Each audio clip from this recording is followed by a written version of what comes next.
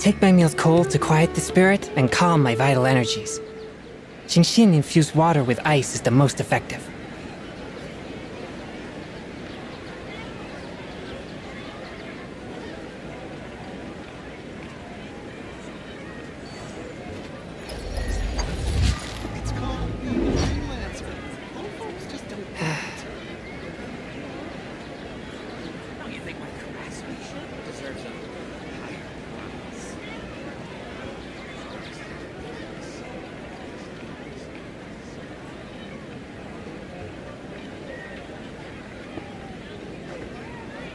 Exorcism uses thaumaturgy and martial arts to conquer evil. There are other means to the same end, but they are not the true way.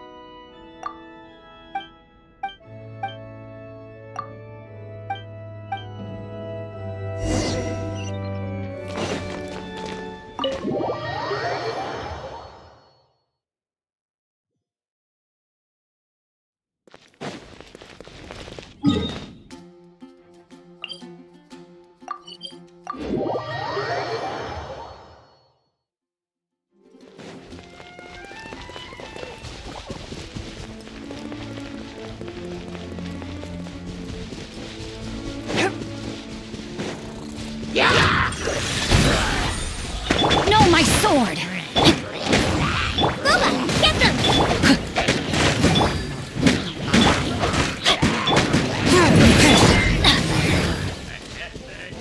Adventure time! Off we go!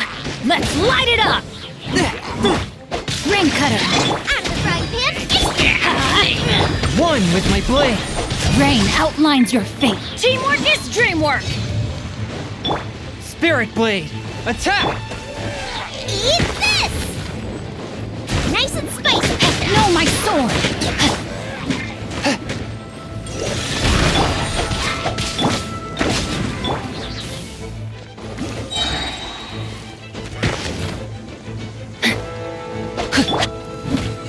Witness the power of Gubra! Fourth, my blade!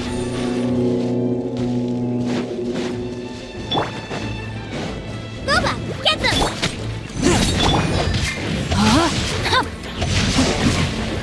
Let's light it up! One with my blade!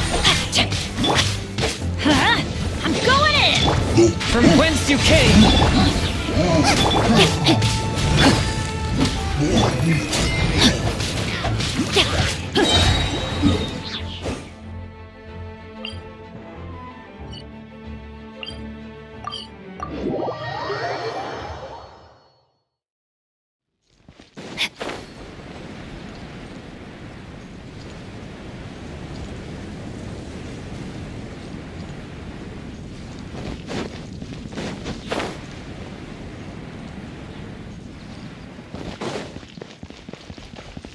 Body and mind.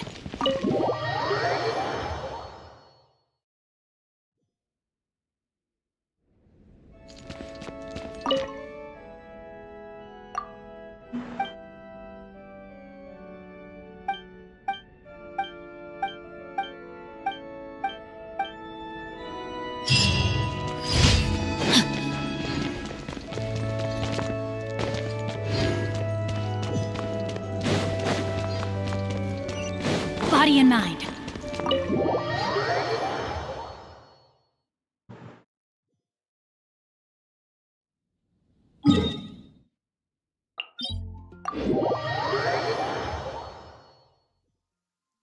My family makes ornate umbrellas that block neither rain nor shine. Their sole purpose is for decoration upon a wall.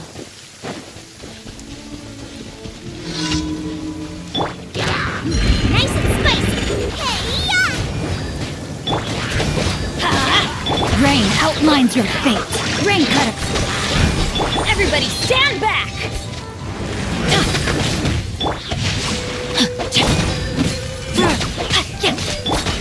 Submit for judgment! Let's light it up! Booba, get them! Swift and merciful!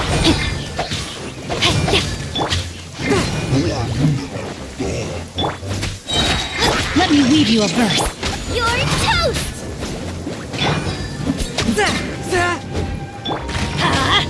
A touch of frost. Body and mind. Time to act. Teamwork is dreamwork! Forth, my blade. Spirit blade. Attack! Let's light it up!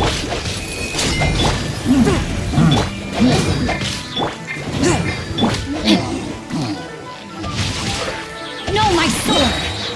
A touch of frost. Rain cutter!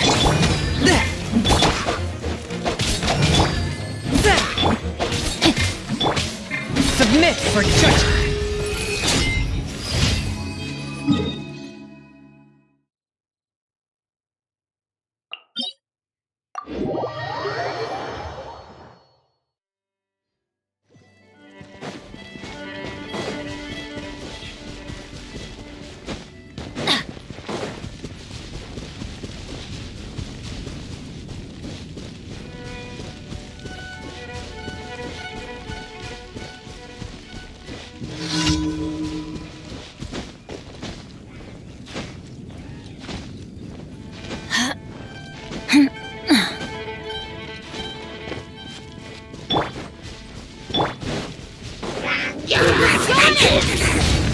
Rain outlines your fate.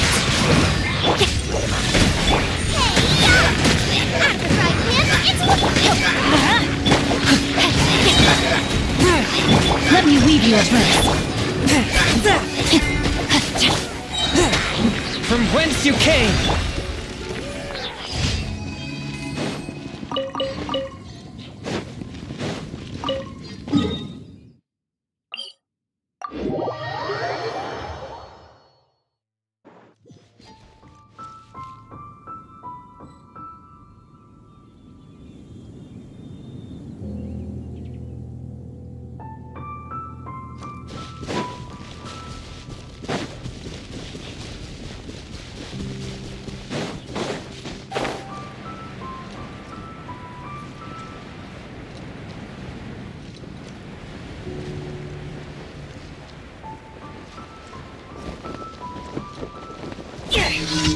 Everybody stand back! Rain outlines your... Forth, my blade. Witness the power.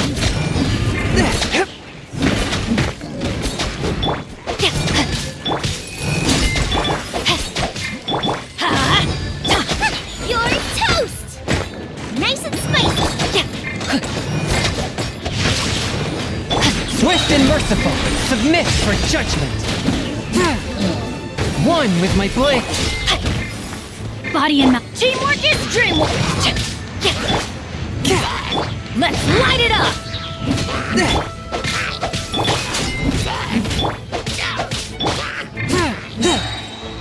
Spirit blade.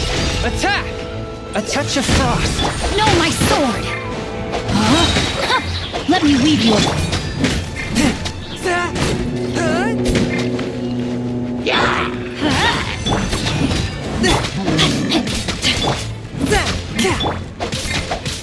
Forth, my blade.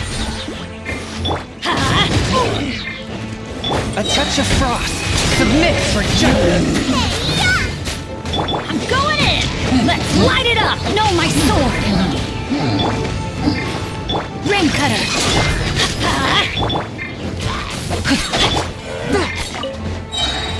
Spirit blade. Attack! One with my blade.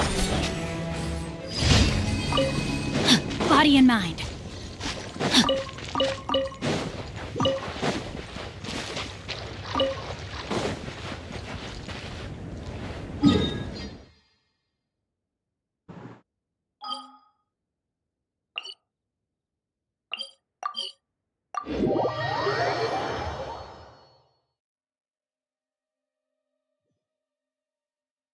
Body and mind. Time to act. Add as. Thank you for Add as.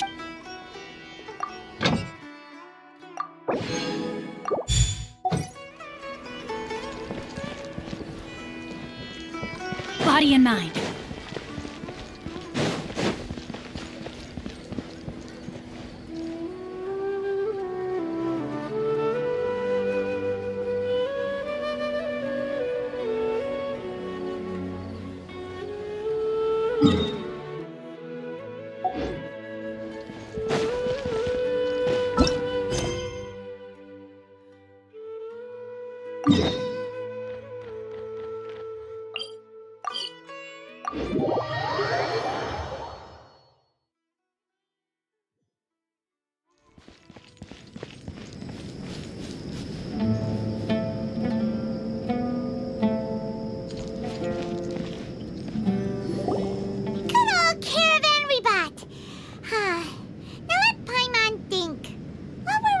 The first time we came here.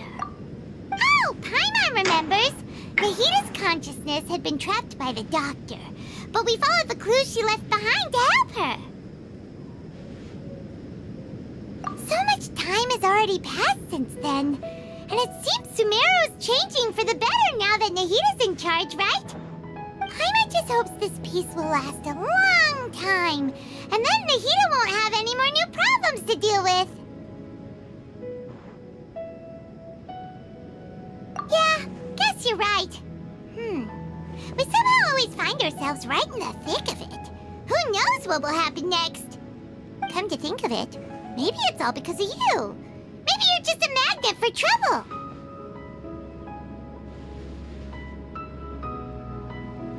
Huh? Me? Before Paimon ran into you, Paimon never ran into any trouble. At most, when she was super tired, Paimon got caught in some strange whirlpool and sucked out into sea. And even then, you fished Paimon out!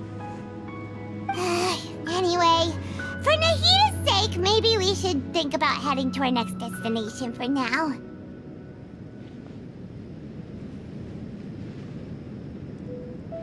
Ah, look who it is. Running into you in a place like this? I can see you two still love wandering around.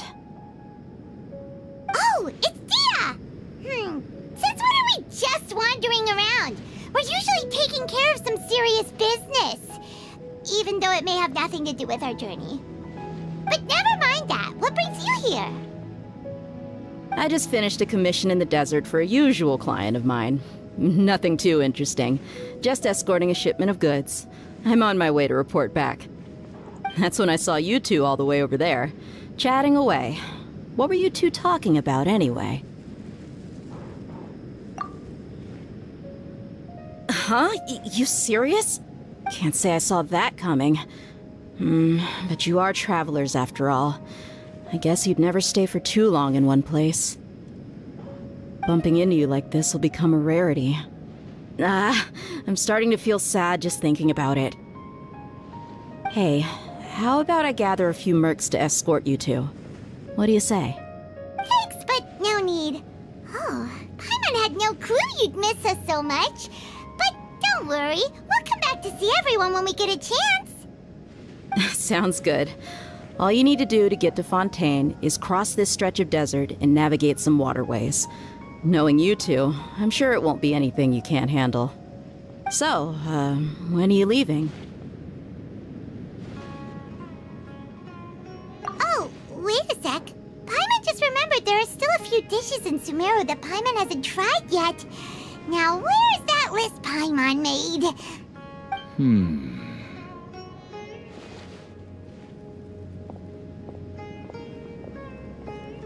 I see. Guess you won't be needing a going away party or anything. It's sad enough to see you go like this.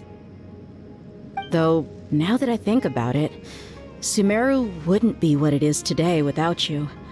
Seems true heroes always prefer leaving quietly. By the way, should we go say bye to Nahita? Oh, good point. Then there's no need to bother her in the real world. Then, I guess this is goodbye for now, Traveler in Paimon. Whether as a client or a friend, you're always welcome to come find me. Goodbye, Dia. Bye-bye, Sumeru.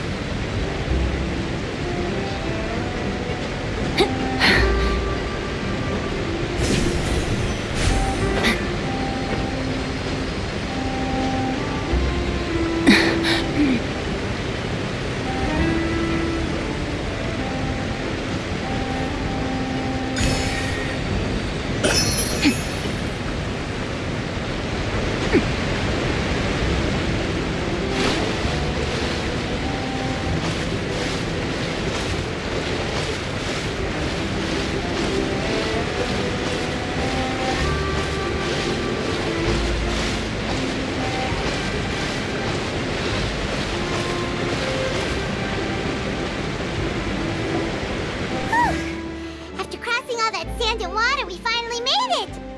Oh, this must be Fontaine's port.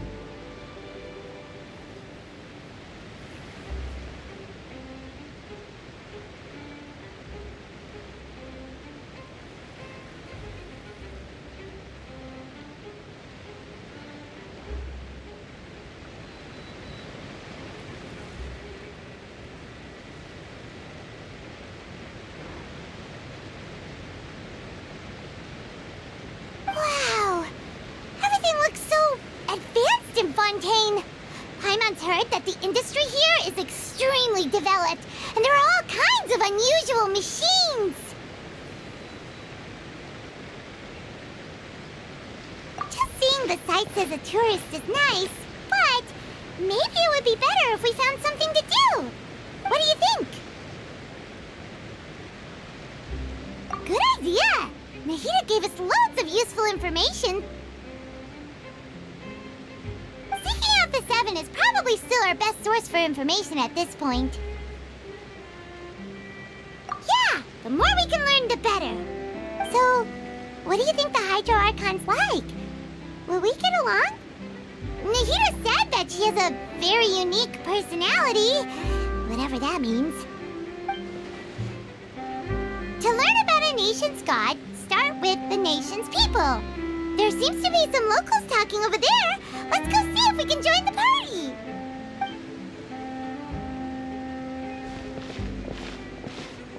If you ask me, it's a tragedy how things ended for him. Clearly, he was a pretty decent person. Yeah, I didn't expect that kind of ending for him. I thought he would at least fight on a little longer for his family. I was expecting a sudden plot twist, but it's a pity that it never happened. Still, his story is quite the tearjerker.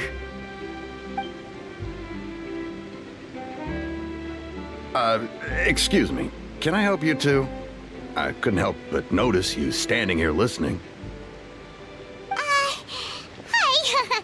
We're travelers new to Fontaine, and we had something we wanted to ask, but you seem to be really busy talking about some kind of play, so we didn't want to interrupt. Play? Oh, no. We're talking about something that really happened. In fact, it's a case that was just heard a few days ago. Really? Like, a real trial? But the way you were talking about it and the words you used just now made it sound like some kind of story. Well, good tales are often based on true stories, aren't they? And what you see in reality may also be someone deliberately putting on an act while harboring ulterior motives. Whether something is true or not simply isn't that important. The main thing is whether the story being acted out on the stage is splendid enough. Oh, but it looks like you're not from around here. You probably don't know that the Fontaine Court of Justice is called the Opera Epiclese, or more commonly known as just the Opera House.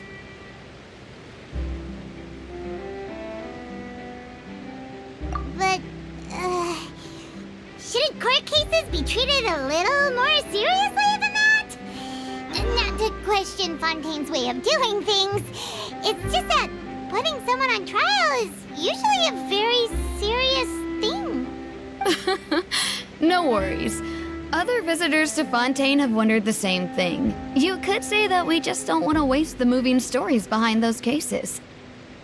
And as for your worries about whether the cases are treated with due reverence, we have the absolutely just and honorable Chief Justice Neuvillette, as well as the Oratrice Mécanique d'Analyse Cardinal, a machine created by the Archon. Between the machine and the Chief Justice, false charges and injustice are a thing of the past now. Oratrice? Is it some kind of machine too? Oh, Paimon's curious. We should check it out if we get the chance. Wait, Paimon almost forgot to ask you our question. Do you know what we should do if we want to meet the Hydro Archon? Oh, that's easy. Just go to the Opera House. Lady Farina practically lives there. You could definitely say it's her biggest passion. I think what they mean is that they wish to speak with the Archon personally. In that case, I'm afraid it's going to be a tad more difficult. You'll have to make an appointment well in advance, and it'll depend on whether or not she has any time slots available. Huh. Is the Hydro Archon's super busy taking care of official stuff? Wait, didn't you say that she's always at the Opera House? No. Lady Farina seldom takes an interest with the nation's affairs. The reason it's difficult to make an appointment is simply because she's incredibly popular. That's right. After all, she is the Archon. Though she may tend to get a little dramatic from time to time, people can't get enough of her.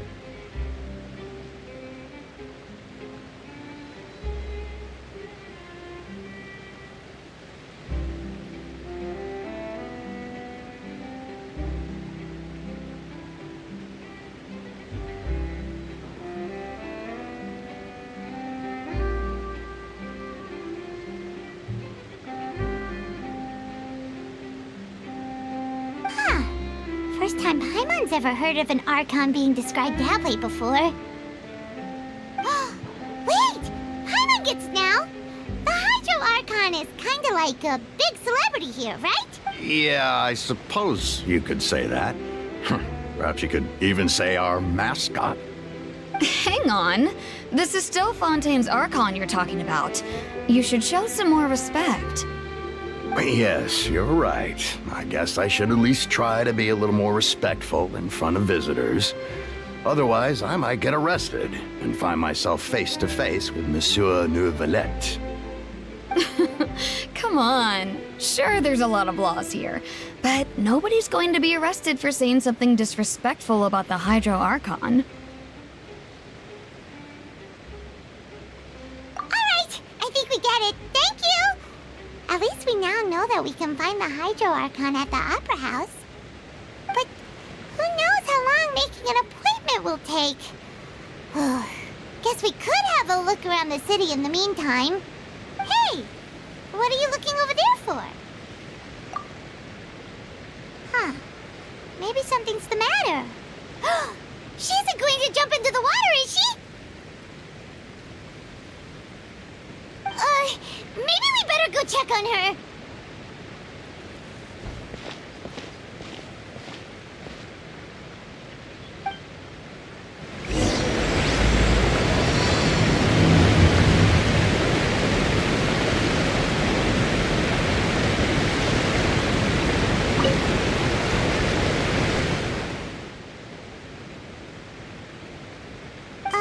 Hello there.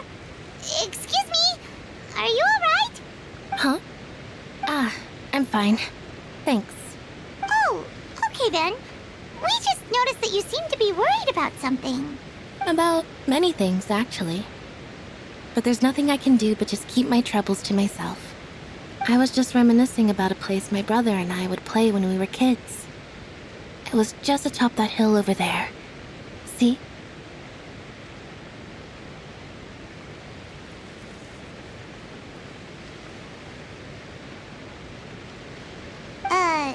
You're pointing at the sea. Wait, are you saying that you and your brother lived in the water? No people call the waters around Fontaine a sea.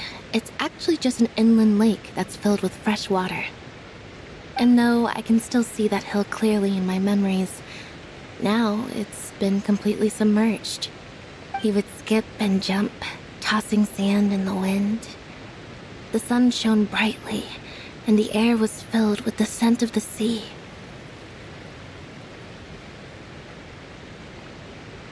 But now, the water is gradually swallowing our memories. It won't be long before it swallows us. Sorry. Paimon doesn't really get what you mean. I don't believe we've had the pleasure of meeting. Are you Lynette's new friends? Oh, and you are? Thanks for looking after my sister. She often comes here to reminisce about our childhood, that's all. There's no need for any concern. Allow me to introduce myself. I'm Linny, and this is my sister Lynette. If I had to guess, I'd say you must be travelers from abroad. Nice to meet you. Paimon is Paimon, and this is the Traveler. We just arrived in Fontaine. We were just talking with your sister. Even though we didn't really get what she was saying. I see. It's unusual for Lynette to be so willing to talk with anyone. In fact, she seldom speaks at all. I'm usually the only one she ever talks to. Oh, really? Then you two are just like us!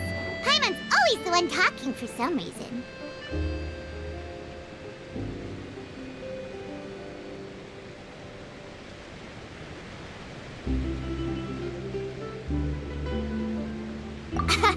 So that's how you think it is?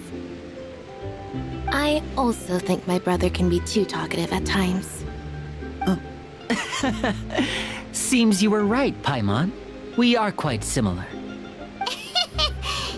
So, what did Lynette mean just now when she said that the water is engulfing your memories, and that it won't be long before it engulfs you too? Oh, that. It's from a prophecy that's been circulating in Fontaine for some time now. Well, I suppose prophecy isn't exactly the right word, because that implies a certain amount of uncertainty. There's no doubt about what's happening in Fontaine now. Where to begin?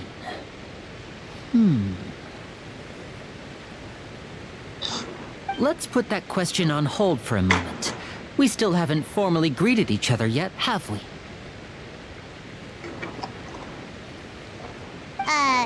Did all the introductions earlier not count? Hello, traveler.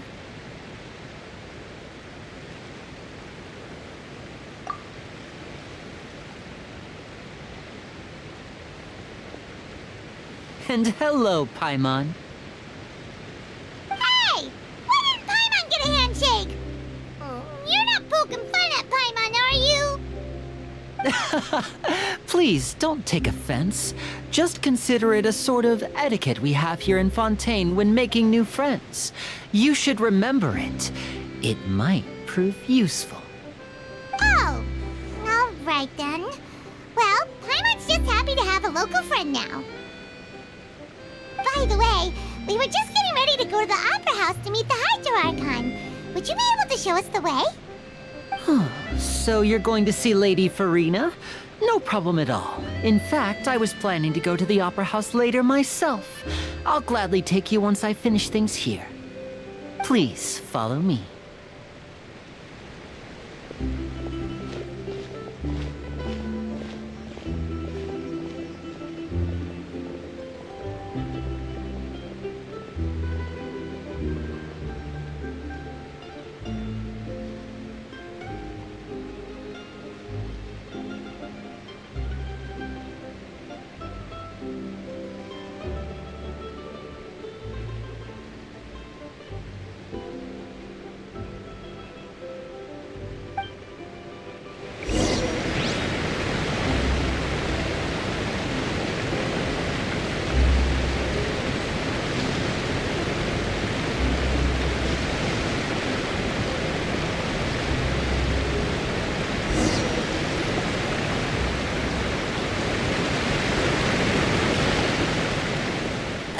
You said you were going to see Lady Farina?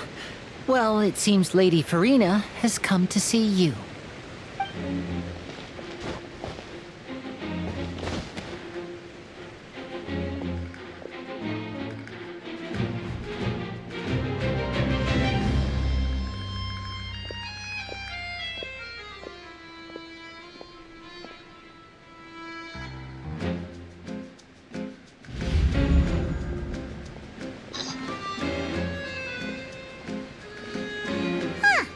So, she's the Hydro Archon?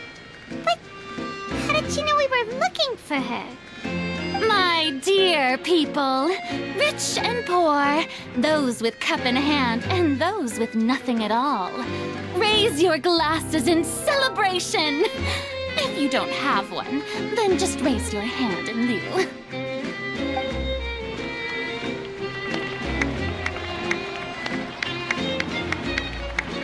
As you can all see, two unfamiliar travelers have arrived in our nation.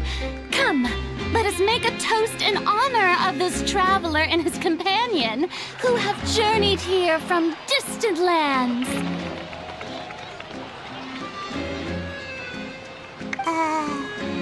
Is she talking about us?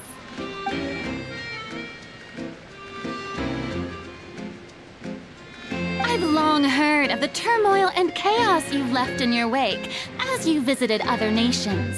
But I welcome you nevertheless. No, I have come to receive you personally.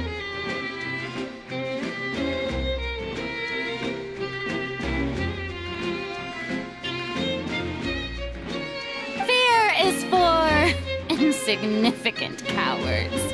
I am a god, and I will never entertain the notion of such meaningless wariness.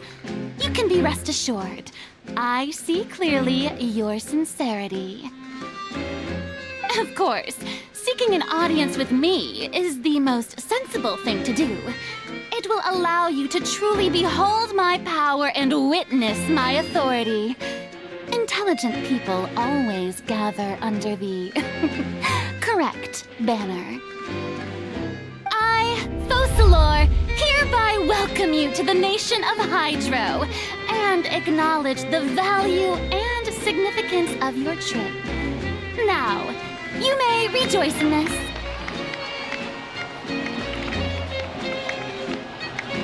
Yeah, Paimon still can't believe it. Feels like we've only been here for a few minutes.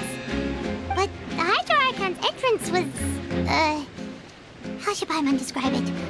A little over the top? Ahem. Miss Hydro Archon? How did you know we were coming? I see. As Outlanders, you inevitably lack even some of the most basic understanding. Don't forget that even the gods can be divided into the mediocre and the excellent. I suppose it's only natural for you to be awestruck by my abilities. You had best stop and consider. Do you really have the noble qualities and etiquette necessary to communicate with a god? All it takes is a flick of my finger for me to know everything about you. Whoa. Talk about sounding high and mighty. Oh? What's with these looks? Perhaps the welcoming ceremony still isn't enough? What else should I say then? Is she waiting for us to start talking? Wow, I didn't expect to see Lady Farina here. What a surprise! Wait, does this mean they're the legendary blonde traveler? How did I not notice before? Hey, what's all the commotion? Oh, is that Lady Farina? Is there some kind of drama going on? Of course. That's the blonde traveler. The one all those stories are about. Lady Farina came here to personally see him. Oh, I bet this is gonna be the duel of the century. Oh, I've got to see this. I knew Lady Farina would never disappoint. Yes, but don't get too excited now. My dear believers and spectators alike tend to get quite rowdy, and despite the noise, I've come to tolerate all their ruckus. You may consider this my reward to all of you. I have determined that there will be an epic duel between myself and this traveler from another land, just as you were hoping to see. Now she wants to fight? Aren't we getting a little ahead of ourselves?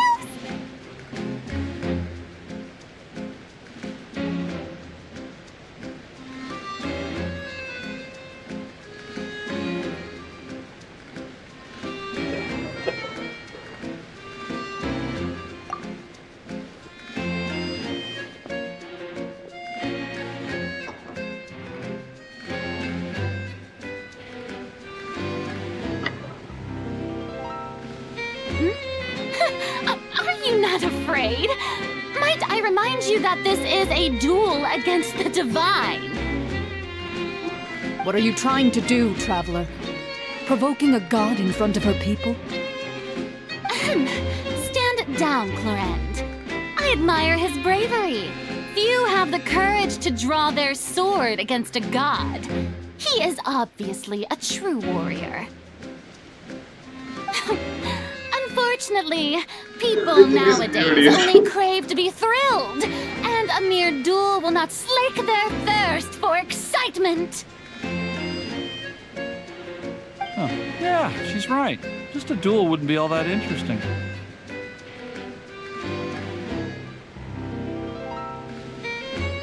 On Arrhenius, criminals are always requesting duels to defend their honor.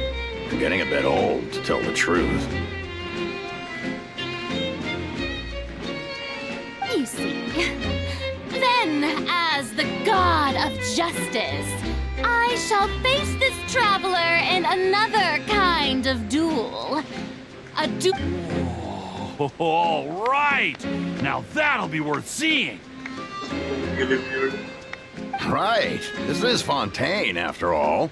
Such a grand opera house, it would be a pity not to use it. Why do you care so much about the crowd's reactions? Seems you've spent a little too much time in the opera house. Besides, how exactly do you plan to have a duel in court? You mean you're going to put us on trial? Oh, we have reason to put you on trial. It's obvious, isn't it? According to Fontaine law, no one is permitted to release any flying objects within Fontaine city limits during the first 3 days of each month. You are clearly guilty of violating this law, no? Oh, so that's what they've done wrong. That's our Lady Farina. No one knows the laws of Fontaine like she does. You call that obvious? What kind of law is that? Wait, flying object? You mean Paimon? Precisely! Now, if you two have no objections, then in the name of the Hydro Archon, I order your arrest. My apologies, Lady Farina. I don't mean to spoil the fun. But if you would allow me to interject, I don't think that Paimon here meets the definition of a flying object. You tell her, Linny! Finally someone who's not crazy. How could anyone call Paimon a flying object? Ah, great magician Linny, my beloved citizen. I'll permit you to object. But how exactly do you plan to prove your claim? As a magician who just rained on your parade, I naturally should shoulder the responsibility of saving the show. So, with such an audience gathered here, allow me to perform a trick for everyone.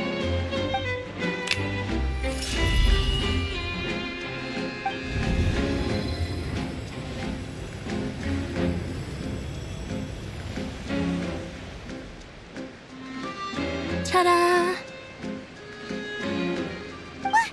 What's that on Paimon's back? Hey, when did Linny do that?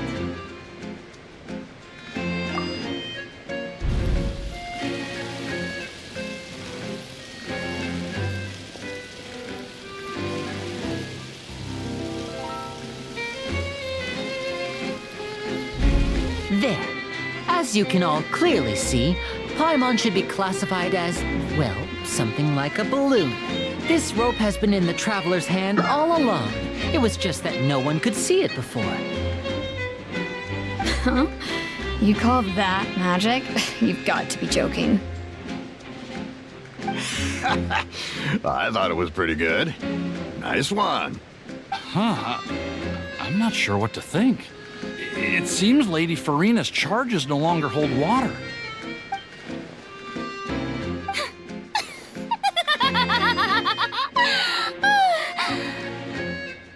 Amusing. Very amusing, Linny. Just the sort of unexpected twist that I enjoy.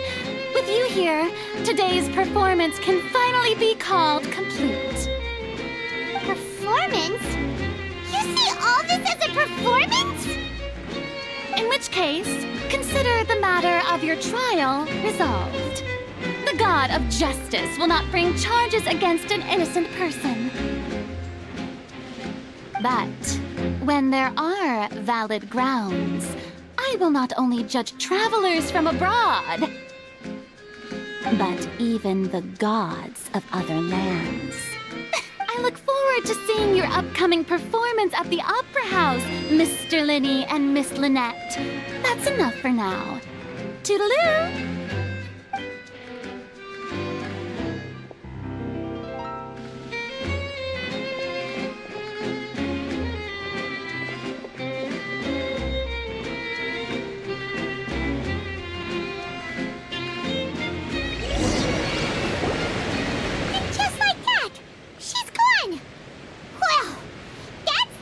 Unpredictable Archon Paimon's ever seen. You never even had a chance to ask her anything.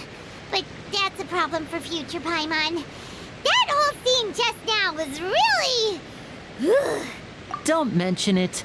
I just happened to remember that there was such a law, so I did a little preparation, just in case. I didn't think it would actually come in handy. So, now do you see what kind of god Lady Farina is? She can be a bit confusing at times, but she is still amenable to reason. Anyway, Paimon had no idea you were a magician, Linny. It sounded like you'll be performing at the Opera House, right? I just know a few simple tricks I use to make a living. Lynette is my assistant. It will actually be my first time performing on the most prestigious stage in Fontaine, the Opera House.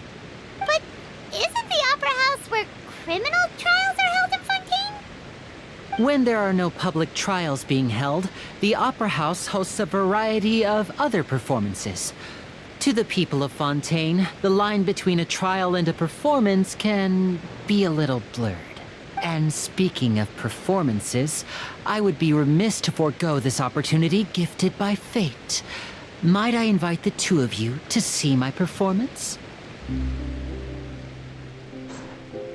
My brother's always excited to make new friends. Oh, sure.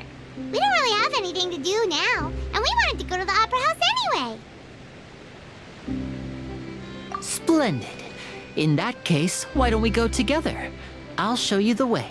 I just have something to take care of first. Oh, you really mean it? Then I'll take you up on your offer.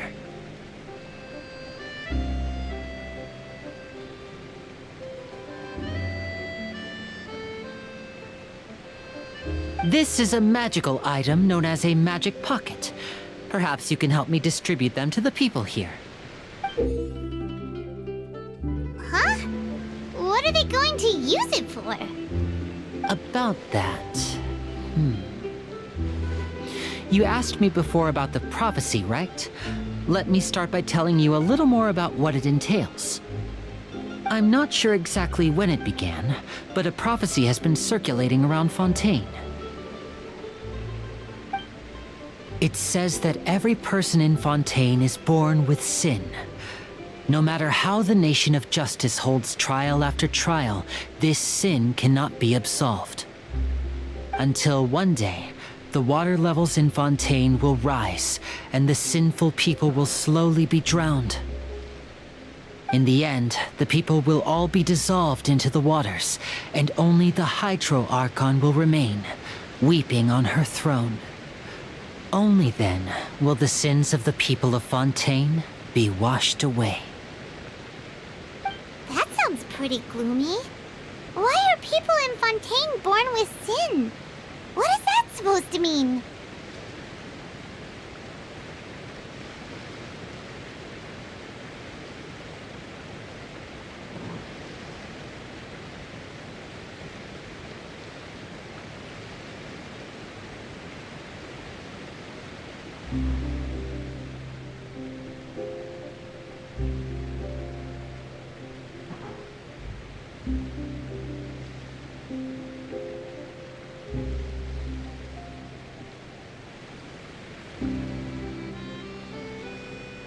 There are lots of guesses. Some say that the ancestors of Fontaine stole the power of the seas and stirred its wrath. Others say that the people of Fontaine never heeded the first Hydro Archon's warnings and offended Celestia. But here in Fontaine, evidence is what matters. There hasn't been concrete evidence for any of these claims, so they can only be regarded as conjecture.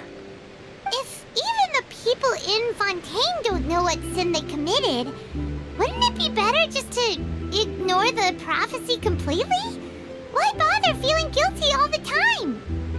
That's exactly what the people did at first. But in the last few years, the water levels in Fontaine have actually started rising. Many places have already been completely submerged, and now lie beneath the sea. Many people carry on with their lives as before and shrug it off as a natural phenomenon. But my family and I think that the people of Fontaine shouldn't ignore the possibility, which would end up sentencing them to death. We hope that at least the people who reside near the waterfront can move away before it's too late. So, we've started distributing magic pockets to them. As a magical item, these magic pockets have astonishing capacity. I'm sure they will come in handy when people are moving their belongings. Oh, Paimon gets it! It's like preparing for a rainy day! But... Perhaps only absolute power could ever contend with such a catastrophe. But who knows? We're just tiny specks in the grand scheme of things. Now, if you'd like to help, then please give these magic pockets to anyone nearby. Be sure to convince them to take it, regardless of what they say.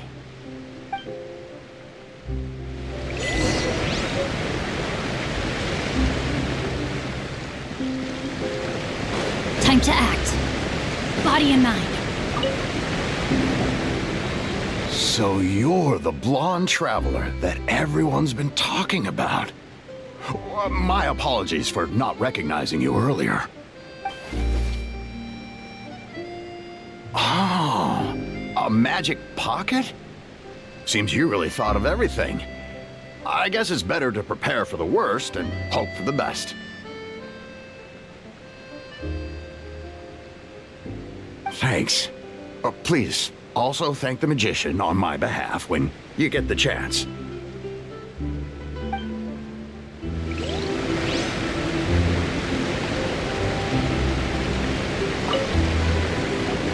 What's this? So you also believe in the prophecy. Keep it. I won't have any use for it. What? You mean you don't believe in the prophecy?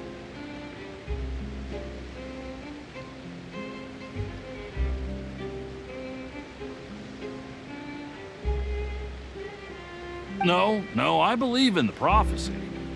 But I also believe in another story.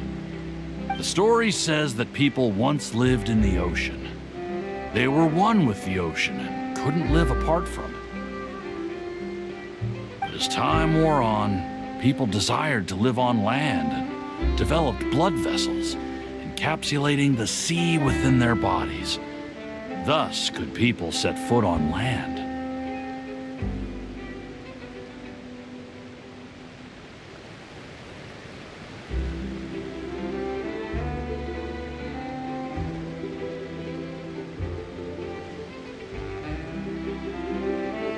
So, if you ask me, when the water rises and takes us all, it'll be like we're going home. Oh, we hadn't heard that one before. But people can't live underwater. They'll die. You should probably still take it. All right, I'll take it. I guess I just feel that being dissolved into the water doesn't necessarily mean death.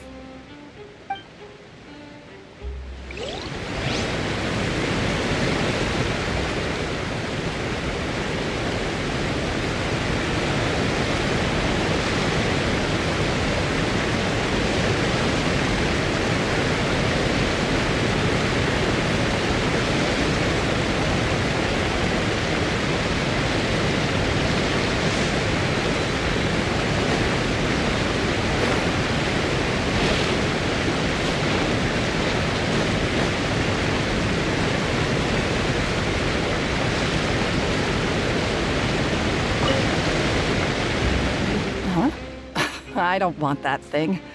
Way I see it, if the prophecy's true, it's still gonna be a long time before the water can cover everything.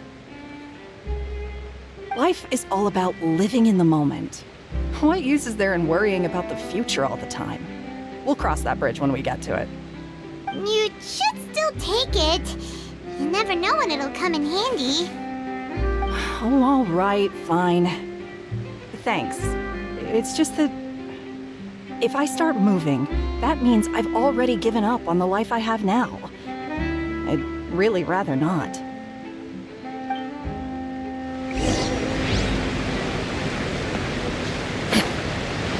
Time to act.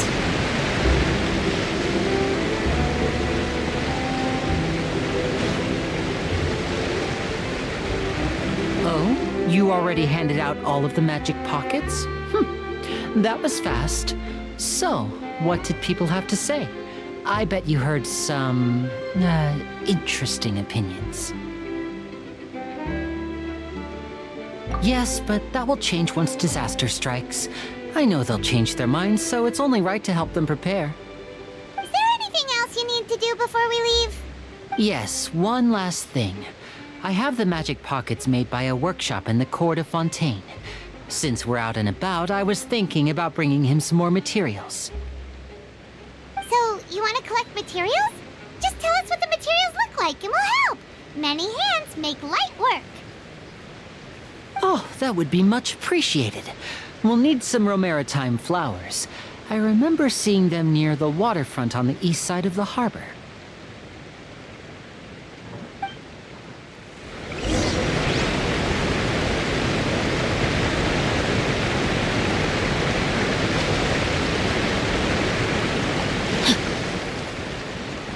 Body and mind.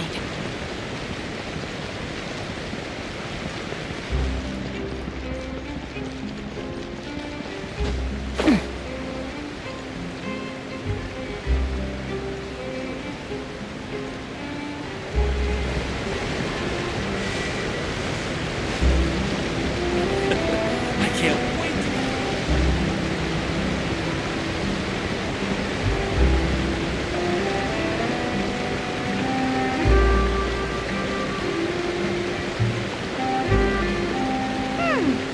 It seems we have to use Hydro to collect Romaritime flowers.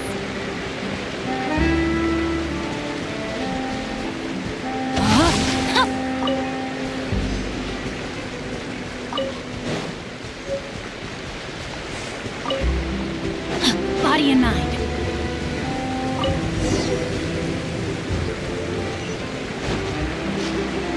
Time to act.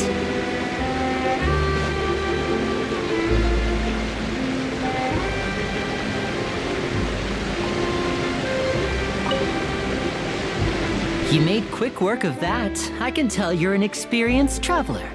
I've also finished collecting a few here. Maybe next time you'll feel like helping too, Lynette. No way. I'm in power-saving mode today. Otherwise, I fear I may not have any energy left for the performance at the Opera House. Fine. Though the performance is still a long way off. Now that we're finished here, So, we're going to the court of Fontaine before we head to the Opera House? Good. Paimon wants a tour of Fontaine's largest city and try...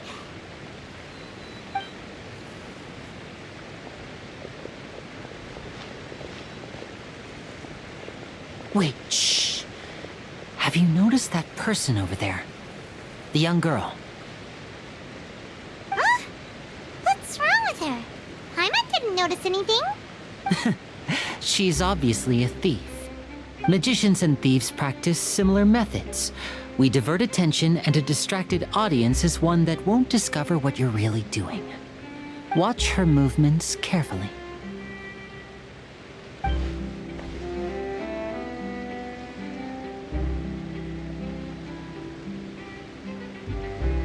Oh, he's right! Shh, keep your voice down. We need to think of a way to catch her, but it seems she's very alert. Perhaps we should split up. You two can ride the lift over there and wait up top. I bet that'll be her escape route if she tries to run. All right, let's go.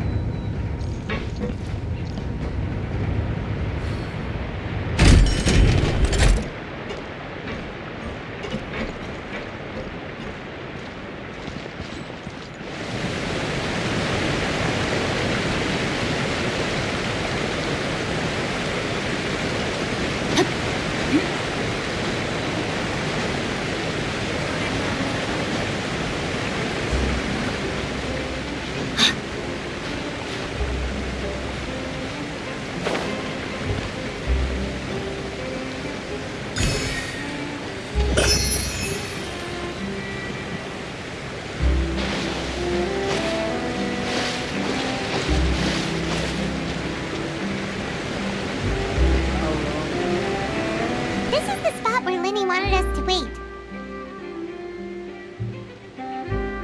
Oh, look! Isn't that her?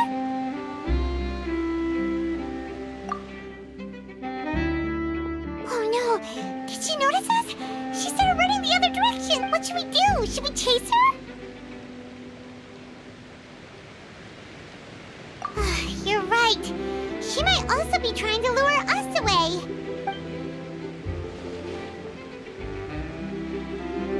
Nothing's happened for a while now. Paimon wonders if Linny caught the thief. Yeah, let's go.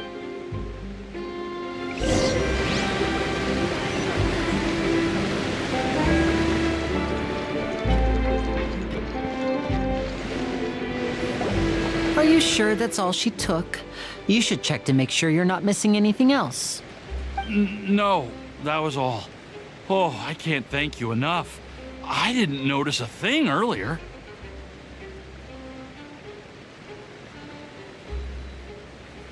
Anyway, I should be going now. Thanks again.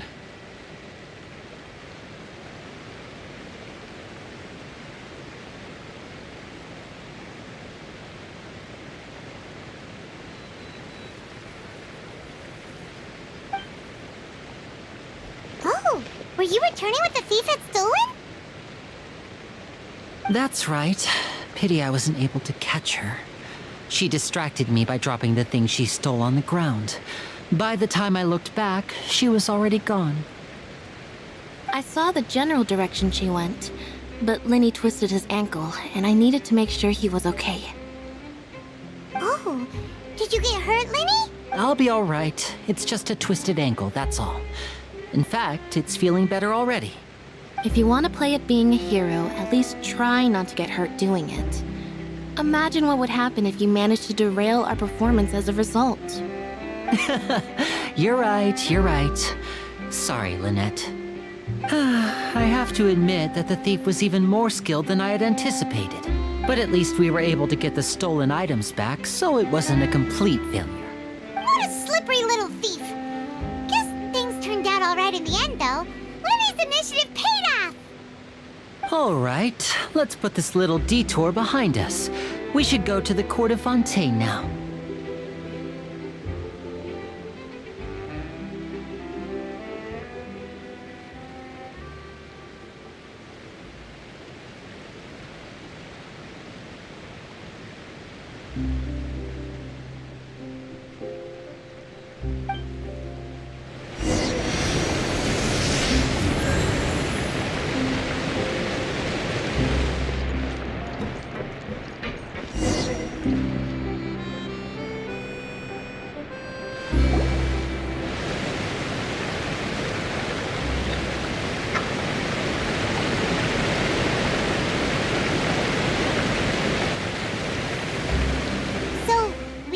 this thing to go into the city?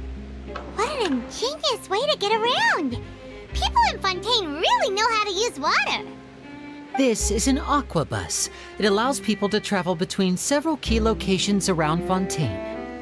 It's pretty convenient, but the ride can become a little dull after a while. The scenery is always the same. That's why it's better to travel with friends. So you mean it's still boring even when I'm riding with you? No, that's not what I meant. It's just that, well, you don't. Besides, it doesn't really feel like a real trip when it's just the two of us. It's the same as being at home. Whatever.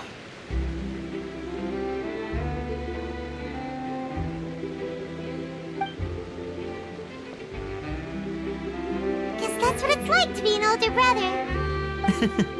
It's about time for us to leave. Let's get on board.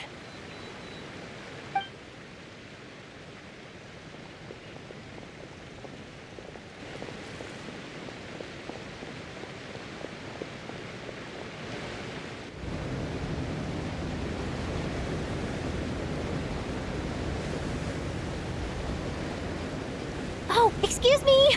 Aren't you the great magician Linny? And his assistant Lynette? Hello. I don't believe we've...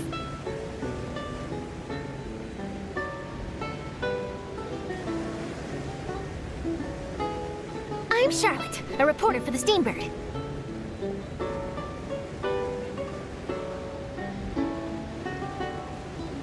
Nice to meet you. From the Steambird, huh? We've often relied on your paper to promote our performances.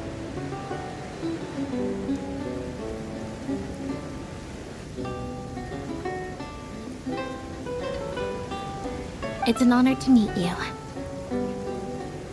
Wait, could that be the legendary traveler who's been making headline after headline in their journey across Tibet?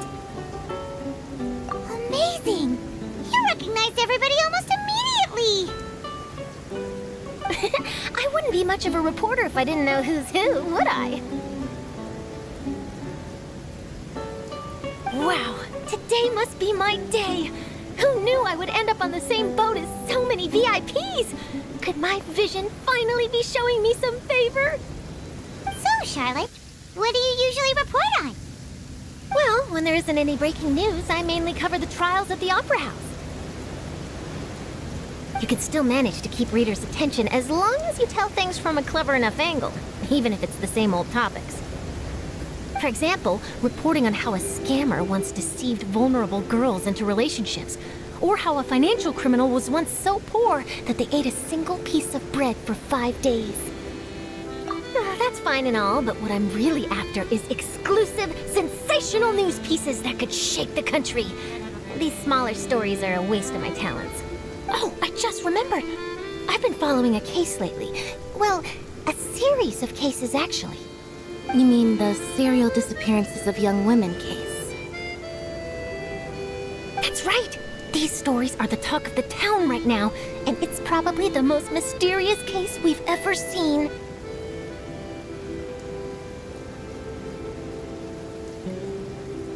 If I'm the first with a draft ready to publish when the case is finally cracked, and it's the headline story in the Steambird, oh, when that happens, I bet all the other reporters will shed tears of envy.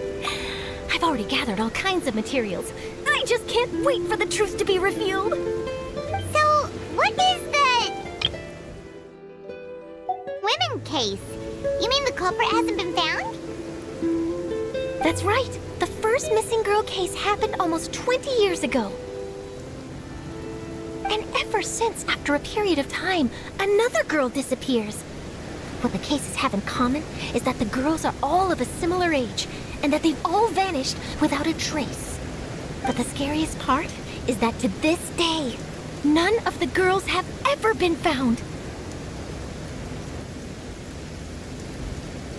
Many suspects have been arrested over the years in connection with this case, but shortly after each arrest, another disappearance would always happen.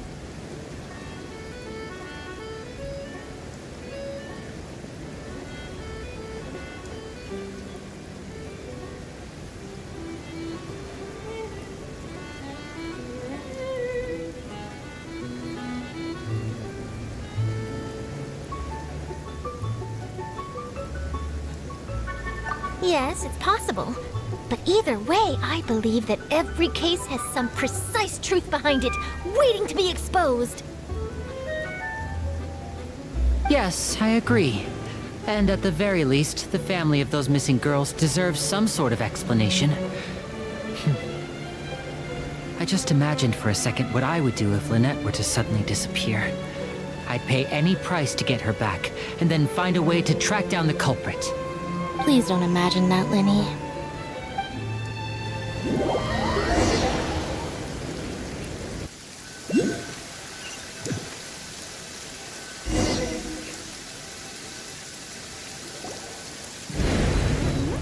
Hey, we're almost there! Look!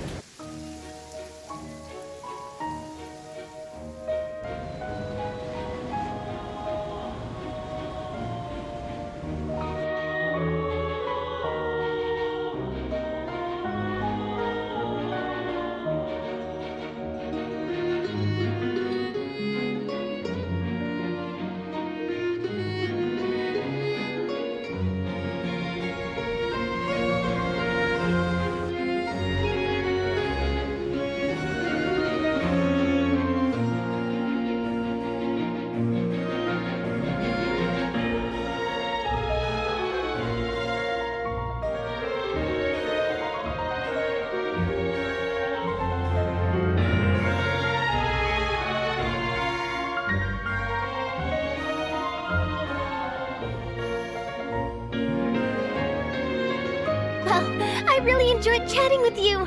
Life should be full of pleasant little surprises like this.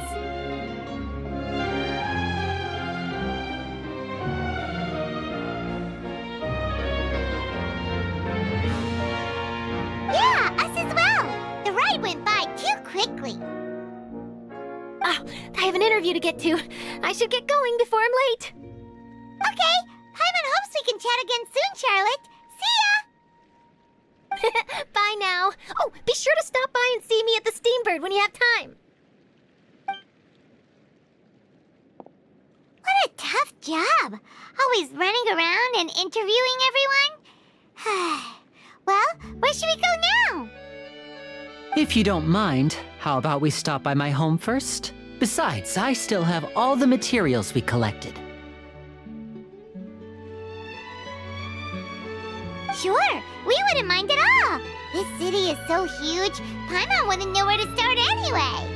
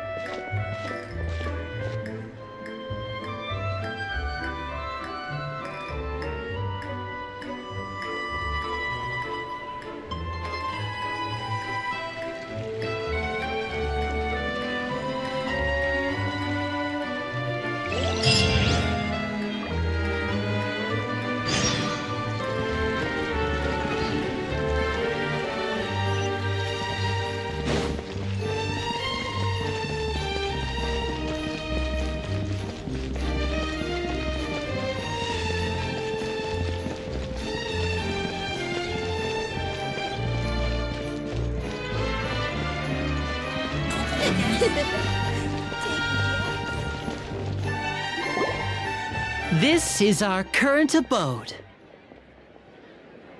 Ah, Fremine, you're home. Where did everyone else go? I have some new friends that I would like to introduce. Oh, they all just went out a moment ago. I see. Everyone is getting busier now that Father will be returning soon. I suppose that can't be helped. Allow me to introduce you to my little brother, Fremine. He is a phenomenal diver. Hello. Nice to meet you. Paimon is Paimon, and this is the Traveler. Oh, you sound very proud to have a diver as a brother, Linny. Linny, could you come here for a moment? What is it, Fremine? Do you have something to tell me?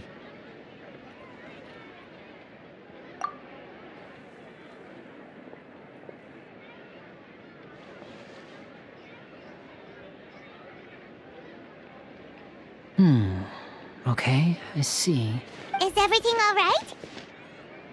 Oh, it's nothing. We were just discussing a little housework. Sorry for the interruption. Oh, before I forget, the Traveler and I collected more materials to make magic pockets. Were you able to get any, Fremine? Yes, I went diving and gathered lots of materials.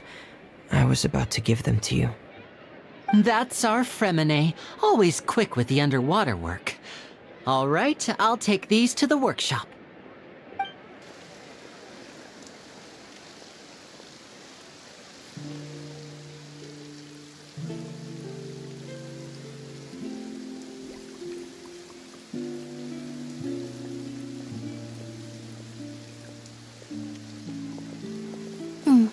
Looks like rain. Oh, you're right. But wasn't it clear and sunny just a moment ago? I'm afraid that's just how it is here. It often rains on days where there are trials being held in the Opera House, but don't worry, it'll clear up. What's wrong, Fremine? There's a legend about the rain that I tend to believe.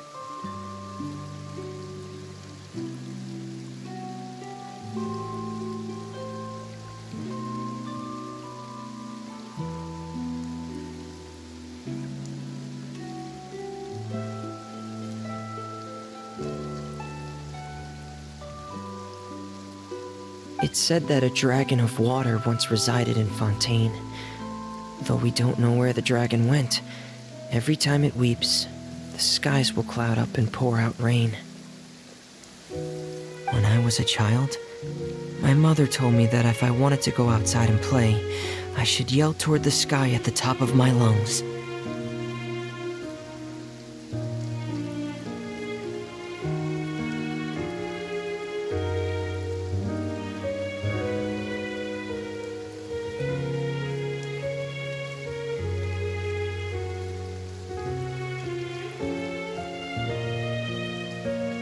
Hydro Dragon!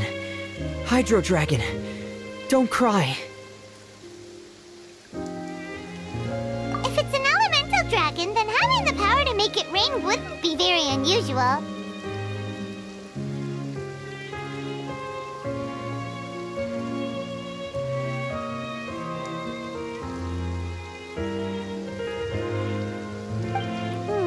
Let Paimon try something. Hydro Dragon, don't cry!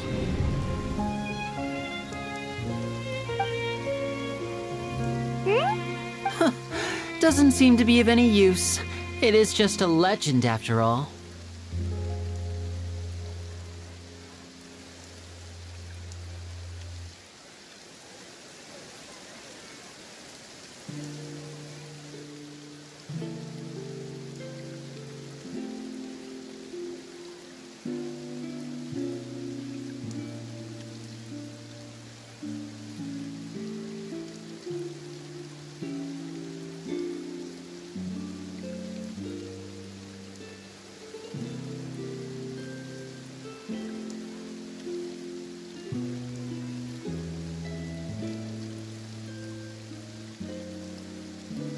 You know, you might be a more popular magician if you understood the concept of romanticism. Or could at least play along. Sorry. It might be because we've never met the Hydro Dragon. Perhaps it can't be comforted by the words of strangers.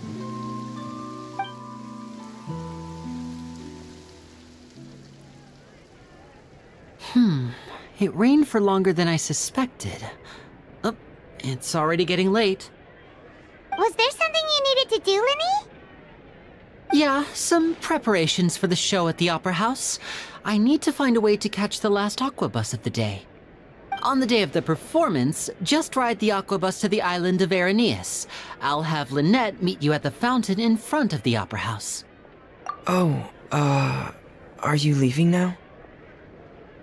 What is it, Fremine? I'm in a hurry. Oh, I get it. You feel nervous delivering the materials for the magic pockets, is that it? Perhaps we could trouble the Traveler to help us take these materials to the Beaumont workshop and deliver them to the owner there? I'm afraid that Fremine can be quite introverted, and the boss there tends to be pretty talkative. Fremine has always been a little afraid of her. No trouble at all! Don't worry, we're on the case! Sorry for the inconvenience. I'm quite useless when it comes to such tasks. I'll think of a way to make it up to you. Oh, no need! This'll be a walk in the park for us!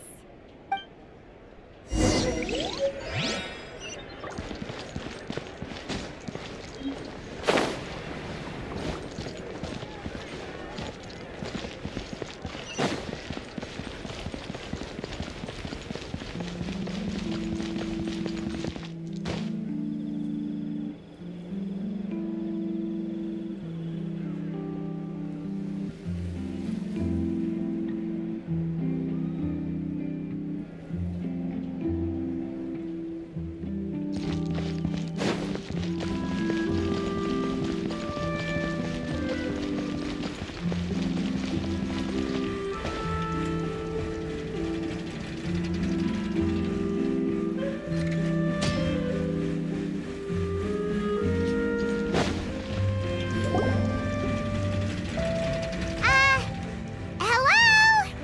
Is there anyone here? Oh, hello there. New customers? Looking to buy, or do you need something made? Or perhaps you're just... Oh no, we're just here to deliver some materials. Here they are. They're for making... what were they called again? Ah, these must be for magic pockets. I could tell right away. I've already made several orders worth now.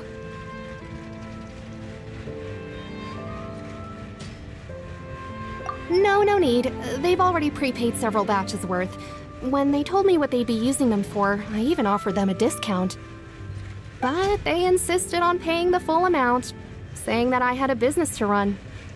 It seems both their hearts and their pockets are made of gold. Whoa. So, is Lenny actually loaded?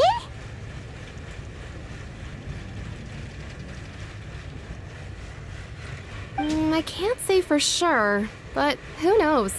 Maybe there's good money to be made being a magician in Fontaine. Hey! Is this machine what you use to make stuff here? It looks really advanced. Why use your hands when a machine can do the work? It would be a waste not to use the latest technology, and wasting is a kind of crime.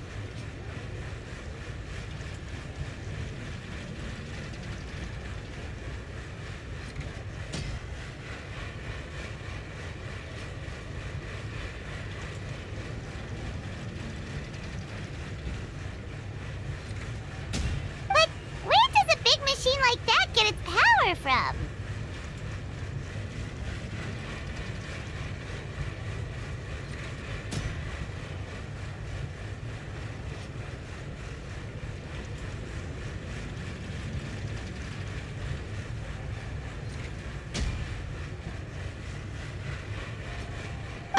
Well, it's a little complicated. I'm not sure I can put it in layman's terms for you.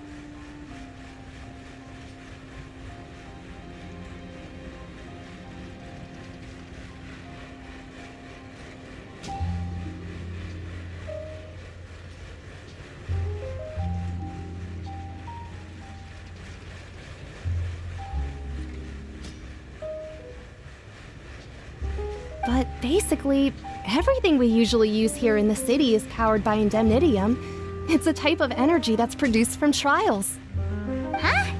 How can trials produce energy? Well, I'm not completely sure of all the details myself, but basically, when a trial is in session, the Oratrice Mécanique d'Analyse Cardinale harvests people's belief in justice and converts it into energy to be used all around Fontaine. So that's what its other function is?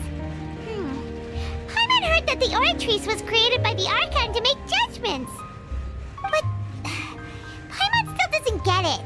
How could something unreliable like people's beliefs be turned into a stable power source for these machines? Oh, yeah!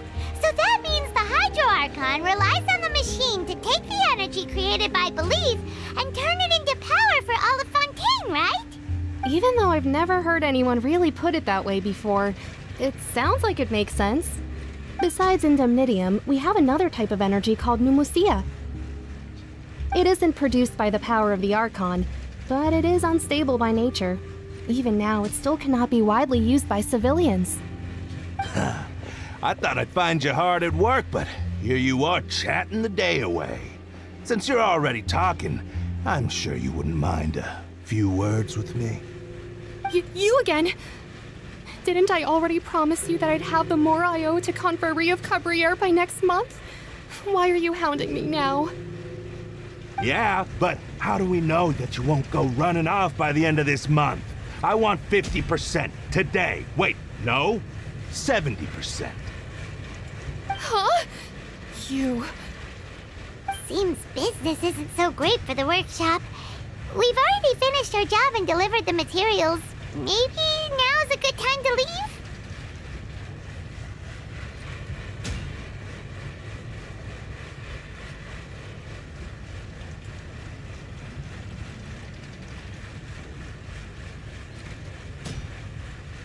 Hey, hold on!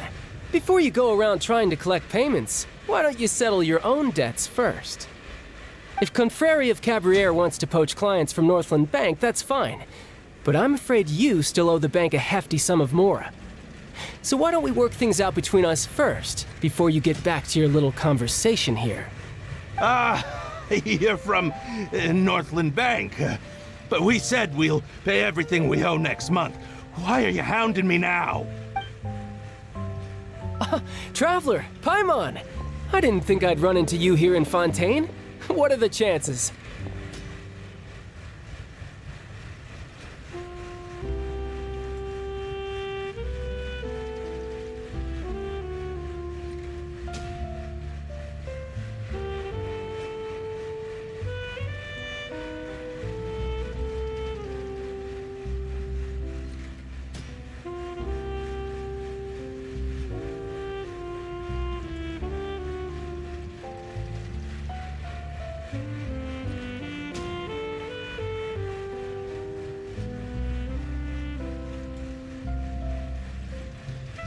We're surprised to see you too! What are you doing here in Fontaine? You didn't want to stay in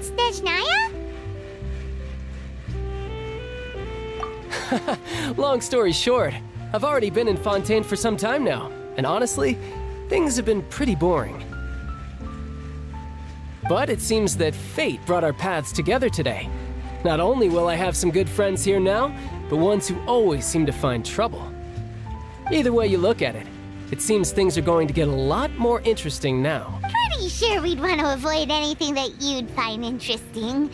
Besides, our trip here has gone pretty well so far. Right, Traveler? Hey, you, Northland Bank boy. Aren't you forgetting something? Don't interrupt. It's not often I run into the Traveler like this.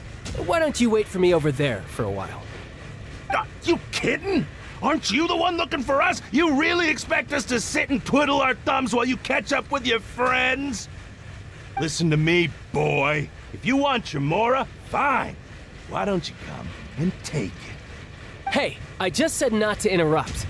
Oh, by the way, Traveler, the last time I took Tonya and Tusser ice fishing, Tusser said... Hey! That's way over the line! All right, boys, let's see who has to pay up now! Can you at least let me finish one sentence? Fine. Though the bank told me not to get rough with our clients. You're the ones who started it. This is an act of self-defense. You two will have to be my witnesses, okay? I'm sure this won't take long.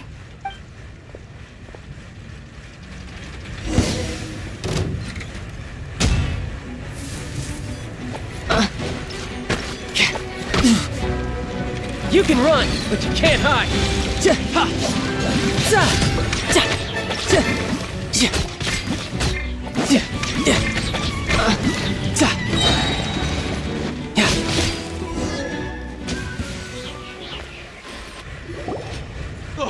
What's your deal, Brad? How are you so strong if you're just a staffer from Snezhnaya's Northland Bank? Wait, don't tell me you're... Oh, now you notice. It's a little late, don't you think? Just make sure you understand that you don't mess with Northland Bank. Got it?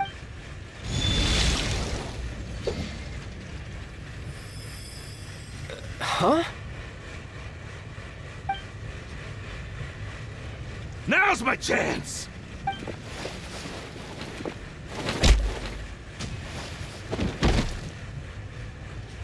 Huh. That was weird.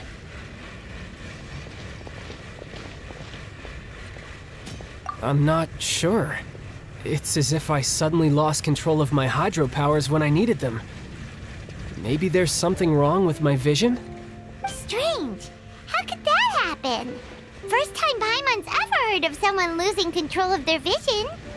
Never mind. It doesn't matter. If I want to stay sharp, I shouldn't be relying too much on my vision anyway. Besides, I always have my delusion in case I need it. So what are you doing in Fontaine, child? I don't see its work for Northland Bank. Well, I guess it's because I've been in a bad mood lately.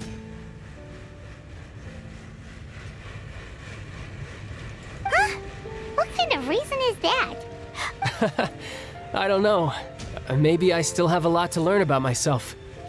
But recently, there seems to be some sort of restless power stirring inside of me. Maybe you losing control of your vision just now is connected with that power you're feeling inside. That is a possibility. I can't remember if I ever mentioned it before, but when I was 14, I fell into some unknown abyss. It was during that time I learned nearly all of my abilities. The one who took me under her wing and taught me was named Skirk. She was always quiet and very mysterious. Nobody knew where she came from or what she had been through, and she was always very strict when teaching me combat techniques.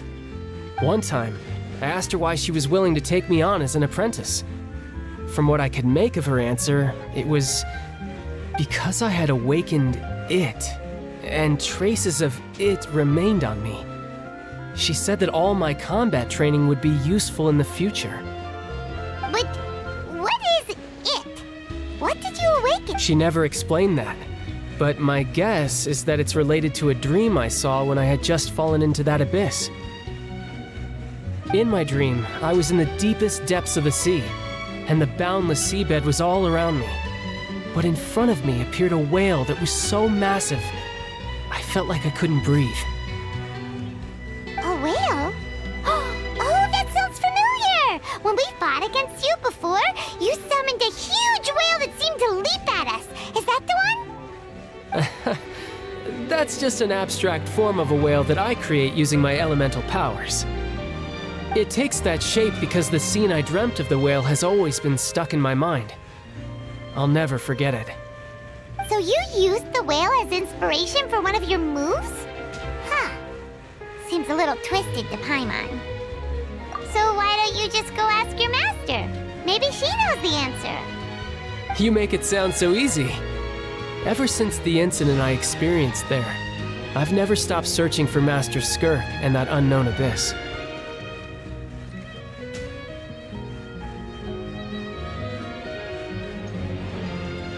But it's been years now, and I've still found nothing.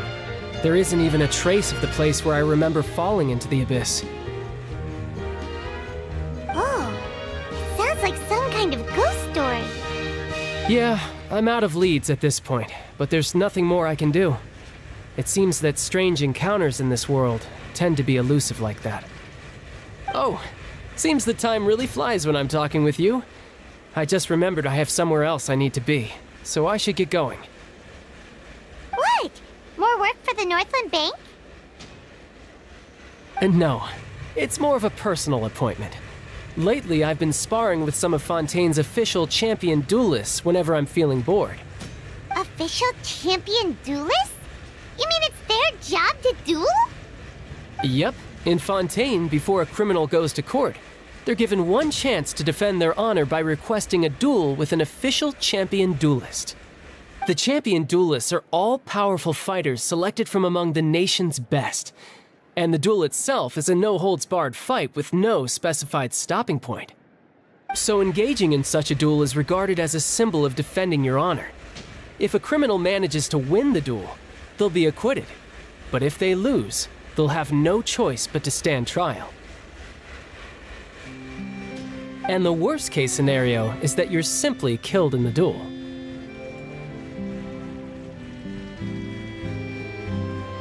Though it's rumored that Fontaine has a death penalty, from what I can tell, no one has ever been officially sentenced to death.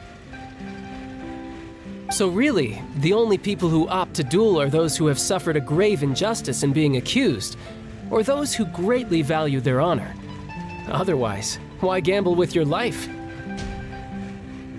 So, do many people actually get out of their trials by winning the duel? Apparently, it's exceedingly rare for anyone to actually win. Fontaine probably enacted this system as a way to show that the nation respects the honor of its citizens. Besides, none of the champion duelists are to be trifled with, which is exactly why I was itching to face them as soon as I got to Fontaine. Apparently, the one I'm meeting today, Clorinde, is the strongest of the champion duelists. I had been asking her for some time before she finally agreed to face me today. Well, that's Child for ya. Paimon feels like we heard that name somewhere before. Oh, before I forget, I want you to have this. Huh? Your vision? You're seriously just giving it away? I'm just worried that it could become uncontrollable again. I'd be pretty upset if it got in the way of my duel, so I think I'll be better off without it for now. Besides, I just need you to hold on to it for a short while. I'll come retrieve it when I have some time later. Paimon knows what you're up to. You just want an excuse to come talk to us again, don't you? Whatever gave you that idea? I'll be in touch later.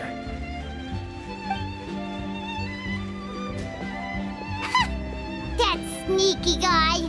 He said he's been feeling down lately, but he seemed the same as ever to Paimon. Well, since we don't have much to do for now, we might as well walk around and see the city before Lenny's performance.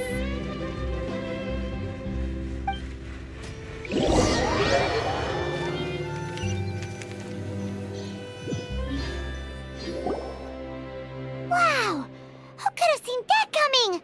The reporter who was barely around for most of the story was the murderer all along! Sorry. Paimon was just surprised, that's all. Whew. Paimon never saw that twist coming. The murder whodunits here in Fontaine are a lot different than the light novels you see from Yai Publishing House. Both have their merits, but Paimon thinks this style of novels are more, well, novel. It's so exciting to reach the moment when the mystery is uncovered, especially in the one Paimon was just reading. You should buy a copy and read it too. Oh, sorry about that. Paimon will be more careful next time. Hey, shouldn't we be heading to the Opera House to see Linny's performance soon? It's almost time for the show to start, so we should get going. Linny said that the Opera House is on Aranias, so let's go ride the Aquabus!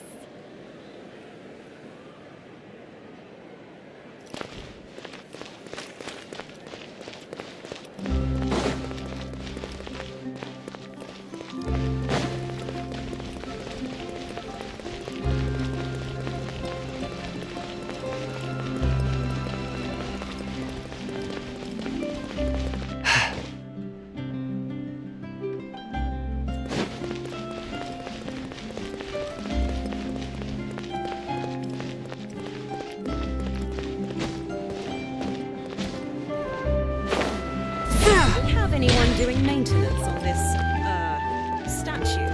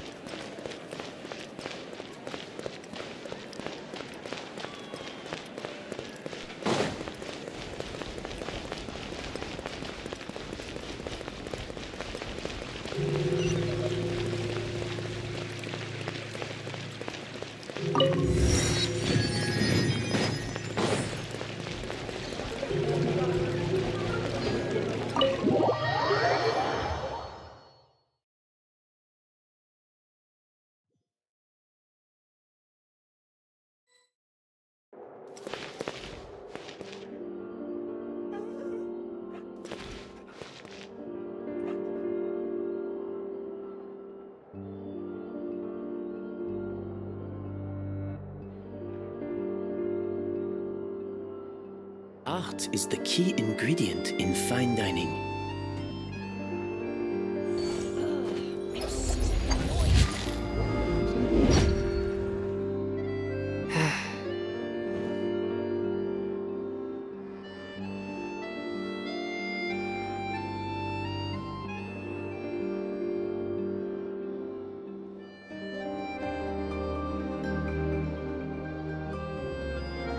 Exorcism uses thaumaturgy and martial arts to conquer evil. There are other means to the same end, but they are not the true way. I'm so annoyed.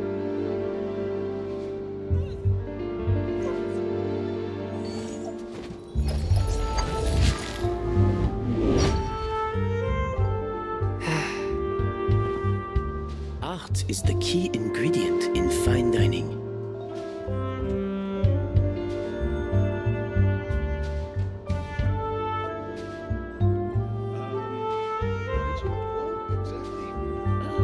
I'm so annoyed.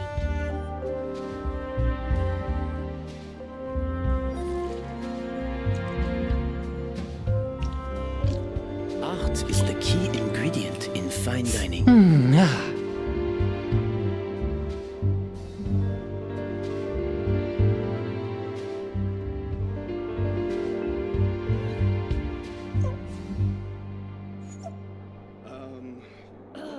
I'm so annoyed. I take my meals cold to quiet the spirit and calm my vital energies. Genshin infused water with ice is the most key effective. ingredient in fine dining.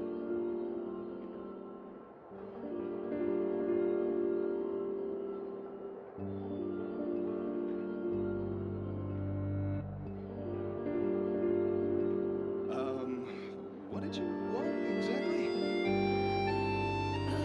I'm so annoyed.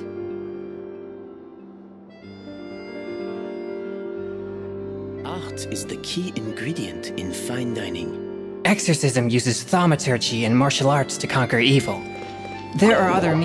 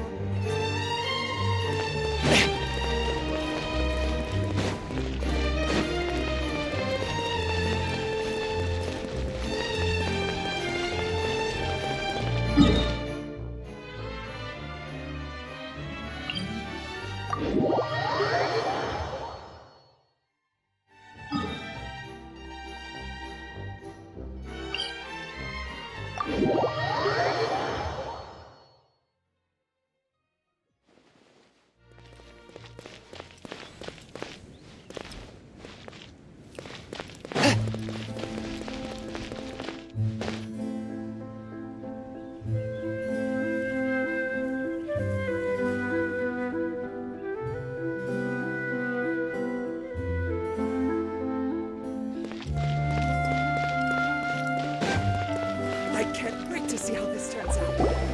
Whoa! Now this is fancy! The Opera Epiclese. What a place to hold a performance!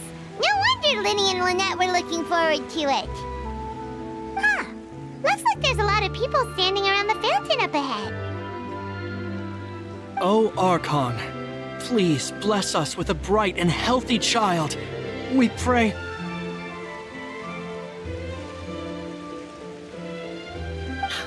I don't know why you always feel the need to ask so much. I'll be happy as long as our child is healthy and lives a peaceful life. I guess if they're our kid, then there's no doubt they'll turn out smart. Maybe this is one of the customs in Fontaine. There sure are a lot of couples here. Vache. What's wrong? Vache. Vache. No, Paimon didn't say anything. Welcome to the Fountain of Lucine. All the water flowing through Fontaine converges here. It's customary for newlyweds to come here and wish for children. Lynette, you scared Paimon. Why did you? When he asked me to wait here for you, remember? Right. What do you mean? There are a lot of people here right now. Hey, you're not trying to scare Paimon, are you? I see. I might be able to tell you something that could help explain the voice you heard. In fact, you might not be imagining things at all. I suspect that what you heard is a result of your hypersensitivity to the hydro element. Others in my family have had similar experiences. It's because of his sensitivity to the hydro element? But what would hearing a voice have to do with elemental power? When do you cry, Paimon? Wait, what? What does that have to do with anything? Just answer me. When do you cry?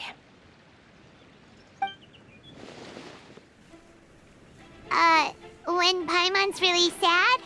Oh, and when Paimon's super happy. Oh, and also when Paimon's really, really scared. Then you should understand that tears contain your most intense emotions. Like I just mentioned, the Fountain of Lucine is where all the flowing water in Fontaine converges. Even the tears that fall to the ground will eventually gather here. So maybe what you heard was the intense emotion coming from someone's tears. So, what did the voice say?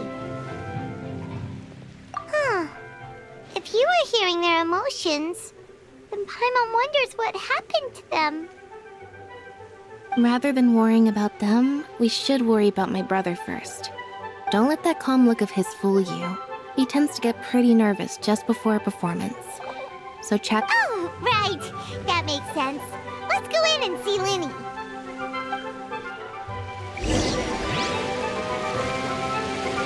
I wonder where humans come from.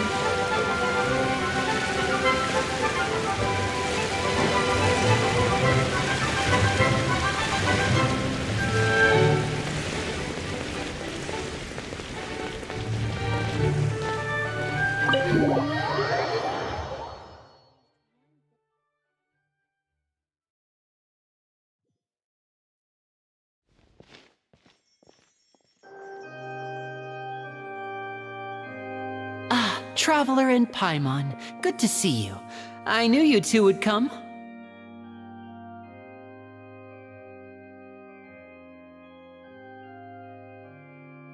Are you kidding? We wouldn't miss it for the world. We've been looking forward to it.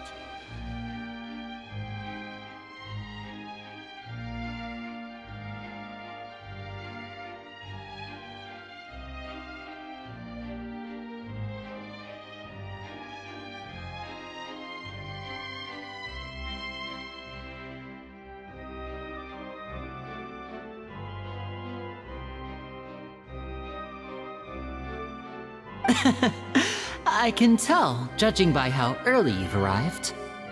But you're actually right on time. The audience still hasn't started entering the venue yet, which means now is the perfect chance for us to take you to the best seats in the house. Wait.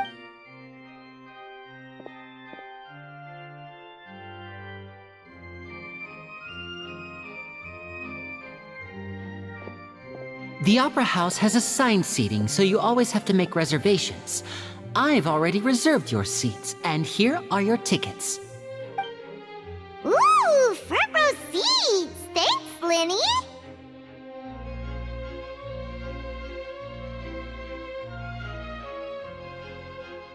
Don't mention it. There's no need to keep thanking me. Hey, Lenny! Could you come over here and take a look at this? Oh, I'll be right there. Seems there's an issue with the stage props over there. That's Cal, my assistant, calling me. I'll go lend him a hand. Yeah, we'll just go to our seats. You go ahead, Lenny.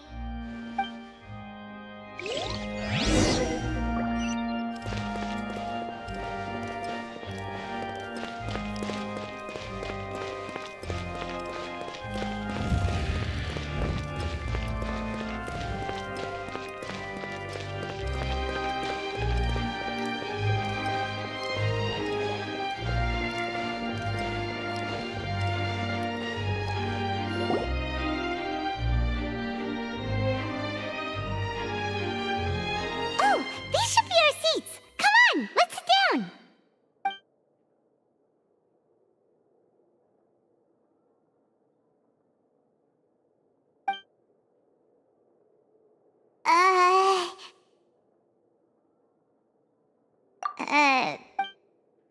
Hey, Traveler. Maybe we should strike up a conversation with the person next to us. Since we're sitting together and the rest of the place is practically empty still, it's kinda awkward if we don't say anything. Ah, you little... Of course you put this on Paimon. Excuse me, I did not realize you felt awkward. I am terribly sorry. I would be perfectly happy to chat with you if that is what you would like.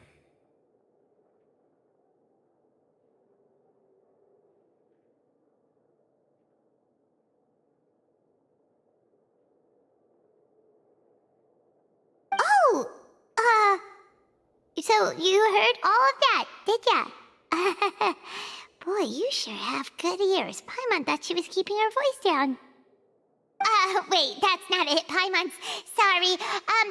Paimon's the one who was being rude, talking under her breath like that. So, let's talk, but, what should we talk about? Oh, Paimon's got it. You're also here early and sitting in the front. Are you a friend of Linny's too?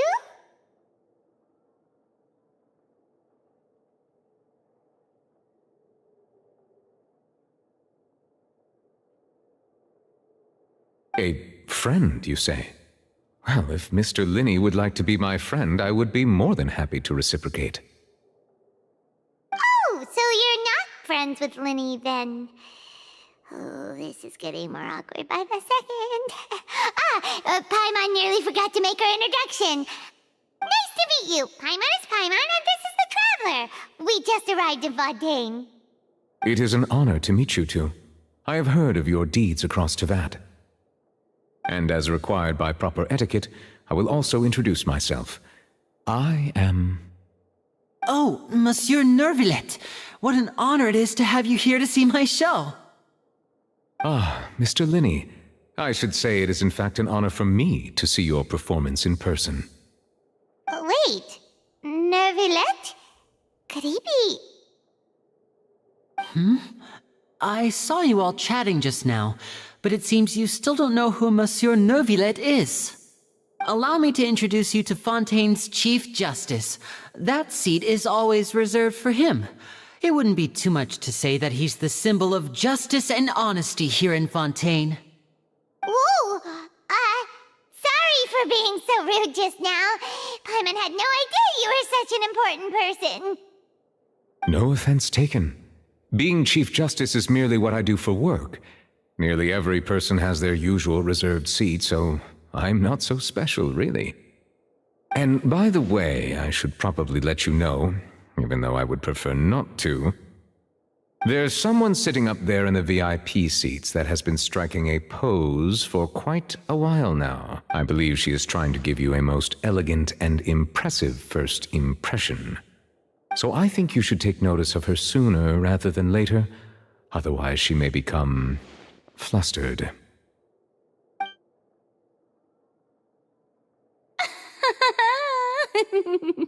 Huh?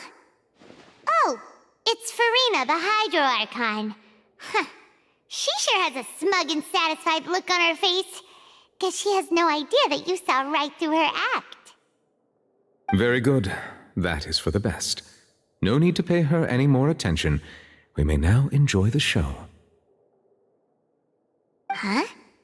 So is this what things are like between the Chief Justice and the Hydro Archon? All right, please wait just a moment longer. I've pretty much finished my preparations, and the performance will start as soon as the audience has made their way to their seats. Yay! The show's finally about to start! Paimon can hardly wait! Paimon's never seen a real live magic show before!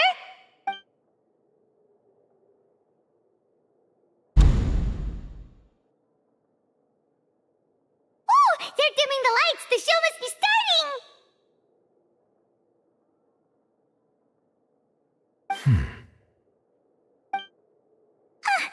Sorry.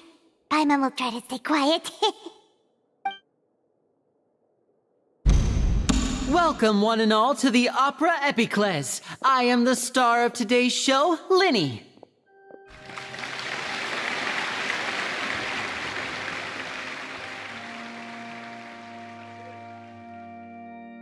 And over here is my sister Lynette, who will be working as my wonderful assistant. Please, let's give her a warm welcome. Hello, everyone. I know she may seem to be a little sleepy right now, but that's just a sign that she's nervous. Whatever. Now, some of you may be thinking, two vision holders who can freely manipulate elemental powers performing magic is not true magic at all. So, I would like to take a moment to assure you that elemental powers will have nothing to do with what you will witness on the stage today.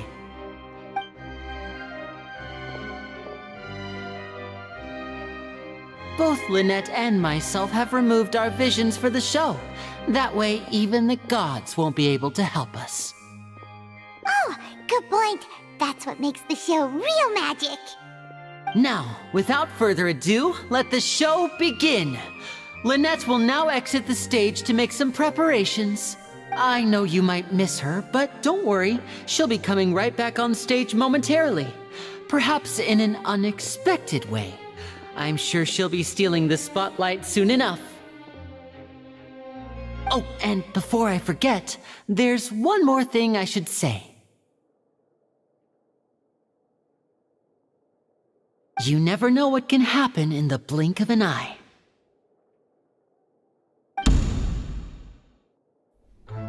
A magician's greatest skill is making things disappear or appear. The possibilities are endless.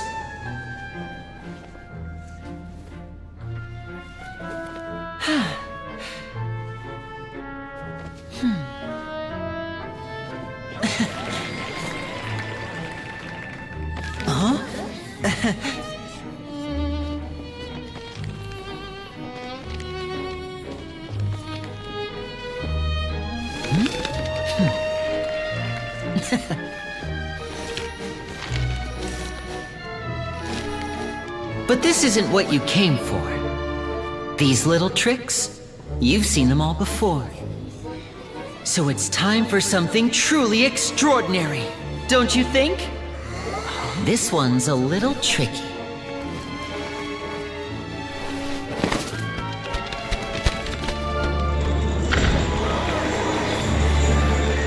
Using this water tank, I shall make my sister vanish completely, right before your very eyes.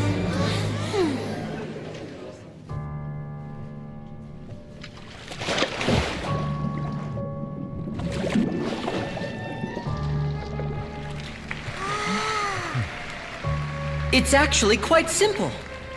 She'll just turn into air bubbles and float right out of the top.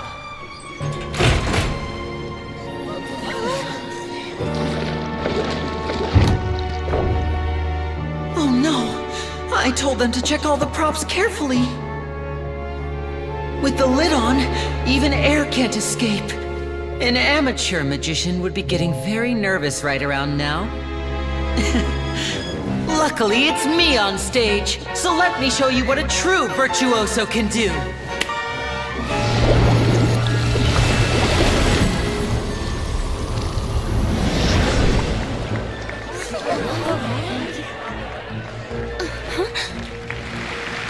Lynette, are you still there?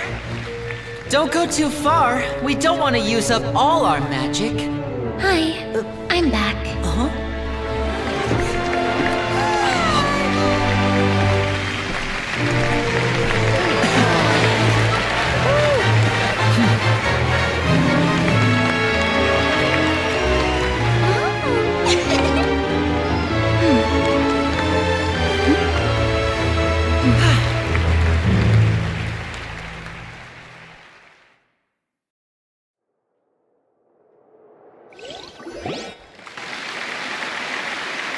Whoa!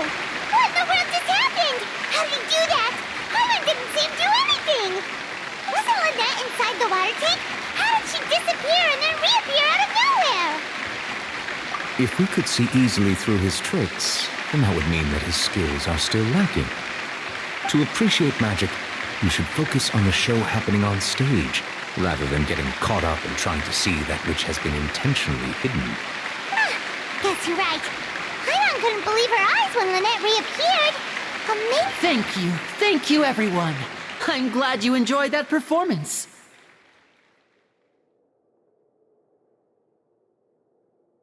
But our magical journey has only just begun. I've prepared even more astonishing surprises for everyone here. The magic of transformation and disappearance can go far beyond what you've just seen. I'm sure many of you are thinking that escaping the water tank was impressive enough, but Lynette is still my assistant after all.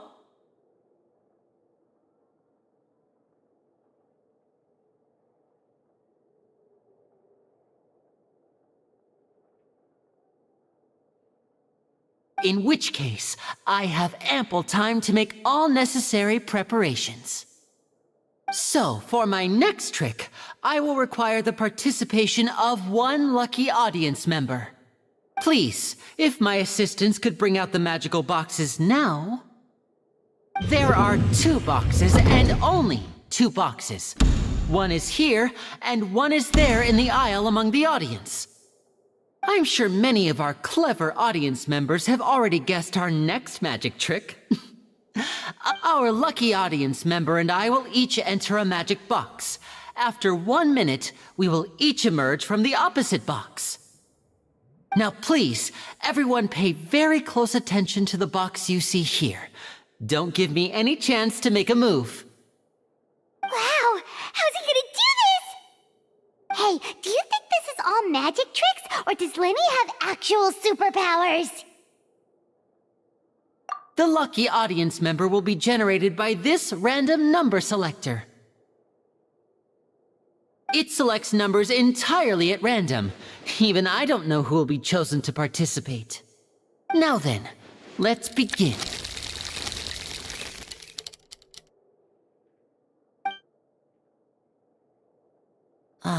Let me see. Oh, row 7, seat 3. Congratulations! You now have the chance to experience magic firsthand for an entire minute. Please, come forward. My assistant will take you beside the magic box. I'm sorry, it might be a little cramped inside, but no need to feel nervous. We've carefully arranged everything for you to be as comfortable as possible. You don't need to do anything, but no matter what strange things may happen, don't come out of the box. If the magic is interrupted, who knows where you might end up? You might even find yourself in the Fortress of Meropide. Oh, okay. All right. Before I enter the magic box, there is one more thing I need to ask the audience to do. Could you all give me a countdown? Like this. 60, 59, 58. Just keep counting down. You can go a little faster or slower if you like. I won't be able to see anything in the pitch black box, so I'll be relying on your voices to know when time is up. Oh, and no tricks now. If you quickly count from 60 in just 30 seconds, then I'll be in a tough spot. Ooh! Paimon kinda wants to count faster after hearing him say that! No, that won't do.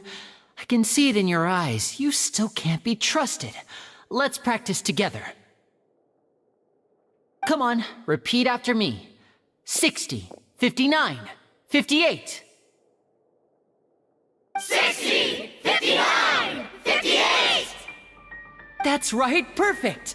Keep it going. All right, I'll see you all on the other side once you've finished counting. 54, 53, 52? Huh? Why aren't you counting, Nervalet? I am counting in my head. I think things are exciting enough in here as it is.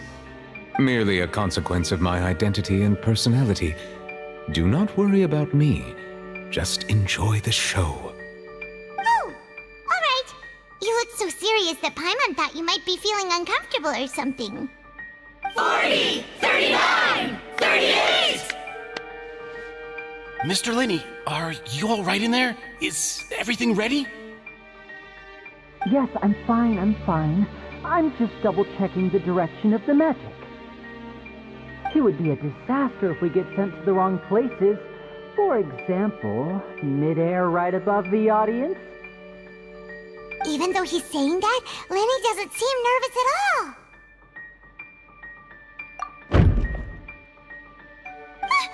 What was that noise? Did you hear it too? Not sure. Anyway, it doesn't seem like anyone's worried about it. 25! 24! 23! What's wrong, Mr. Linney? I can still hear you moving in there. I seem to have accidentally knocked over a decoration. I'm trying to fix it, but it's pitch black in here. I can't tell left from right. Never mind the decorations. There's no time for that. The show is what's important. No, that's unacceptable. I want my show to be perfect. Don't worry, we still have 20 seconds. Hear them counting? 19! 18! 17! It seems things aren't quite going as planned. I apologize, everyone. It feels like you're all starting to count faster, but that's all right. I know it can be tiring to do such a long countdown. 10 seconds and change is still plenty of time. 10! Almost there now. Whew. Swapping two people is harder work than you might think. Even a master magician like me can't guarantee I'll get it right the first time. Hey, wait! Is this the back one? I can't tell. They both look the same inside. Huh? No, that's not it. I'll try again. 7! Hey, slow down! Honestly! 5! 4! 3! Whoops! That doesn't count! 0!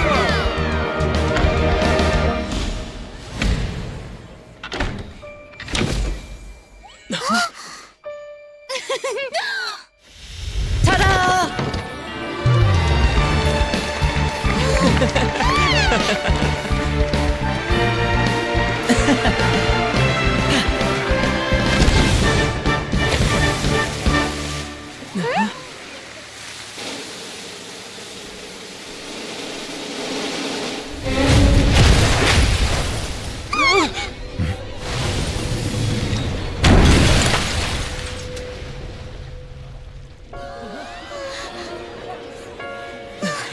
What happened?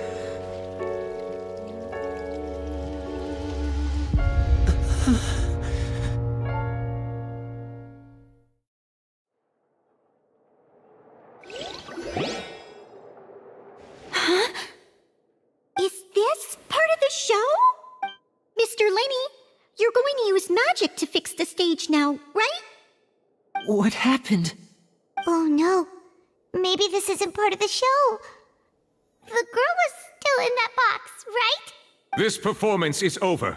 Medical staff with me. Guards, secure the scene and detain all the performers. Seal the exits. No one is allowed in or out at this time. Yes, that's right. If this was just an accident, then we must investigate the cause. But if this was all part of some scheme, then those accountable will not escape the judgment of the God of Justice. No need to be alarmed, you two. We'll get to the bottom of this soon enough.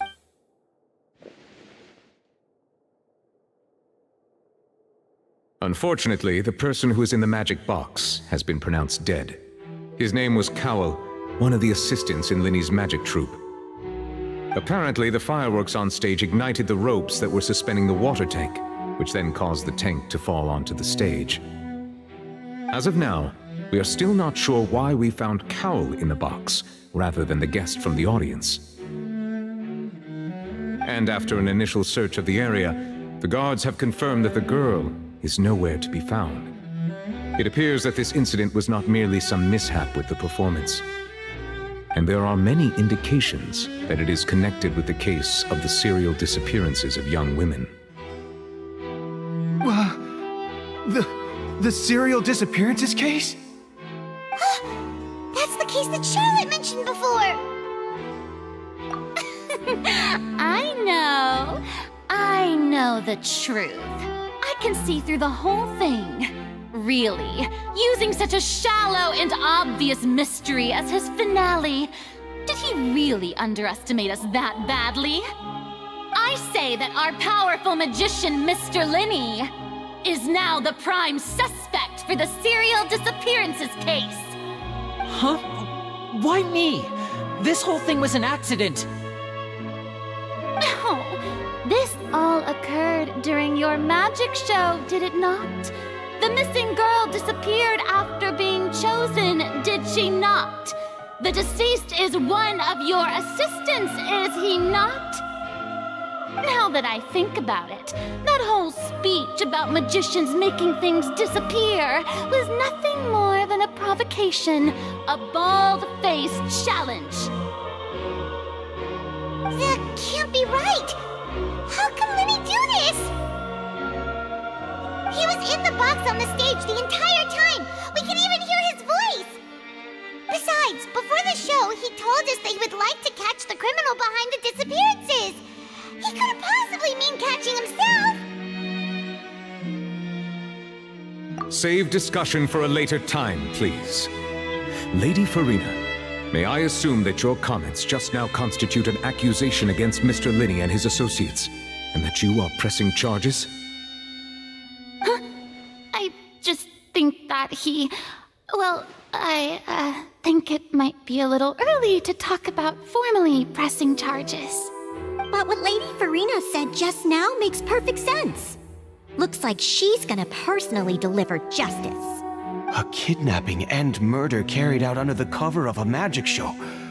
Lady Farina said it all.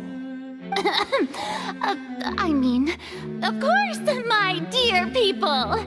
But what excites me even more than the obvious truth before our eyes is the opponent I'll be facing. That's right. I mean you, Traveler. You'll support Linny, won't you? After all, he was the one who helped you the first time we met. Then there's no problem at all. You know, the Traveler and I already had a duel the first time we met. But with Linny's help, our little duel ended in a draw. But draws really are the most boring possible outcome. So, no more draws. Between the two of us, there must be a clear winner and loser. And what better place to hold such a riveting showdown and decide the true victor than here, on the grandest of stages, the Opera Epiclese. It wasn't a draw. She obviously lost last time. I understand. Charges have now been pressed, and as such, a trial is in order. Well, Traveler, seems Lady Farina has set you in her sights. But putting her dramatic rhetoric aside for a moment, I would like to ask you, are you willing to act as Mr. Linney's attorney and defend him in this case? Very well. The trial will be held a day from now in the Opera House. Both sides may investigate the scene to build their cases and search for the truth.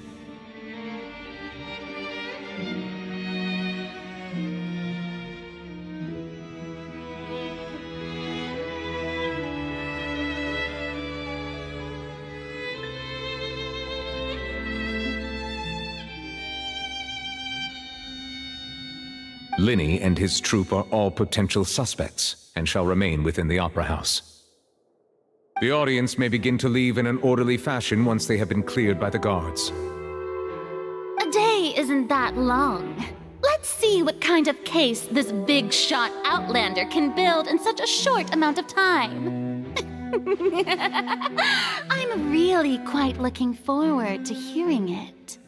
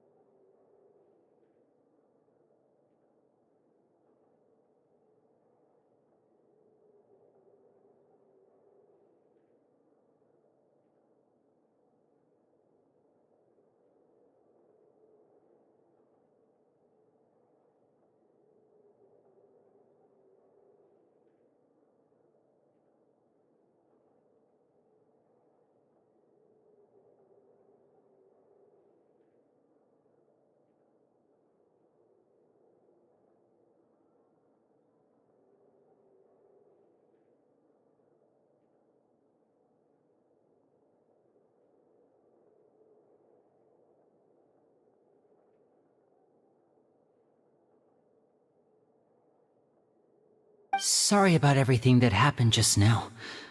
Were you frightened? Of course! Who wouldn't be scared after witnessing an accident like that? Yeah, I'm a little shaken up myself. I know you already claimed that you would defend me, but now it's just us talking. Tell me, do you think I could possibly be the murderer?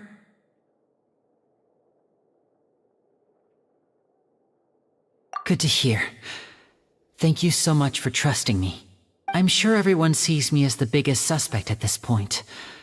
But if you ask me, the whole thing is mysteries layered upon mysteries, such that all that's left is confusion. I don't know whether what happened there on the stage was purely an accident or not, and I don't know why poor Cal was in the box. As for how that girl chosen from the audience could suddenly disappear, I'm afraid I don't have any answers either. If someone tampered with my performance, then we need to figure out what they did.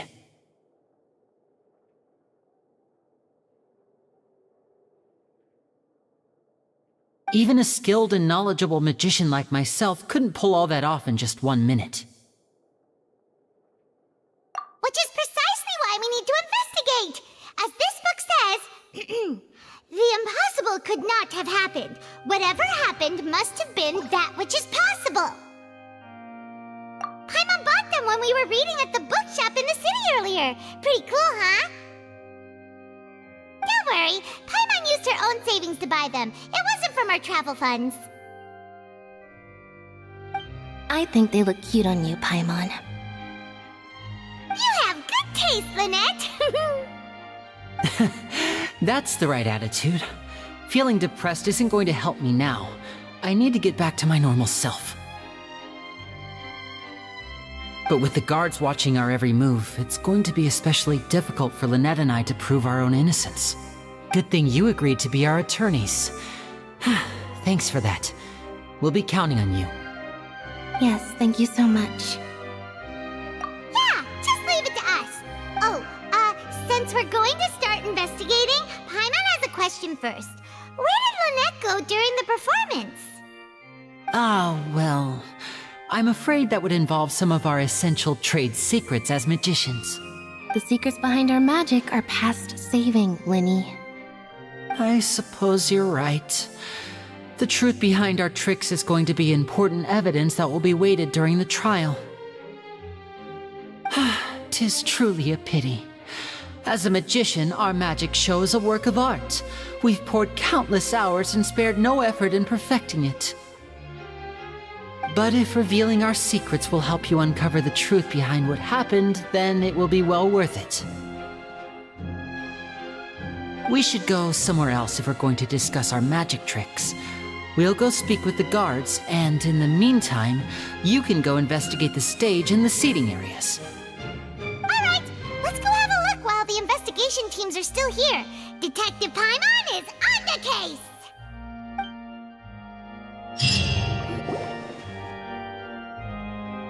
Hello, officer. How's the investigation going? Ah, I see. You must be the traveler that Lady Farina mentioned. Listen, I'll be perfectly honest with you. I'd avoid getting mixed up in this whirlpool of a mess if I were you. Huh? What do you mean? Come with me and you'll see. The deceased is one of Linny's assistants named Cal. Even though he hadn't joined the troupe long, he was hardworking and everyone generally liked him. The assistants are usually in charge of setting up and inspecting the props, as well as assisting with the show and keeping the crowd engaged. As you probably saw when you were in the audience, the water tank suddenly fell and smashed the box with Cowl inside it.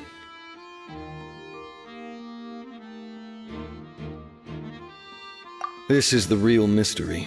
We've already searched the scene and were unable to find any traces of the girl. However, if you look carefully, the box was positioned directly under the water tank. The ropes holding the tank were then burned by the pyrotechnics on stage, causing them to snap.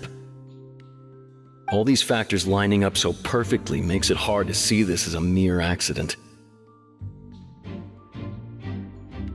If anything, the more logical explanation is that the whole incident was intentionally planned, and Linny is the most likely person to have access to all these areas. But he doesn't have a motive! Are you both good friends of his? Well, you can't say we're good friends, but we've known each other for a little while. So in just a short time, he was not only able to win your trust, but even convince you to act as his attorneys. I know there's no such thing as magic.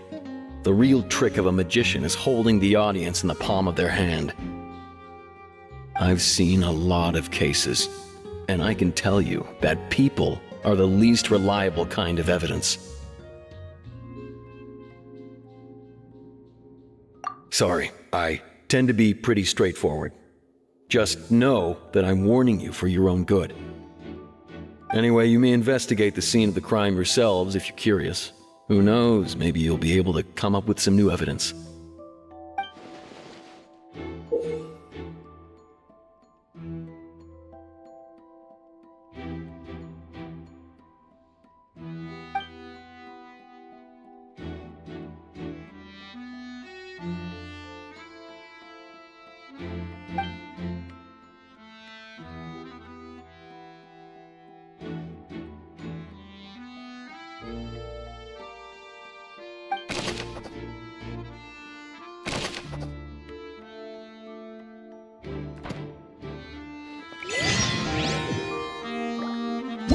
Whoever the murderer was, they must have made preparations well beforehand. Why would it be him? How strange.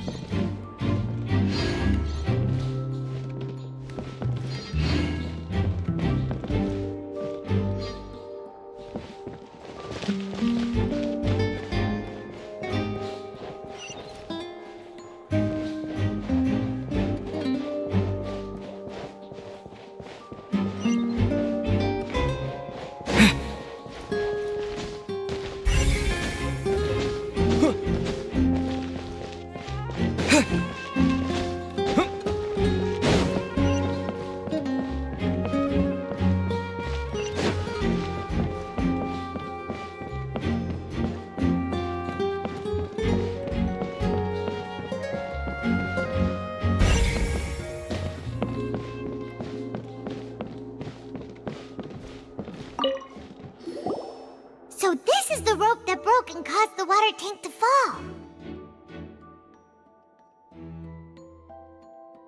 The rope looks pretty durable.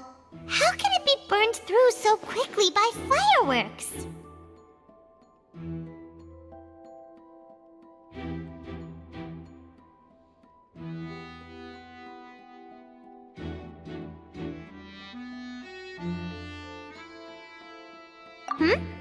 Why are you suddenly so serious, Traveler?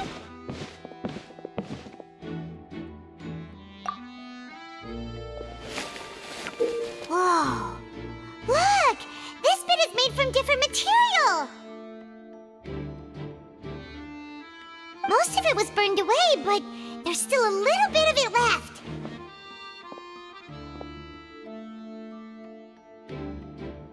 Huh. So if a rope meant to hold something was made with that kind of material in it, then that means... Wait, why don't you write all this down? Let's take notes.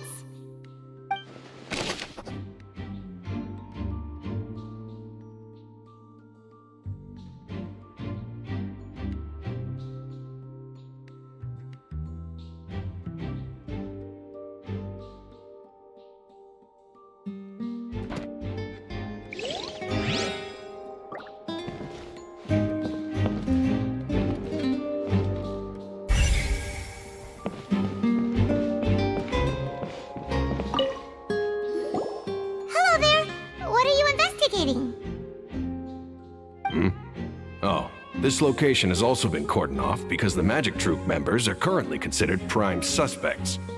The investigation team is still collecting evidence. The seats were all booked in advance, so we were able to deduce the missing woman's identity by checking the guest list. Sure, it's not like this is confidential information. We will publish it later anyway when we petition the public to help us find the missing person. Her name is Halsey. She's a painter from Fontaine who's made a bit of a name for herself. Apparently, she wasn't a regular at the Opera House, but she'd been feeling some pressure with her work lately, which made her decide to come see the magic show. The Magic Troop members all claim not to know her. We have looked into her social connections. It seems that she has no personal grievances or conflicts of interest with the suspects. Simply put, she wasn't related to the Magic Troop at all, which matches the features of the previous serial disappearances. Were the victims of previous cases also chosen at random? That's how it seems to us, in any case. Apart from the fact that they were all young women of around the same age range, there really weren't any other connections between them. Okay then. No need to be so formal. If you do happen to see the missing girl, please be sure to contact us. It is of utmost importance that we get to the bottom of these disappearances.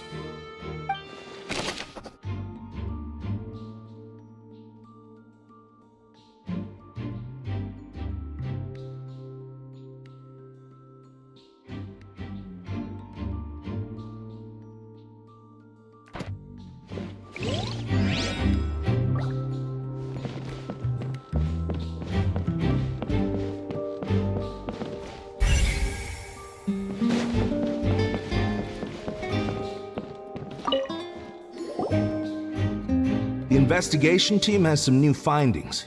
Turns out there's an issue with the random number selector after all. See, I told you. What if the machine picked some big guy's seat? You think the murderer would have still made his move then? Sorry to interrupt, but we're helping Linny and Lynette with their side of the investigation. What were you saying about the number selector? There's something... You're trying to help them? That'll be a tall order. Linny used the machine to pick a random member of the audience during his performance, right? The lucky girl that later disappeared. Well, we thought there might be a serious problem with the machine, so we had it taken away for further inspection. It turns out that the seat number it picked wasn't random at all. The machine picks that same number every time. I'm sure you already know that you have to make a reservation in advance to get a seat, regardless of whether it's a trial or some performance. In other words, Linny knew who would be sitting where from the very beginning. That batch checks out, Lenny reserved our seats for us too. Let you see why I was saying it'd be tough to make a case for Lenny.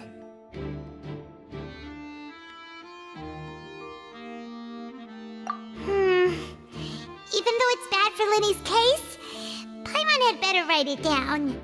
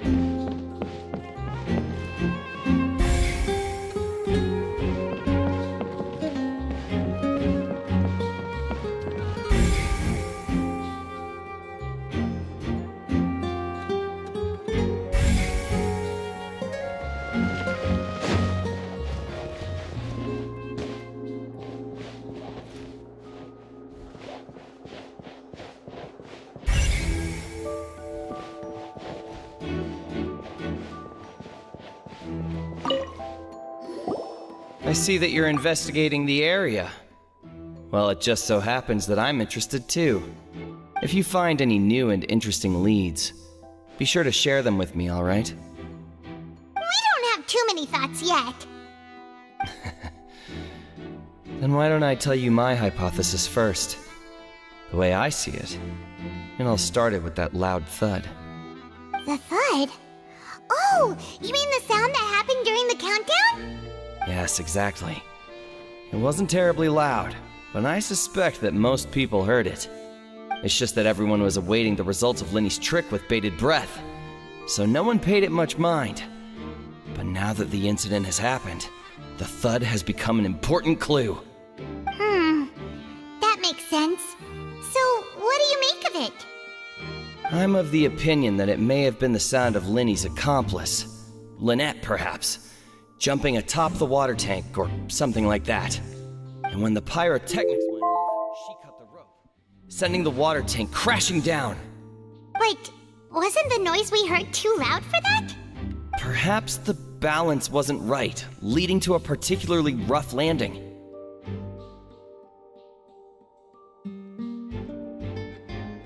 Oh, that's true. I suppose I must reconsider. That does remind Paimon, though. What was with that sound?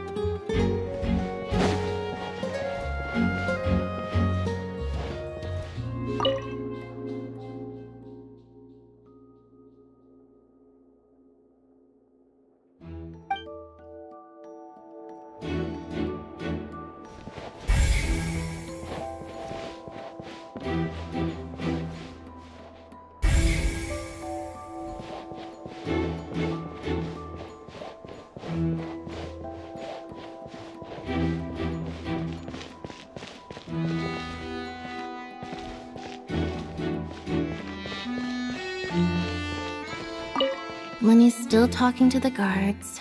It seems he'll have a lot of explaining to do.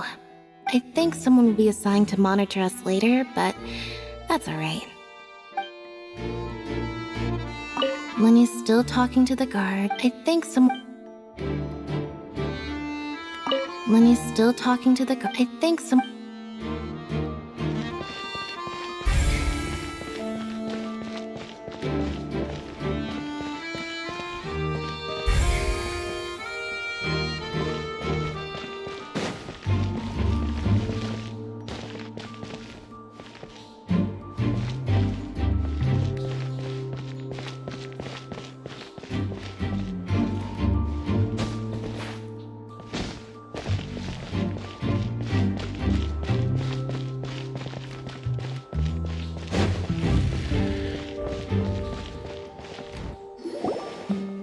You! Yes, both of you! Over here!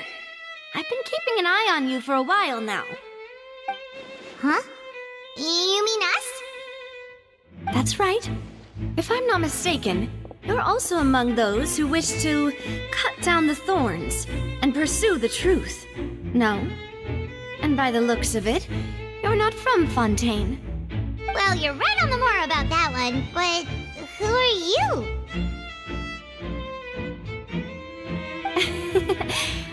From mediating disputes and providing protection to solving conundrums, you name it, Spina di Rosula does it.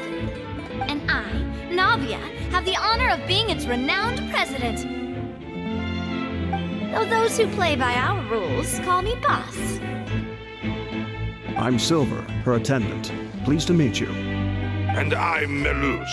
Demoiselle's various daily needs and affairs are under my purview. Huh? Boss? Demoiselle? What gives with the names? Well, I am the second generation president. Melus and the others are still used to my previous title. My apologies, Demoiselle. Should you prefer, boss, I will endeavor to use that instead. No need. You don't have to call me boss. Just Navia is fine. Okay, if you say so. Not that we're members of Spina di Rosula anyway. All merely trifling details. Never mind. Now, back to the situation at hand. That's right. I've always kept an eye on the serial disappearance cases. My interest stems from a matter back from my father's time. Judging from the look of things, I find Linny an unlikely mastermind. Really?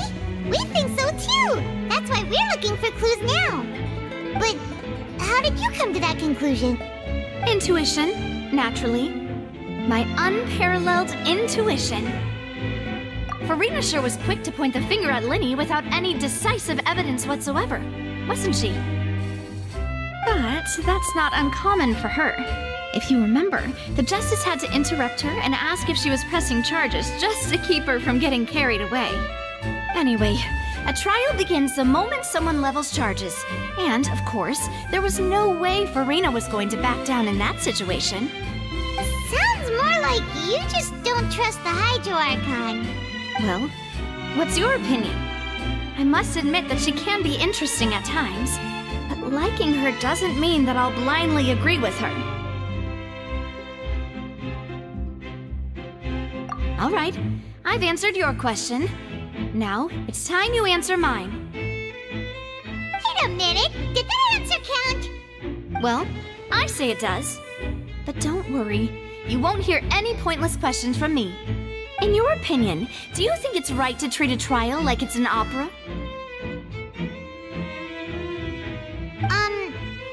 Well? And why would that be?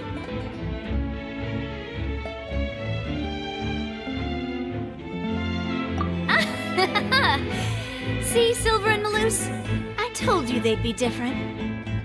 Most astute of you, Demoiselle. I too think that the Traveler's response was most excellent. No matter how wonderful the script or how fervent the audience's expectations may be, the trials that go on stage here must be based in fact. And if that can be done, boss, then... All right, that's quite enough, Melus. Anyway, I like your answer. You pass with flying colors. Now, I need to make some preparations, following which our joint investigation shall commence. You two shall be my assistants. Wait! Since when did we become assistants? Oh, well, I can be the assistant. Sure. Or your companion. That's more like it. Far be it from me to brag, but I believe that Demoiselle's intuition will be instrumental in uncovering the truth. You wish to save a friend from false accusations, and we wish to unravel the disappearances. In this sense, our goals are aligned. You have a point. Huh. You're quite the talker, aren't you, mister? And what about you over there? What do you think? You seem like you've got something on your mind. I have nothing to add. Oh, alrighty then. We'll be making some preparations first. Just be sure to let us know if they start revealing Lenny's tricks. Thanks!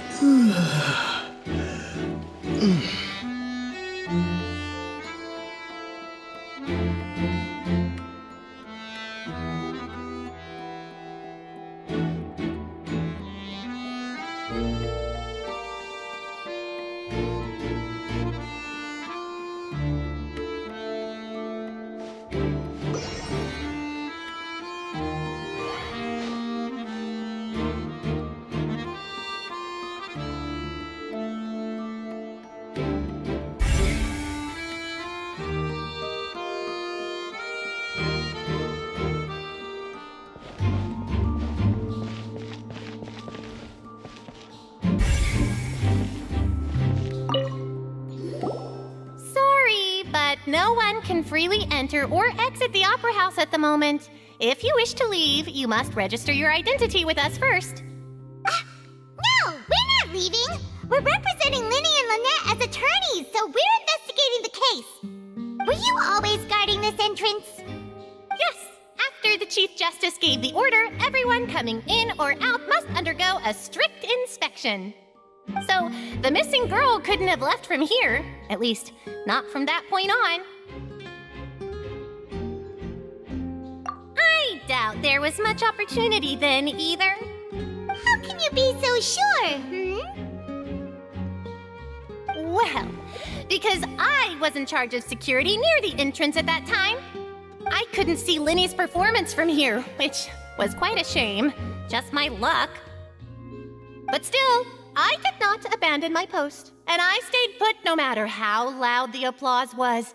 If someone had so much as even approached the door, I would have noticed it, let alone if they had tried to leave.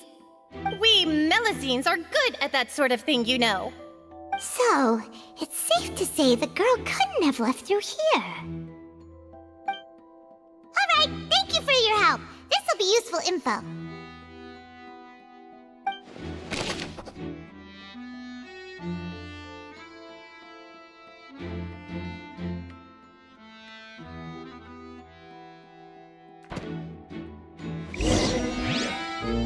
We've checked everything of note here at the performance venue. Paimon wonders how Linny's discussion with the guards is going. Let's go see, shall we? Understood. Then I will be going with you.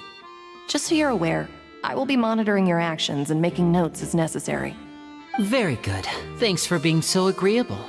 I'd pull a rose out of my hat as a gift for you if I could. You may spare the pleasantries. I'm just doing my job. You've arrived. Who's this? Me? I'm Spina di Rosula's guardian angel. If you've got a problem, I've got the firepower. Sorry, I got a little carried away there. Call me Navia. I'm a partner of theirs, and will be helping investigate this whole situation. And these are my companions. Would you mind if they join as well? Fine by me. Oh, new helpers? I would be most grateful. Well, let's just say we're tagging along.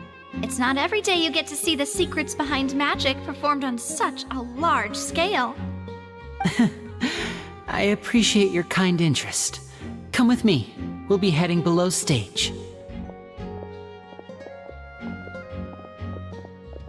Huh? Below stage? Yes, a world of secrets is hidden beneath this magic box, prepared specifically for this switcheroo trick. But before I reveal everything, you should have a look first. Notice anything strange here?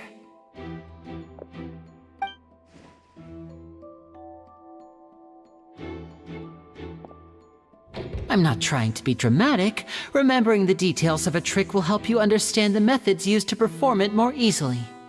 Huh. Weren't there balloons and other decorations here? Ah, good eye. That said, you're still far from discovering the answer. The back? You mean the inside of the door? What's different about it? Paimon didn't notice anything. Very good indeed. I thought you might not be able to catch that, given that you were sitting in the first row. The back of this door was patterned. Those patterns are now gone, replaced by a smooth wooden board. So, if you put 2 and 2 together, what do you get?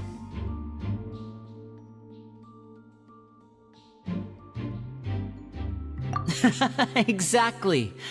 All right, let's go. I'll tell you how it works as we head down.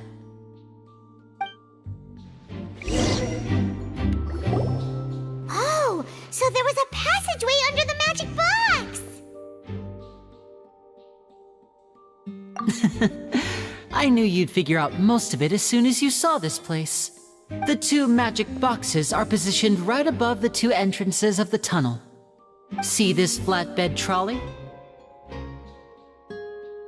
The box with the lucky audience member in it would be shuttled over to the other side using the trolley.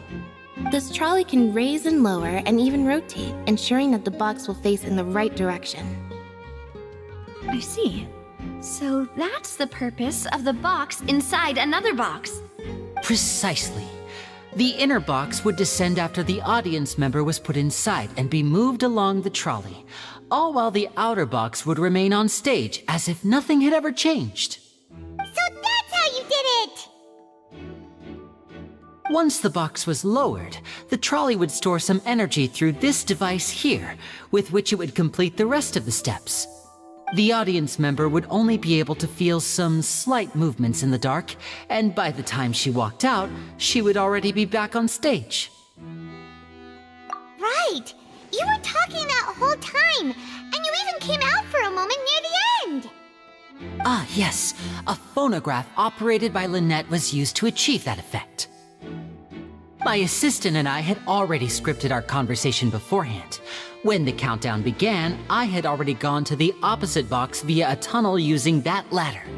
And what about Lynette? Where was she? I was in the mezzanine space in the back of the box. Oh, interesting!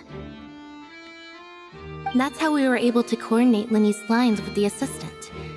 And, by the way, I was the one who walked out of the box at the end. I mean, we are twins. All it takes is a change of clothes and no one can tell who's who.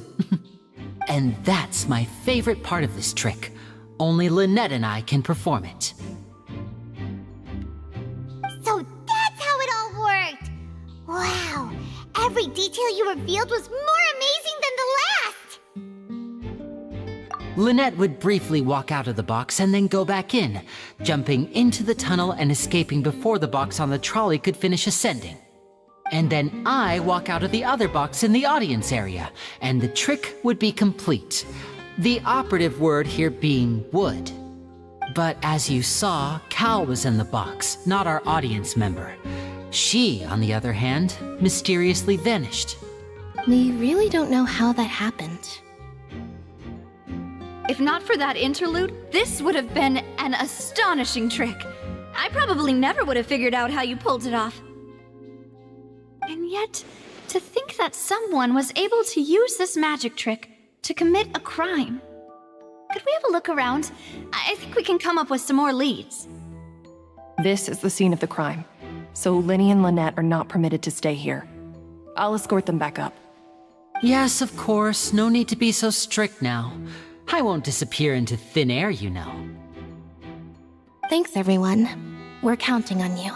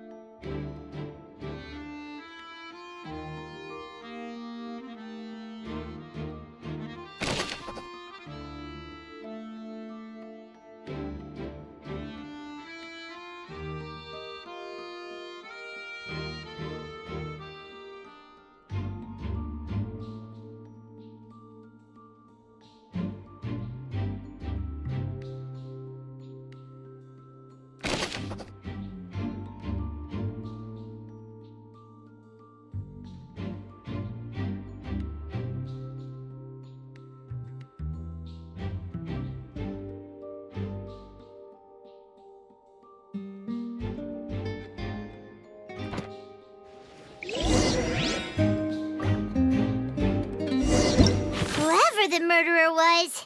They must have made prep. This rope was obviously tampered with.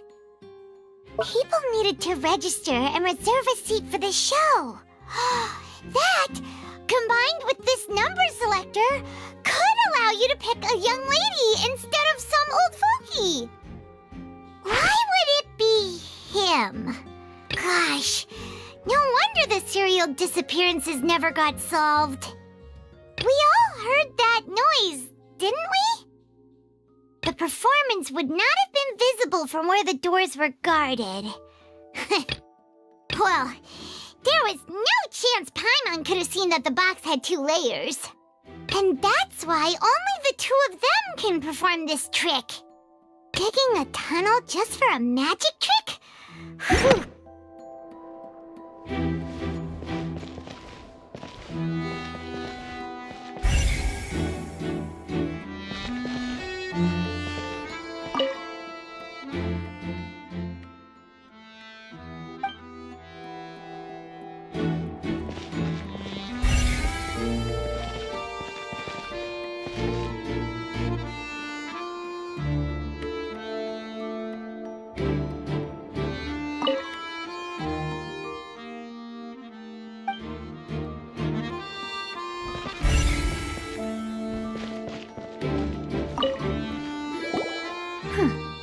What's this? Looks like a hook tied to the end of a rope. Huh?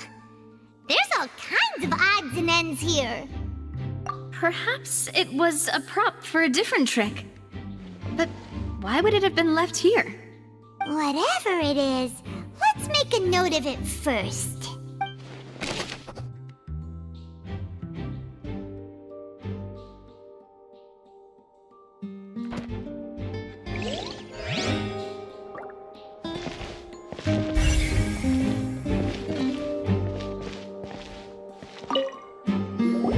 The floor is wet. Please be careful not to slip.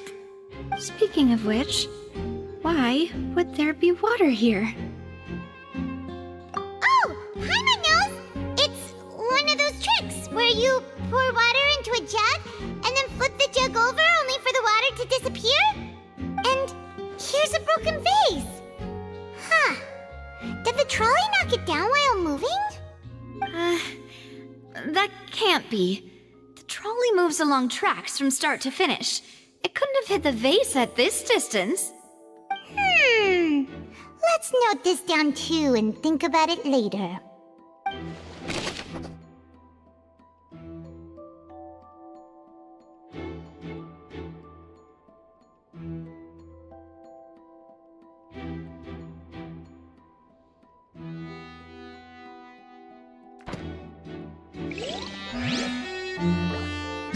Why would it be?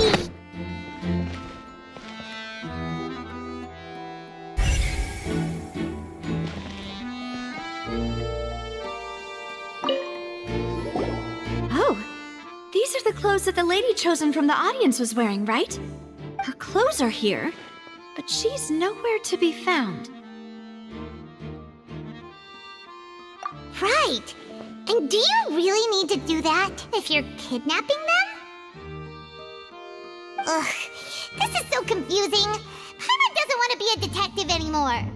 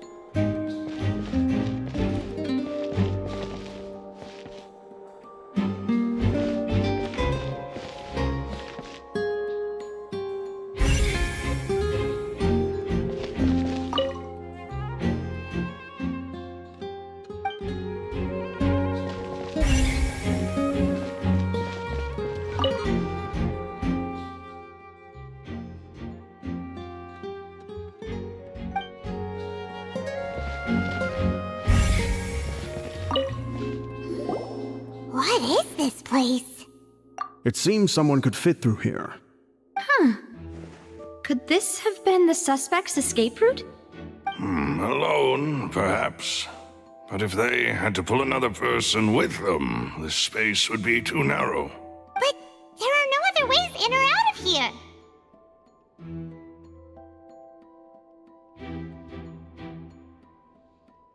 Oh, you're right! Let Paimon write that down.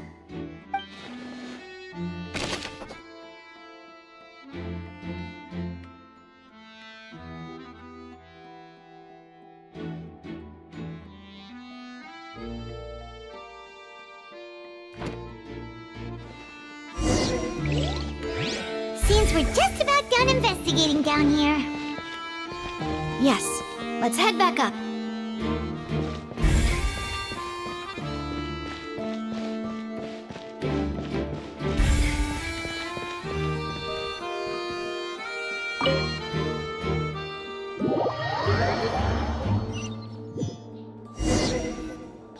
Well, we've ascertained the state of the crime scene.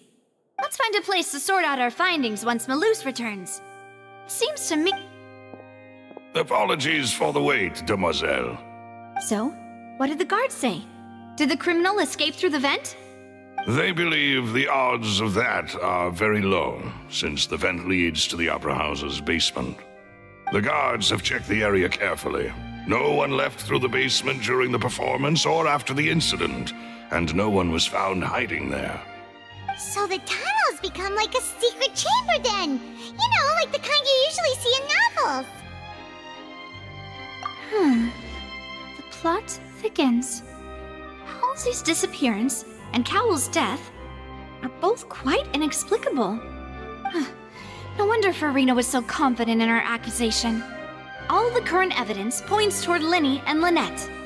In other words, the charges are very likely to be upheld unless we make some considerable progress. Charges and then trial. So if the charges are upheld, they'll announce a sentence? That's right. This is how a trial goes in the Opera House. During the proceedings, the Chief Justice and the Oratrice will hear statements from both sides. That's right. This is how indemnitium is produced. The statements from both sides, the defenses from attorneys, witness testimonies, and even the audience's emotions will all be projected on the Oratrice. To put it simply, it's as if the Oratrice has its own will, and is a judge in its own right. This also precludes any kind of favoritism on the part of the Chief Justice. Not that this has ever happened anyway. Once both sides have finished speaking, the Chief Justice will make his final decision. This, too, will be used by the Oratrice as a reference. Then, finally, the Oratrice will be consulted by officials. The result it returns is the will of justice itself. Huh? So that machine is the one that actually decides? Paimon thought Neverlet called the shots. In practice, there is very little difference. Both have always come to the same judgment, which is why people have great faith in the Chief Justice. Ah, yes, the guards also asked me to convey that none of us will be allowed to leave this place before the trial. Huh? Why? Because we've chosen to act as the twins' proxies. That makes us persons related to the case. They're concerned that we might be colluding with outside parties, or that we might find outside help to disrupt the case. And even if that were not so, it could prove problematic if we happen to spread key information about the case ahead of time. I'm ready to break out at any time. Whoa, whoa! There's no need for that! Paimon thinks they have a point. That said, are they providing food? Of course. I just hope you don't mind the lack of options. I'm afraid that catering to all tastes is not in the cards, nor is any guarantee of balanced nutrition. In that case, let's just sort out our findings together here. Pity. I was hoping to take you to try some of Fontaine's famous desserts, too. I mean, what better way to properly think through our findings than over some tea and sweets? Huh. Breaking out suddenly doesn't seem like such a bad idea after all. Just kidding, just kidding. Paimon will still do her best, even if there are no snacks. What do you mean, no snacks? Of course we'll have snacks. If we cannot buy some, then we'll simply make some. Huh? Here? But how? Understood, Demoiselle. Everyone, please come with me.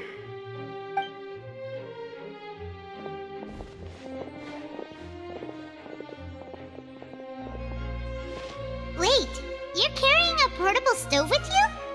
Yes, I must be prepared to meet the Demoiselle's baking needs whenever the fancy strikes her. I have eggs, sugar, and almonds at the ready. Good work, you two. Then I'll get to it. Please sit tight for a moment. You'll get to taste my awesome snack soon enough. These three are quite the interesting group.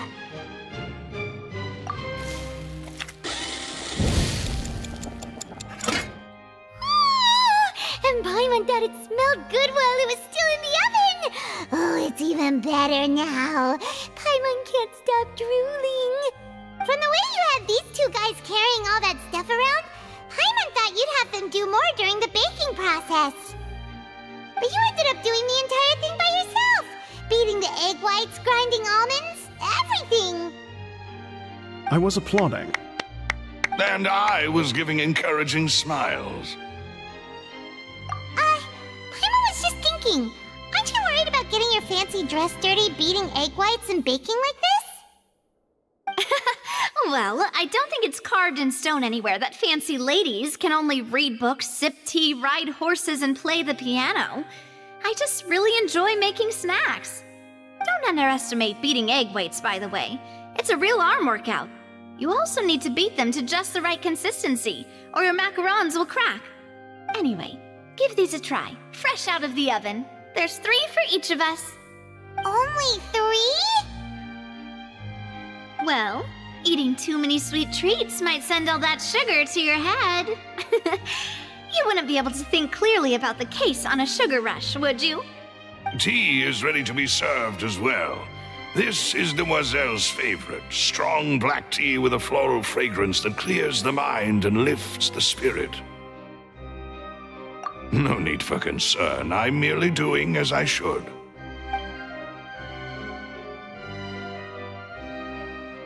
All right then. Down to business. As Paimon mentioned previously, the tunnel seems to be something of a secret chamber. However, we can assume that Linny and Lynette were not alone within it. Some criminal also occupied its sealed confines.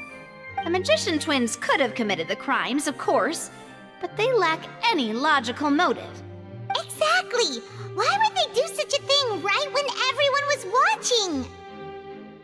The flower vase and the thud we heard during the performance could indicate some altercation between Halsey and the criminal in the tunnel, resulting in the shattering of the vase, the discarding of her clothes, and her abduction.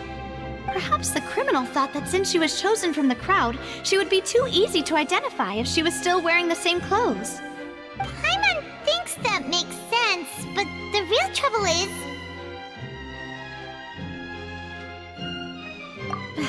True. None of the clues we found thus far support the existence of this third person.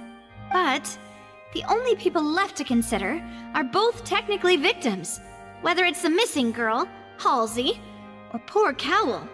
Huh. Could Halsey have secretly made modifications to the magic props in order to murder Cowl before making her escape? That's right.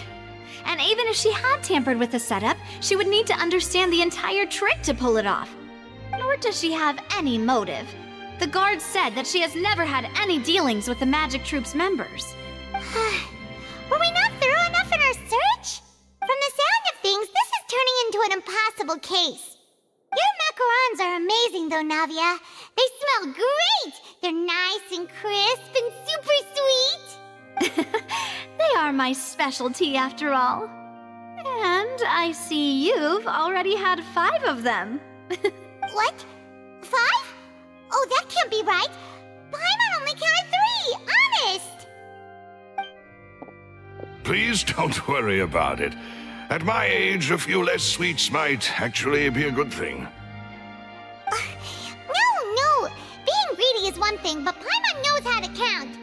Besides, Paimon knows that if if she ate too many, then others wouldn't have enough.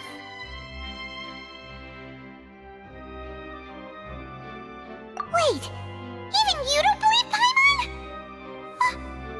How could you? If Paimon ate those 2 extra macarons, then may they turn into stone in her stomach!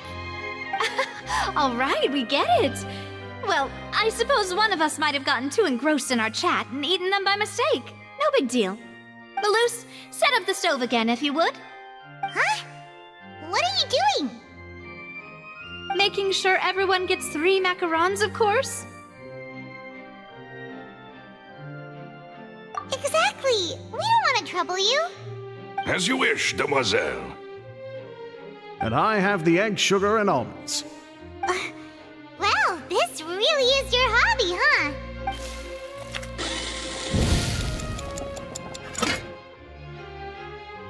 Well, that's it for snack time. I'm going to have another look around the area. I don't know what we're looking for yet, but we've still got some time. As attorneys, I suggest the 2 of you think the case over again. It would be awkward if you got all tongue-tied on stage during the trial. Alright, thanks for your help, and for the snacks. It was nothing. A small task for the Spina di Rosula. Silver, Malus, it's time to go. I'll be back if I find anything new.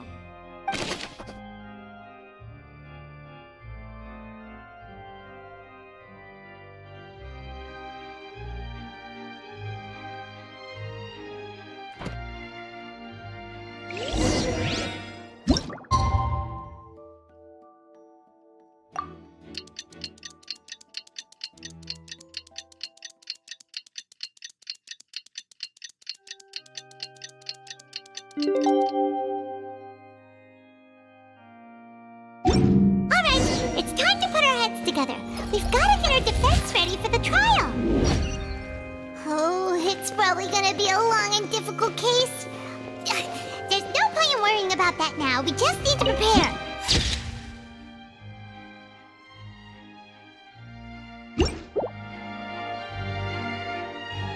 Here, take Paimon's notes. They should help you review the situation.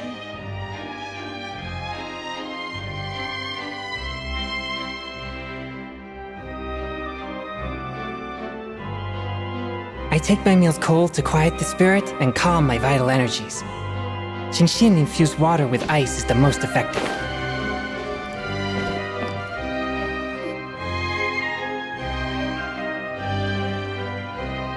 What do we do?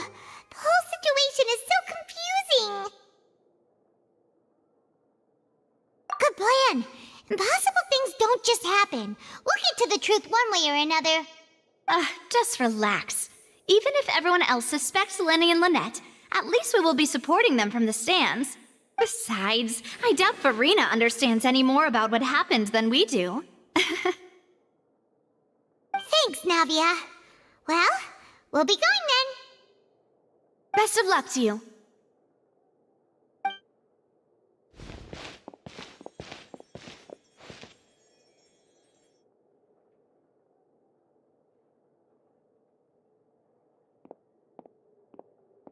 Ah, finally, you're back.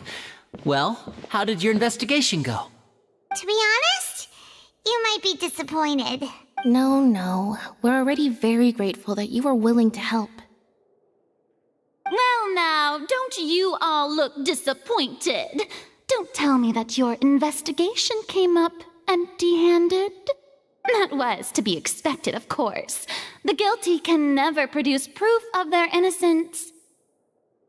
But don't let that stop you. I shall be terribly disappointed should you, my most anticipated foe, concede so easily.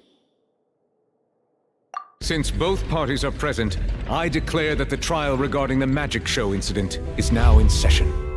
Firstly, in order for the audience to understand the causes and results of the incident, could we please have Mr. Linney explain the trick? Yes, of course. I will explain while Lynette demonstrates on stage. All the necessary items have been prepared.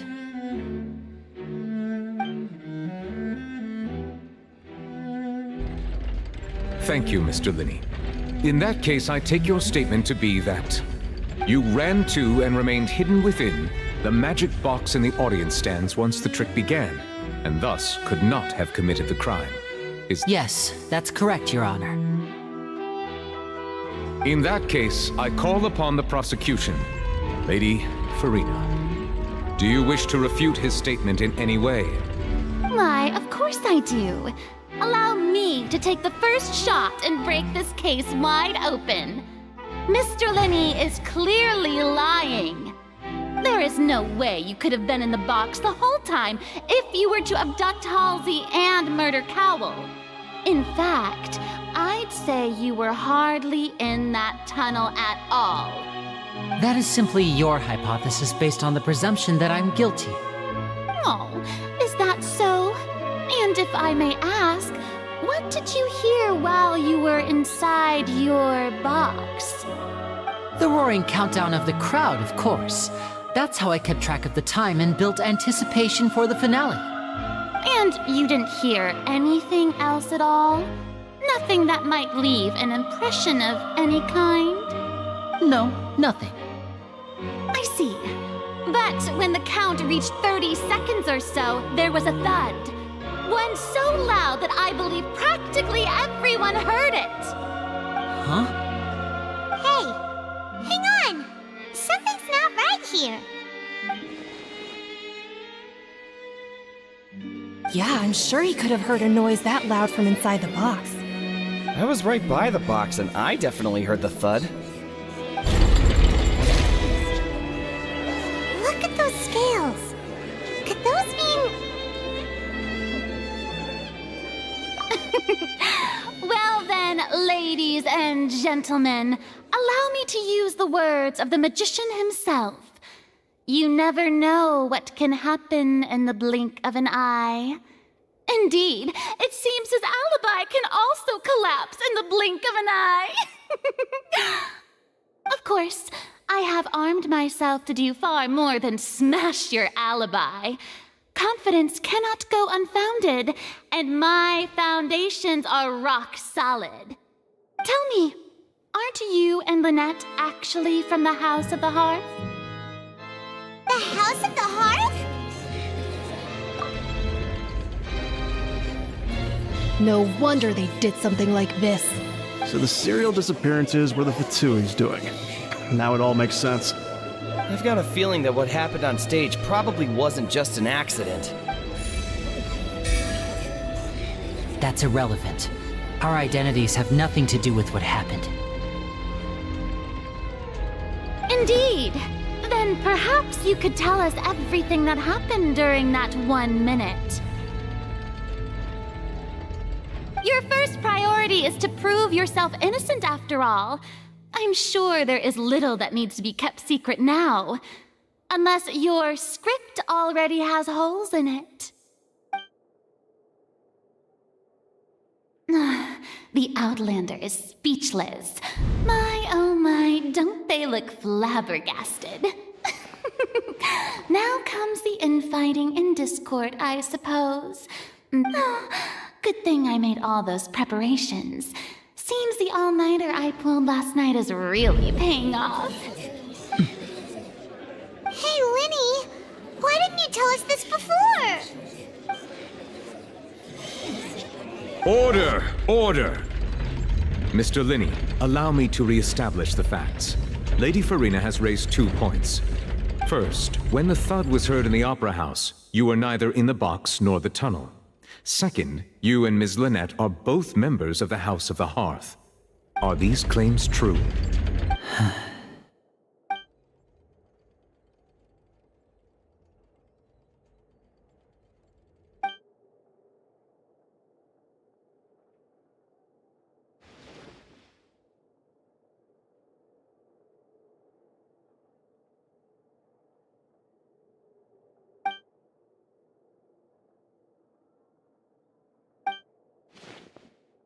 Please answer my question, Mr. Linney.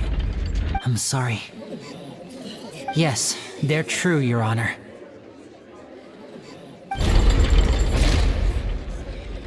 I knew it! Well, that's it. We might as well move on to the sentencing already. What should we do now? Granted.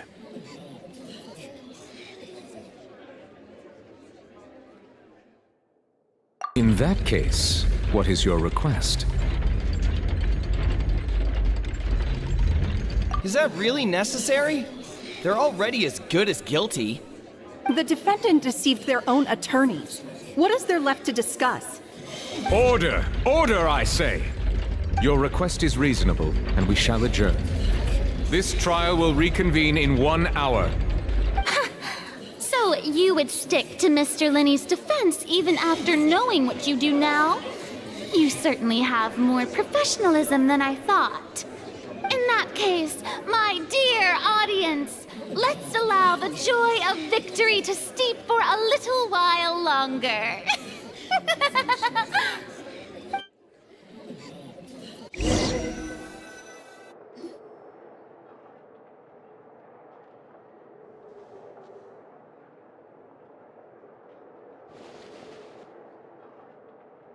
Well, this is awkward.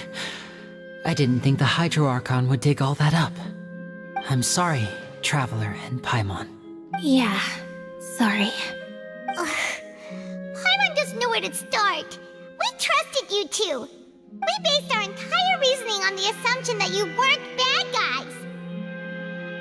Not to set the wrong tone or anything, but Paimon's really mad. I'm very sorry. I know you're angry, and reasonably so, but please, let me explain. I know you've clashed with the Vatui several times before. I wouldn't be surprised if just hearing the word is enough to make you upset. But our organization is very, very large, and the Harbingers have very different personalities and goals. Right now, we want to save people. As many as we can. That's right. I'm sure we're on the same page when it comes to this nation and the disaster that its people might face. I knew if it weren't for our respective identities, we could become good friends. That's why I didn't wish to flat out lie to you, but chose to hide some details instead. The truth is very important, but being completely transparent about everything would see us spending more effort than we need to. Right. So, you be the judge. Heck, if I were you, I fear that I'd even struggle to trust me at this point. You met a Fatus who works as a magician, a trickster by trade. All by coincidence, too. But still, I'm asking you to trust me. I am no criminal. At least, not in this case. Sorry. Please forgive us. Well, you both say that, but...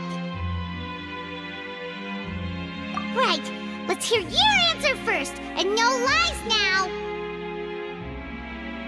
Of course. I'll answer any question you ask. We've been trying to find out how the Oratrice operates. We want to know why it has a consciousness. Why can it deliver sentences accurately? During our investigations, we learned that the machine's core is beneath it. From that moment on, Lynette and I have been designing this box swap trick, with the objective of getting close to the core. Is that why you needed a whole minute? That's right. In truth, the audience would take about 75 seconds to count down from 60, while I would only need 15 to get to the opposite box. So, after jumping into the tunnel, I accessed the Opera House basement via the vent, and went to investigate the room in which the core is stored. That air vent was created during the construction of the tunnel specifically to execute this step. Well, nothing. As soon as I reached that room and was about to investigate, I heard someone's voice. Which should have been impossible, of course. I was quite certain that I was the only one in the room. That voice seemed to recognize me and tried to speak to me. I chose to err on the side of caution and retreated the way I came. On the way back, I saw the broken vase and the clothes on the ground, but the countdown was almost finished, so there wasn't time to give it any thought. After that, the homicide occurred just as you saw. Well, that explains why you didn't hear the thud.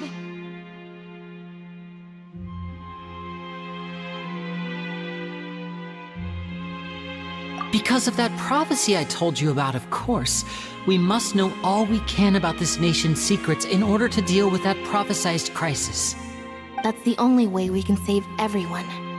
So, there you have it. The whole truth. I swear, I didn't hide anything from you this time. It was never my wish to proceed under this cloud of mistrust either. But like I said earlier, you can be the judge. If you want to leave because you don't trust the Fatui, there's nothing I can do to stop you. Well, Traveler, you decide. Paimon will follow your lead however you choose.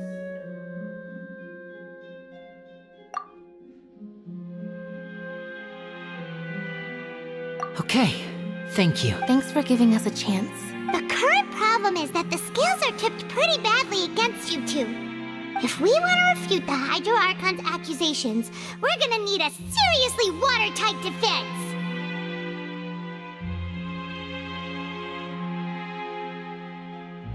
Huh?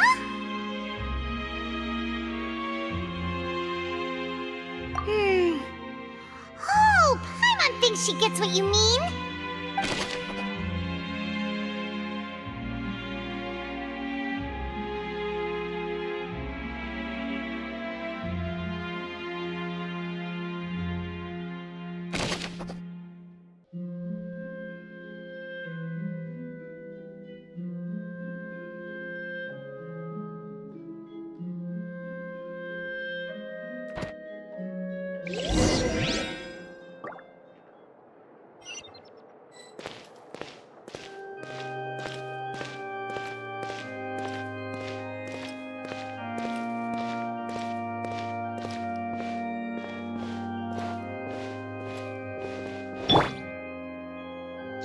Time to act.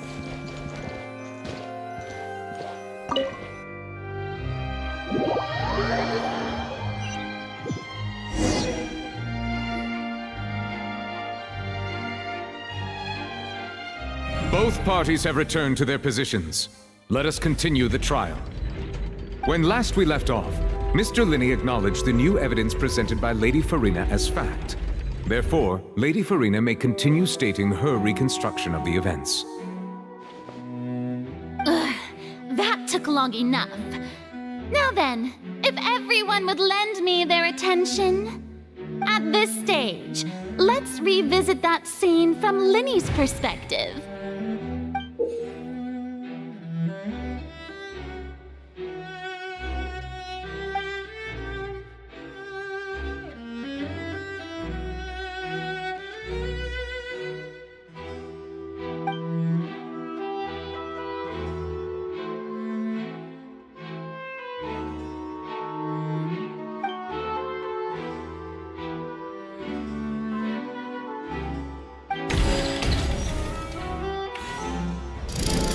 Countdown began, he entered the tunnel.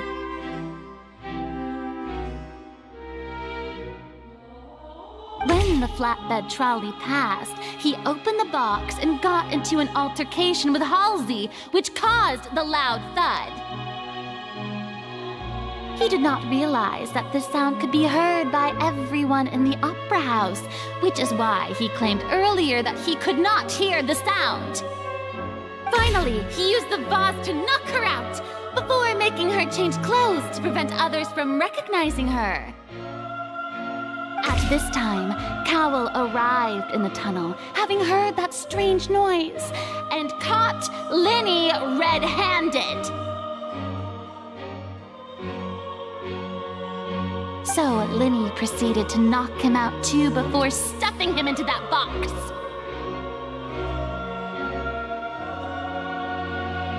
Afterward, Linney passed the unconscious Halsey to his accomplice through the magic box in the audience stands, before operating the devices such that Cowell's death would be ruled an accident.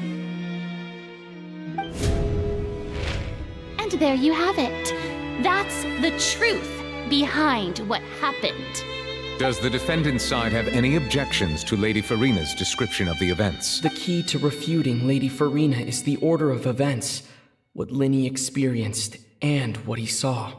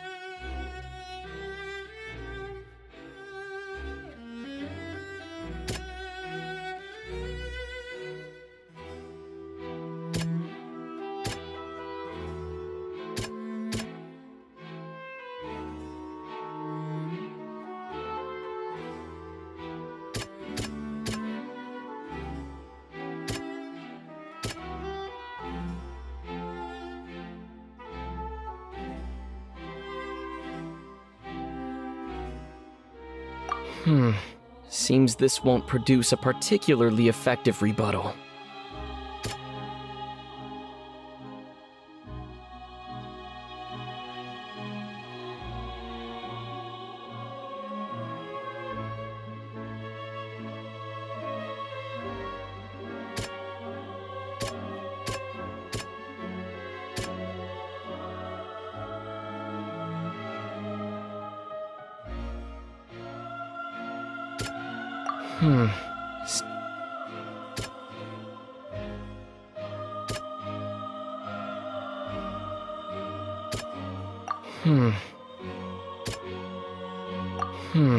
Seems this won't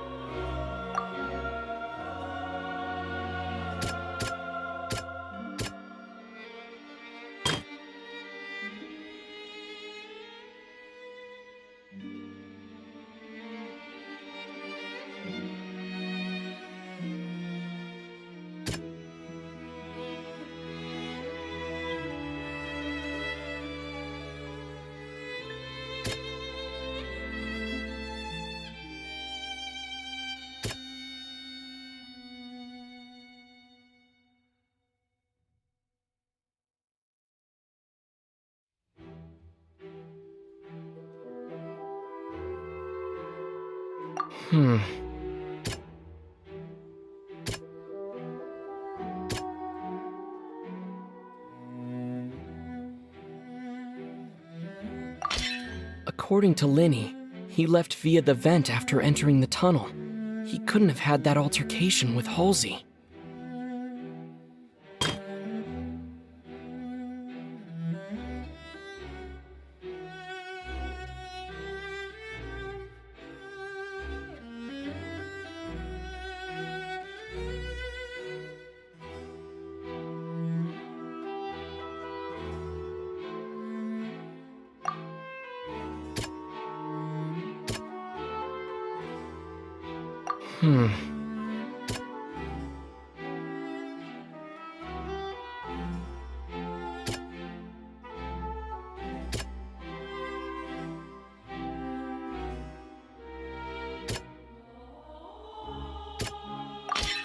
Linny went to the room that contains the Oratrice's core.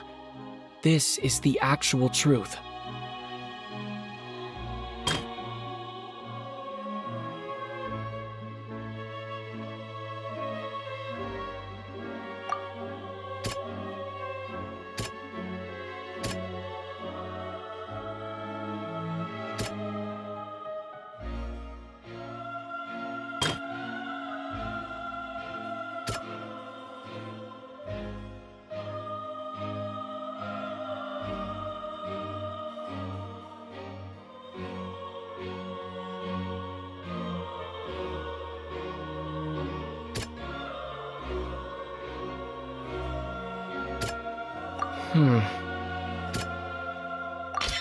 Linny did not take part in the underground altercation. He only witnessed traces of the aftermath. Attention! Ace Detective Paimon has something to say! When the countdown started, Linny did indeed go into the tunnel. But he immediately used a vent to access the Opera House basement, which is where the underground core of the Oratrice is stored. Once he reached that area, he heard a voice in what should have been an empty room. Since he felt something was amiss, he returned immediately. The crime scene had already developed by the time he reached the tunnel again, and in order to complete the magic trick, he did not remain there for any length of time. Finally, he reached the surface, and that was when the accident happened from his point of view. Therefore, he's innocent!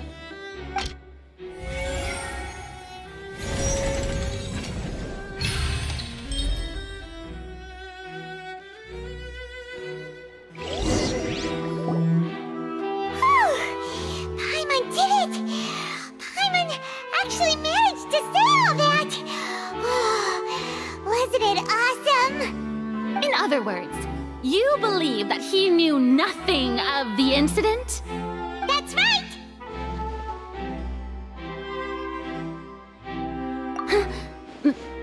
my reasoning?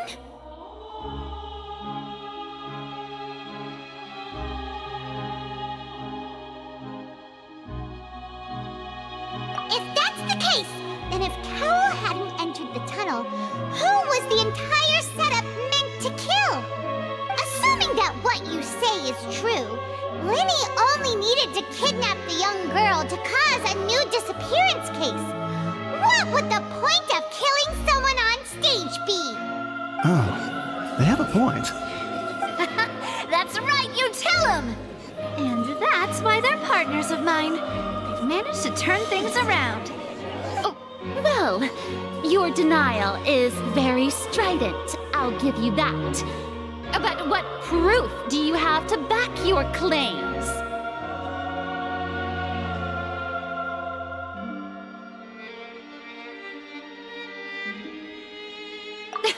Of course I do. If he had been in the magic box the whole time, how could he have not heard that sound? Why do you ask? You're saying that he wasn't.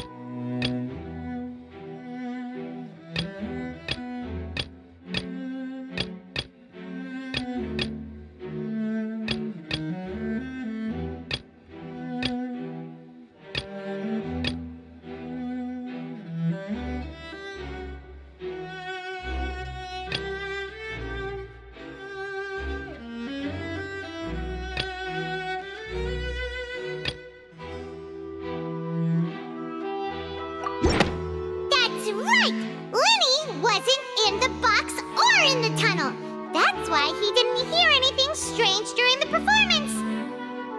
This means that when the crime happened, Linny had already entered the basement via the vent. The same clue you used to disprove his alibi has now become the best proof!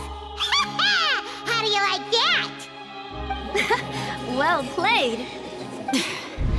To think you'd use such logic.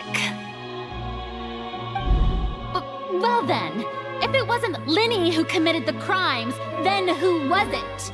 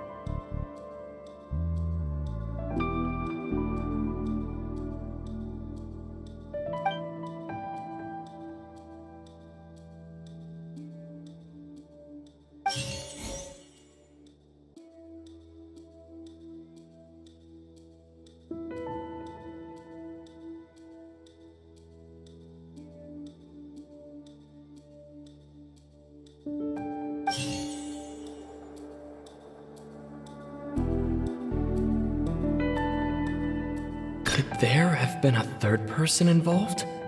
Is that really a possibility?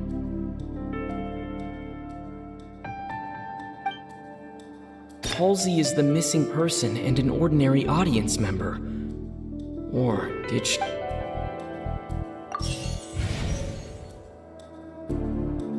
Could there have been a third person involved? The deceased's name is Cowell, Linny's assistant. He would have been able to tamper with the equipment. Could there have been a third person involved?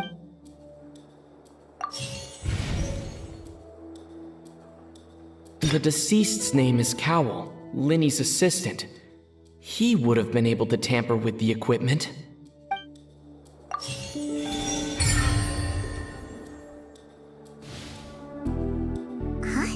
Huh?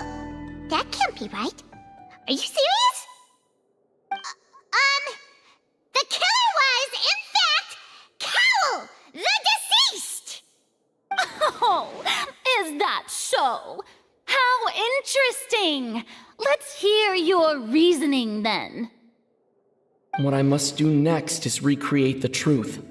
What Cowell did, and how he went from would-be perpetrator to victim.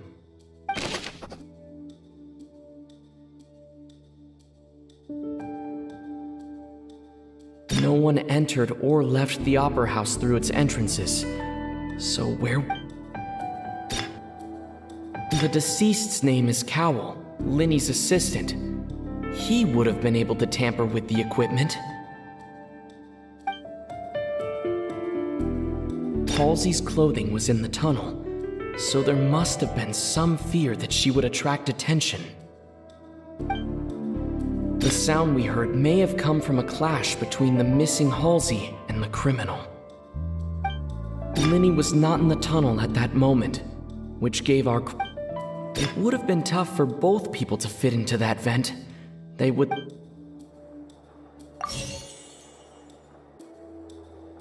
Linny was not in the tunnel at that moment, which gave our criminal ample time.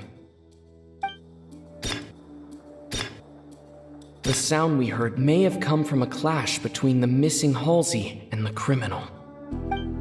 Linny was not in the tunnel at that moment, which gave our criminal ample time. No one entered or left. The deceased's name is Cowell, Linny's assistant. He would have been able to tamper with the equipment. The sound we heard may have come from a... Halsey's clothing was in the tunnel, so there must have been some fear that she would attract attention.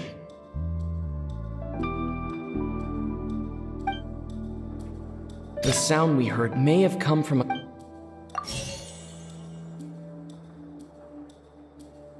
Halsey's clothing was in the tunnel. The deceased's name is Halsey's clothing was in the tunnel.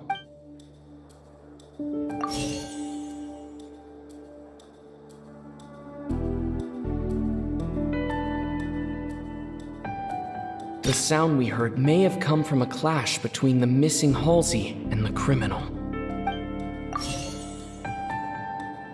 It would have been tough for both people to fit into that vent. They would likely have bumped into Linny as well. No one entered or left the Opera House through its entrances.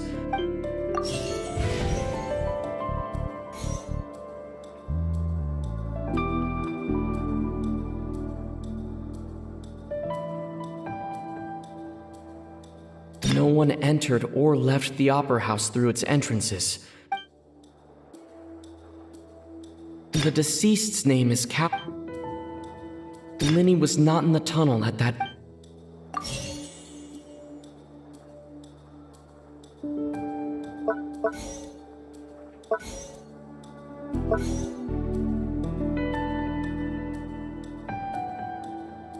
Linny was not in the tunnel at that moment, which gave our criminal ample time.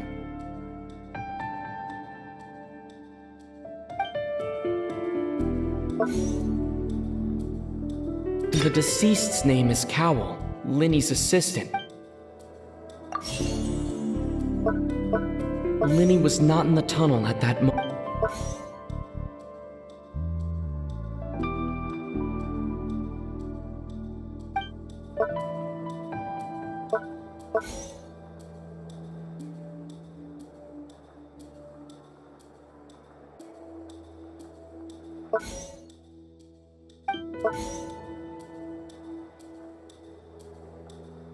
It would have been tough for both.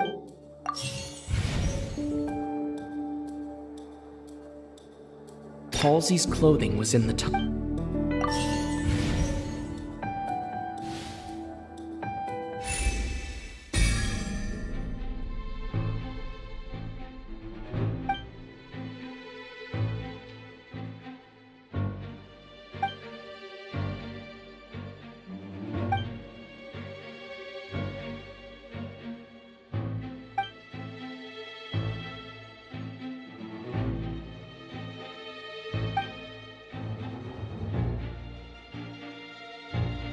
What's wrong, Traveler? Are you still having trouble figuring things out?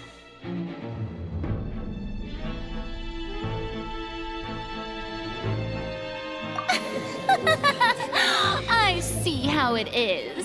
So this was all just a bluff. And here I thought you had something to show for it. But it seems you're still far from the truth. Look, since we're at a dead end, why not consider a different track? Just like the trick as it transpired, the end result must have been utterly different from the magician's initial design. If only we knew how Halsey disappeared. Well, that would be nice, but the tunnel only has 3 exits, and none of them seem very likely. And it's not like this is a magic trick where you can just make a real live person disappear. You know, like you did from that water tank, Lynette.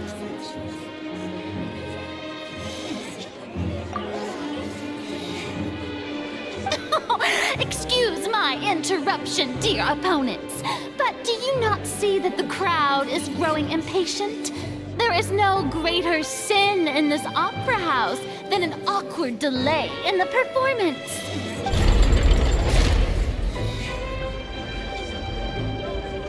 If the defense is unable to make further effective arguments, we will move on to the next stage of the trial. Linny was not in the tunnel at that moment, which gave our criminal ample time. The sound we heard may have come from a clash between the missing Halsey and the criminal. The deceased's name is Cowell, Linny's assistant. He would have been able to tamper with the equipment.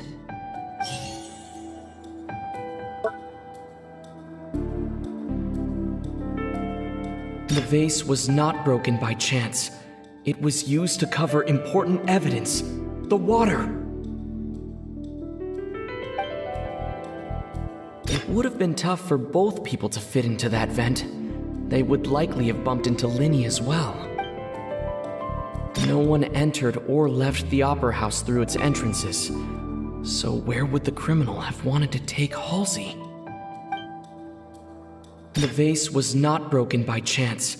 It was used to cover important evidence. The water.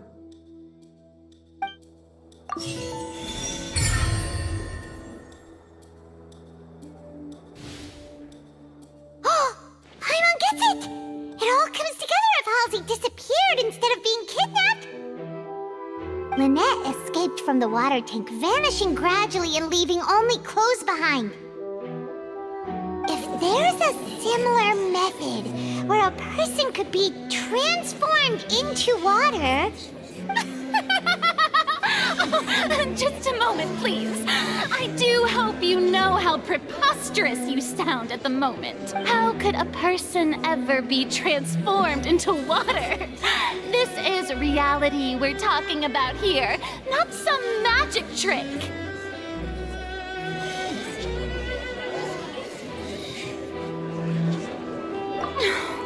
Must we really? I should think that of anyone. Your friend Linny already knows this truth very well.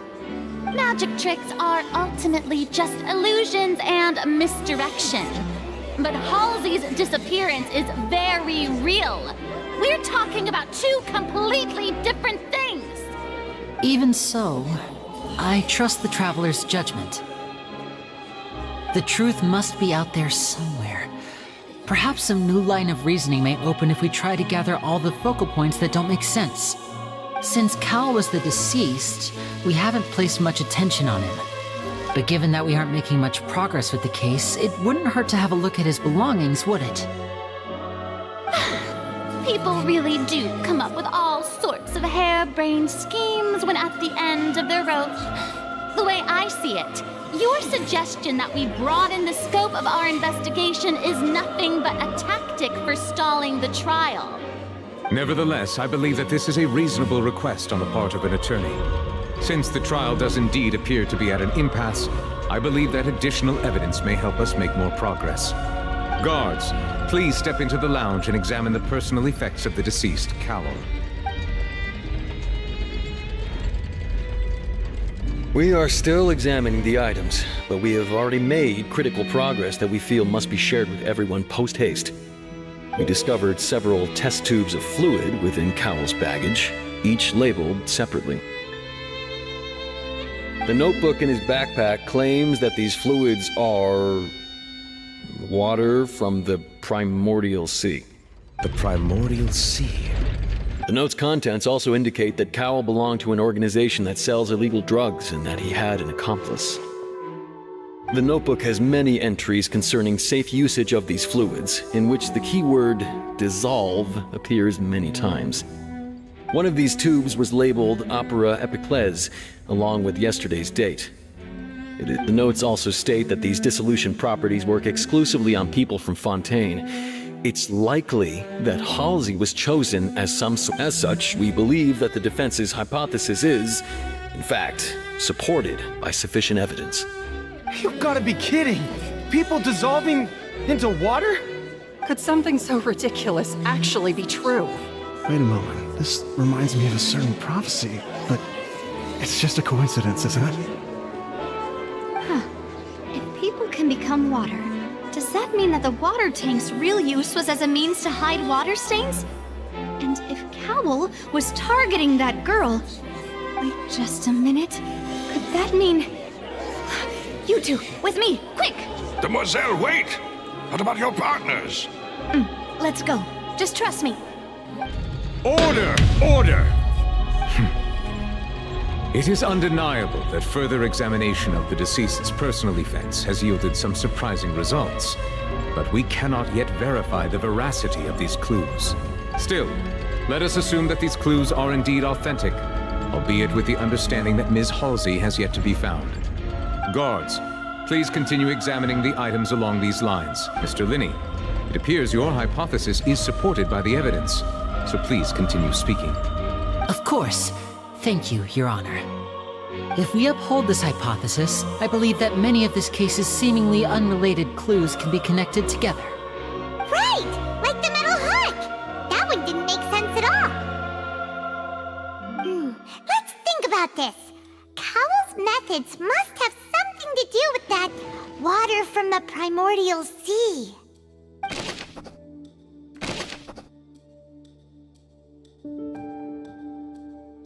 The water from the primordial sea should already have been prepped before Halsey entered the magic box.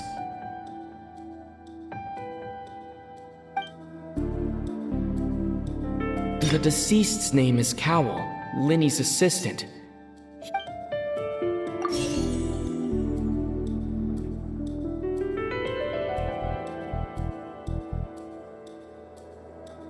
I remember there was something else within the inner layer of that box. Lynette was in the magic box on stage the entire time. Did she have something to do with this? The water from the primordial sea.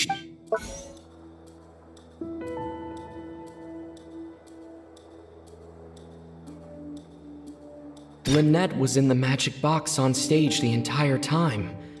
Did she have something to do with this? I remember there was something else within the inner layer of that box. Lynette was in the magic box on stage the entire time. Did she have something to do with this? I remember there was something else.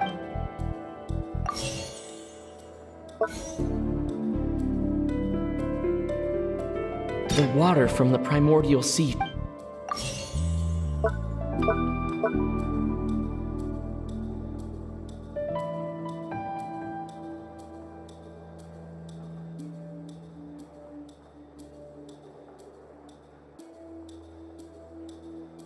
Lynette was in the magic box on stage the entire time. Did she have something to do with this?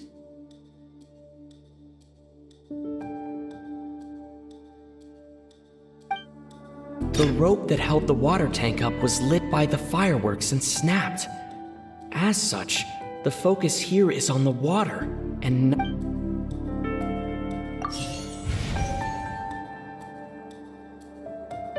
Lynette was in the magic box on stage the entire... Now it seems like the hook rope was...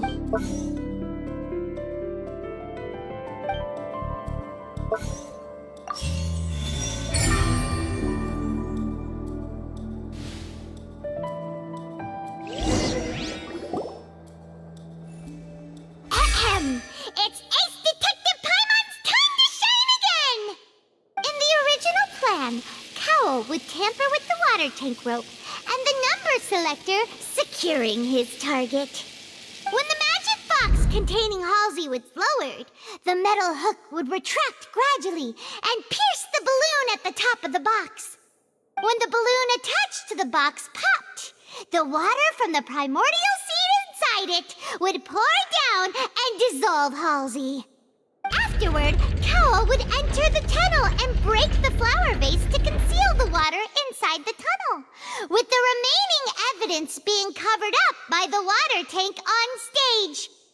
But he encountered something unexpected in the tunnel and wound up being fatally hit by the same water tank he meant to use to cover his tracks. Huh. That does make sense. That actually links together a lot of the more confusing pieces of evidence.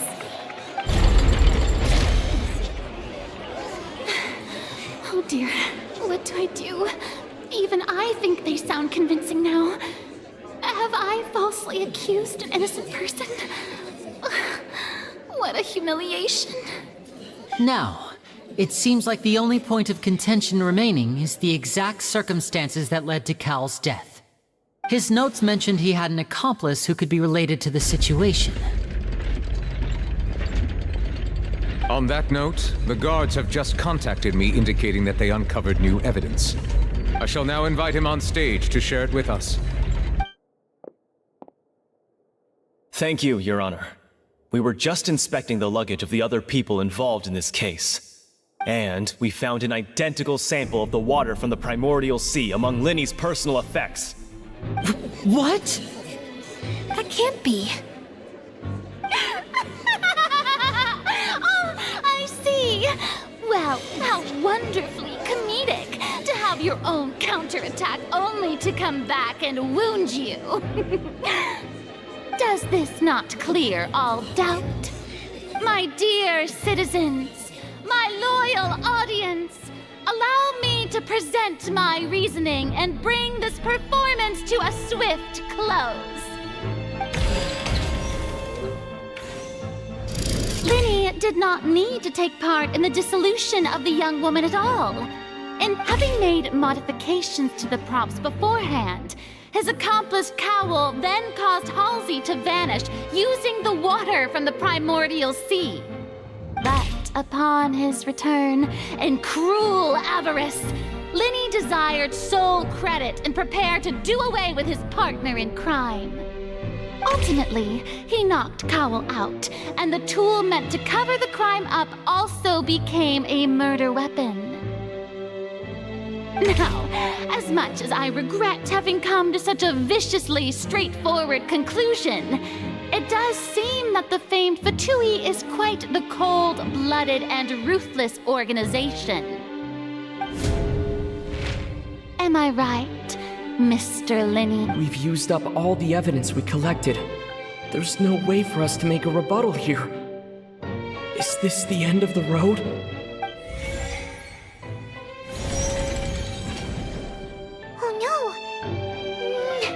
Paimon can't think of anything either.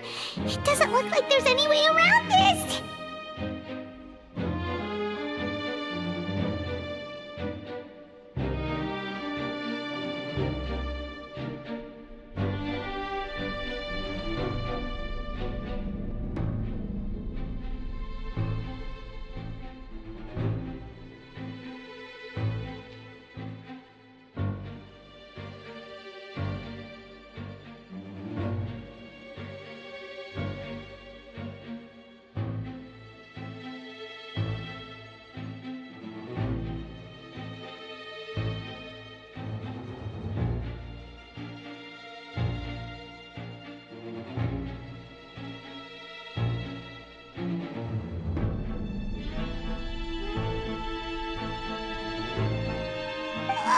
Seems using the water as new evidence was too good a move. Why did this have to happen now? I think we've all seen enough now, and we have ample witnesses to my flawless reasoning. I believe this is indeed the finale! Now then, my good, noble Chief Justice, should we not, in your view, move...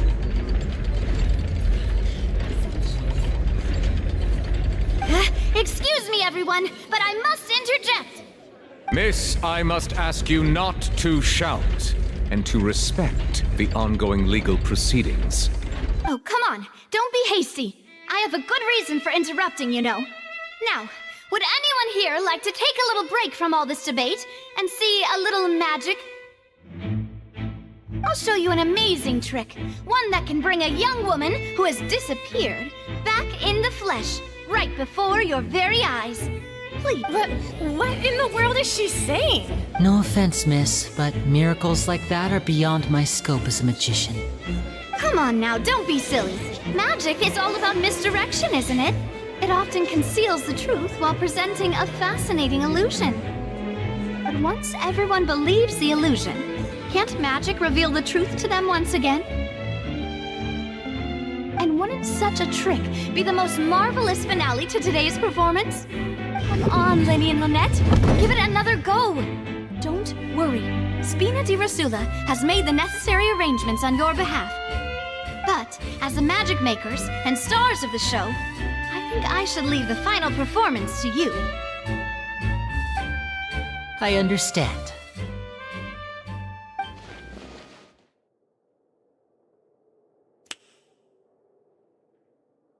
And voila!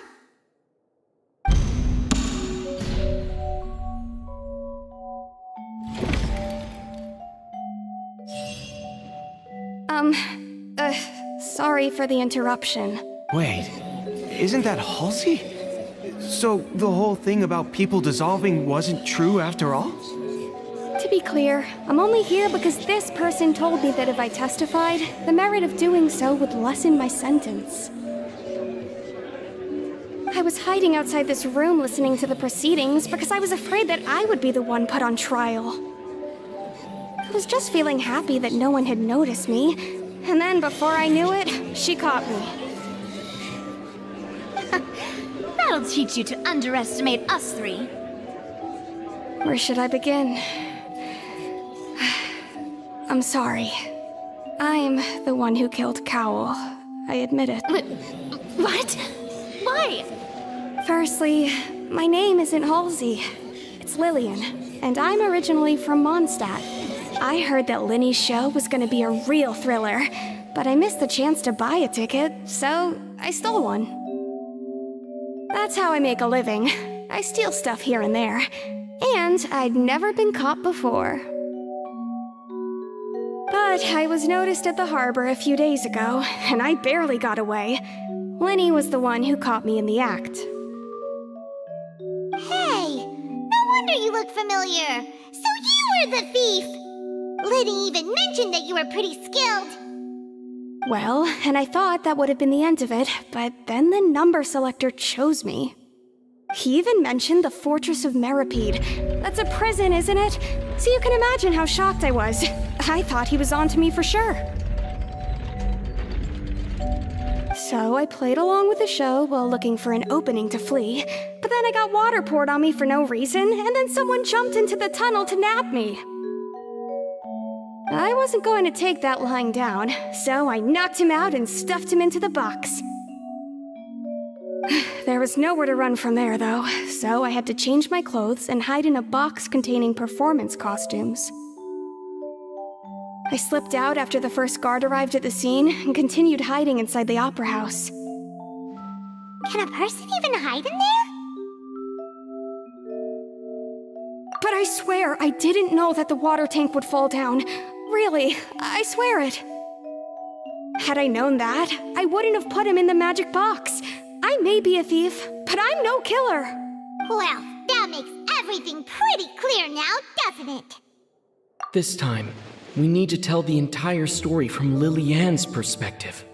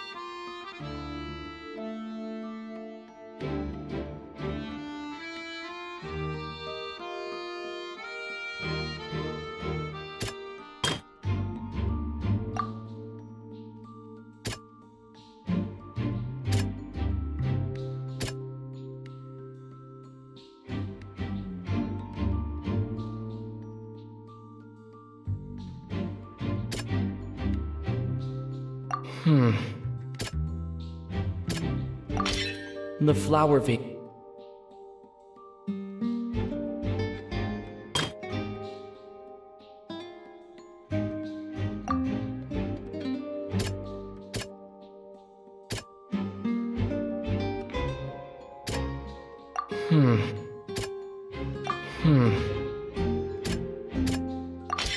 Lily-Ann was afraid that she would be recognized.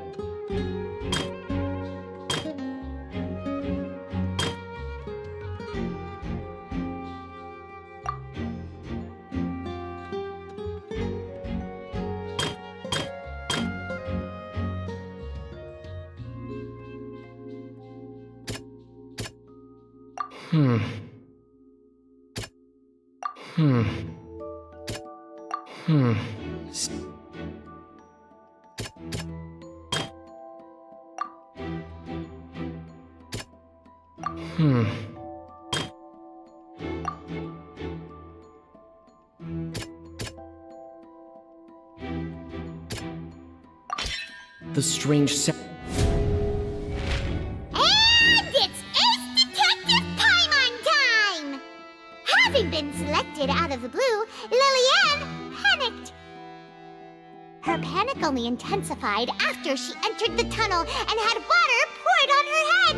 So she kicked the door open, producing the thud we all heard. Hearing the commotion, Cowell leapt into the tunnel, only to discover that Lily-Ann... He did not know that Lily-Ann was not from Fontaine, but was a thief who made her way in by stealing a ticket. Mistakenly believing that the water from the primordial sea needed time to take effect, he tried to force Lily-Ann back into the box. The two broke the flower vase during the struggle, but Lily-Ann came out on top, knocking Cowell out and putting him in the box. With no way of escaping, she changed her clothes and hid in the costume trunk until the performance ended.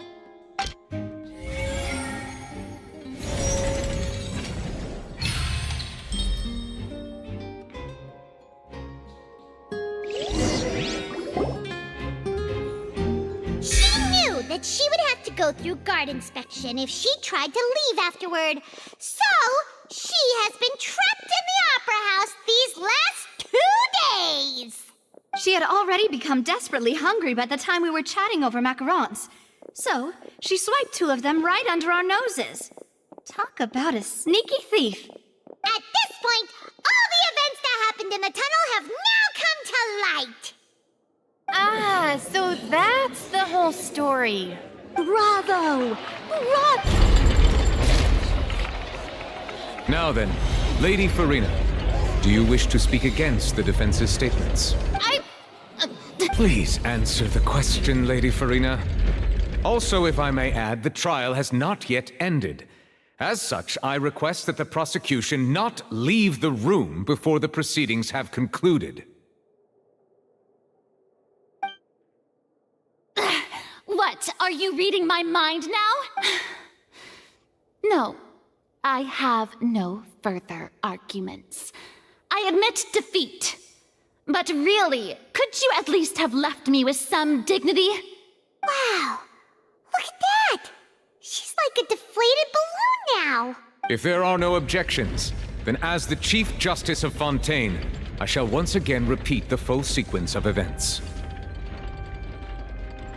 The actual perpetrator of the serial disappearances, Cowell, selected his next victim from the audience reservation list. With some modifications to the selector, he could ensure that the pre-selected young woman would be chosen. To cover up any evidence while committing the deed, Cowell thought of allowing the water tank to fall, which would conceal the water left behind after the young woman was dissolved. He also tampered with the rope suspending the water tank, using the fireworks at the end of the performance to cause the tank to drop and hide the watermarks. He poured the water from the primordial sea into a balloon during the preparation of the magic box and stuck it to the box's lid.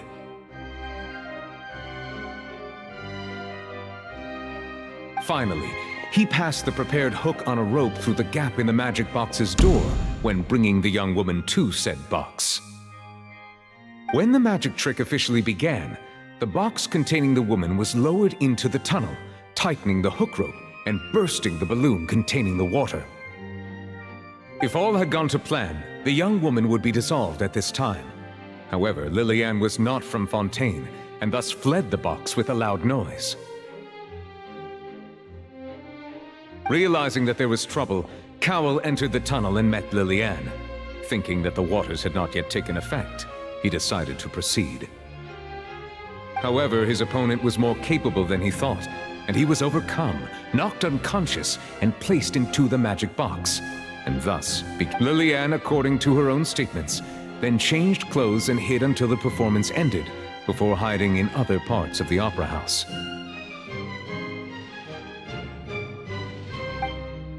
As for Linny, he was in the underground structures within the opera house, and was thus ignorant of these happenings.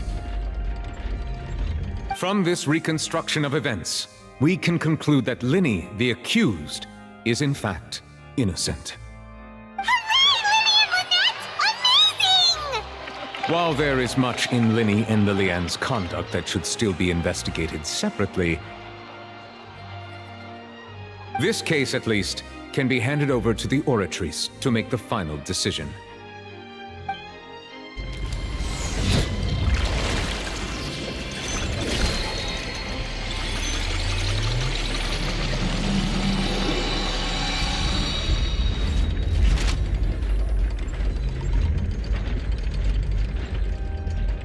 As such, Linny and Lynette are officially declared not guilty.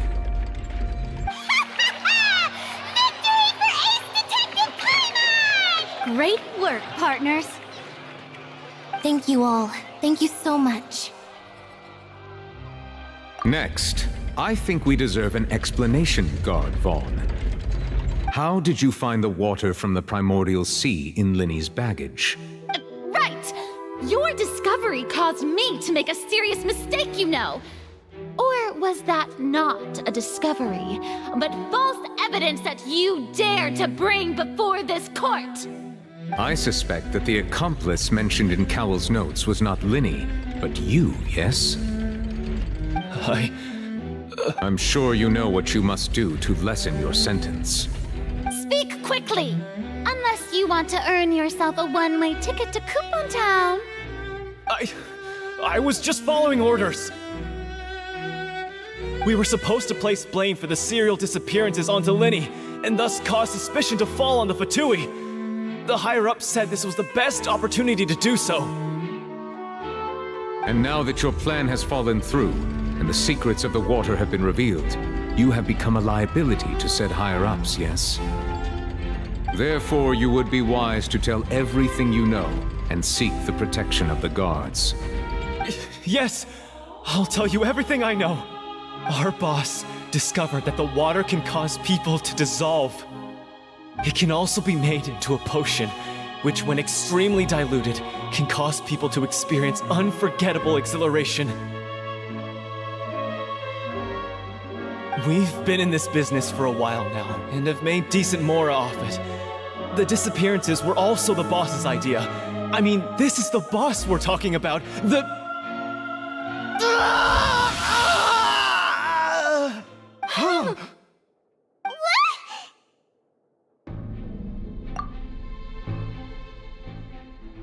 And now he can no longer talk. Such ruthlessness. An outrageous act. All present, please submit to inspection immediately.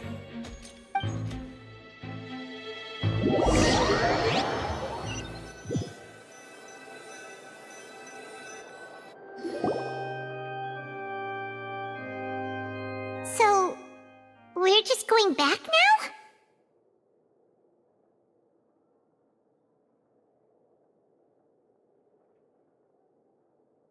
That's true, but... Traveler, Paimon! Please wait. Lenny... I know you may not want to speak to me right now. Maybe you don't even want to look at me. But still, let me thank you again for defending me to the end, even after you learned that I'm a member of the Fatui. I guess. But regardless, I'd like the opportunity to set things straight. I didn't approach you with any ulterior motives or ill intent. I've spoken to you as myself, just plain Linny this entire time. As for why I'm a Fatus, it's because the goals of the House of the Hearth align with those of an orphan like me. That's all. That was how Father, who you might know as the Knave, approached recruiting us back then too. The Knave? The one who controls the House of the Hearth? She's your father? That's right. And since we're here, I was wondering, would you mind hearing a story? It's about my past. Back when our parents first died, Lynette and I were left wandering the streets. To survive, I took to surreptitiously observing an older street performer who did magic. It took me several days to figure out how he pulled off his amazing tricks. I took my sister through several streets until we found a crowded corner, and we began to perform magic tricks there.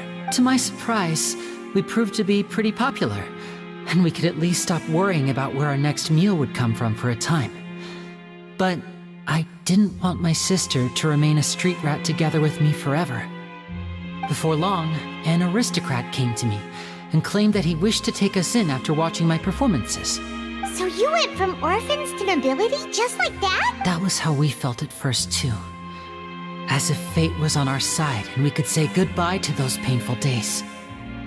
But I gradually discovered that while we were called foster children, he was really after my talent for magic tricks.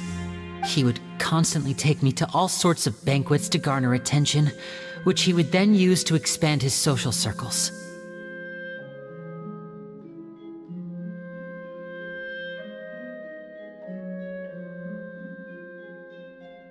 That doesn't seem too bad either.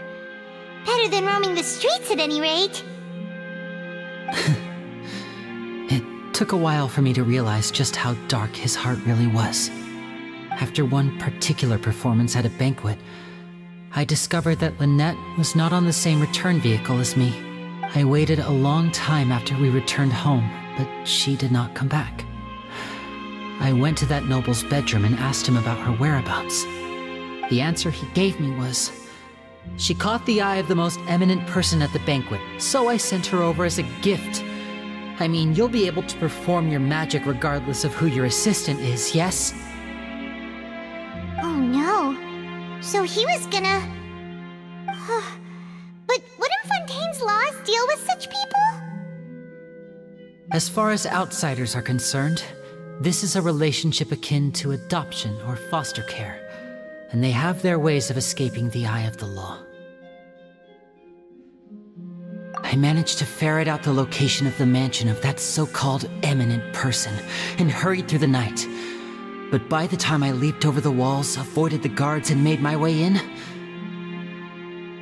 all I saw was the moonlit ground covered in blood, and the knave standing there in the darkness.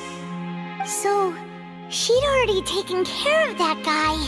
That's right. She had rescued my sister before she could come to any harm, and had even discovered several girls hidden in a basement, all of them orphaned. Father, the knave, might have seen something in me, and so she made me an offer. The House of the Hearth welcomes you, for your interests align with ours. Here, none will ever betray you. Indeed, betrayal shall never be permitted here. I was hesitant to trust her. I had just been betrayed by nobles. But she was also quick to destroy the noble who had taken us in at first, giving us back our freedom. Oh, so that's how the two of you joined the House of the Hearth. She has her own plans. She has gained permission from the Tsaritsa to first use the Gnosis' power once she obtains it. She plans to use it to find a way to break the prophecy and save Fontaine.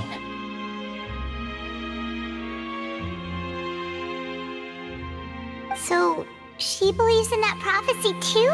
That's right. The whole House of the Hearth is currently working to combat that crisis. Today's case has also proven that people from Fontaine can indeed dissolve into some sort of water, thus further supporting the prophecy. Everyone at Hotel Bouffe d'été, including the knave, has their roots in Fontaine. And we will always defend our homeland. To us orphans, the only connection we have left to this world, apart from our family, is our homeland.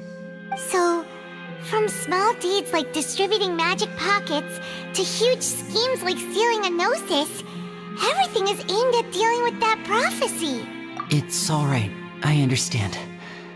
The only thing I can do is relate all this to you. I just hope you can understand that even as a member of the House, I have never stopped making my own decisions, and that I believe what I'm doing is right. If you should need anything at all in the future, feel free to find me. I will do my best to help you, as plain Linny.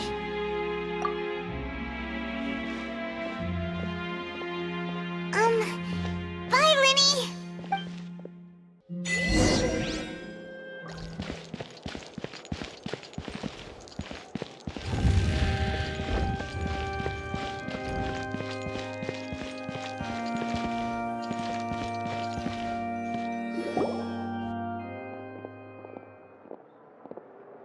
Hey there. What was with the disappearing act you pulled right as the trial ended? Were you looking for us, Navia? Well, this whole thing isn't exactly over, is it?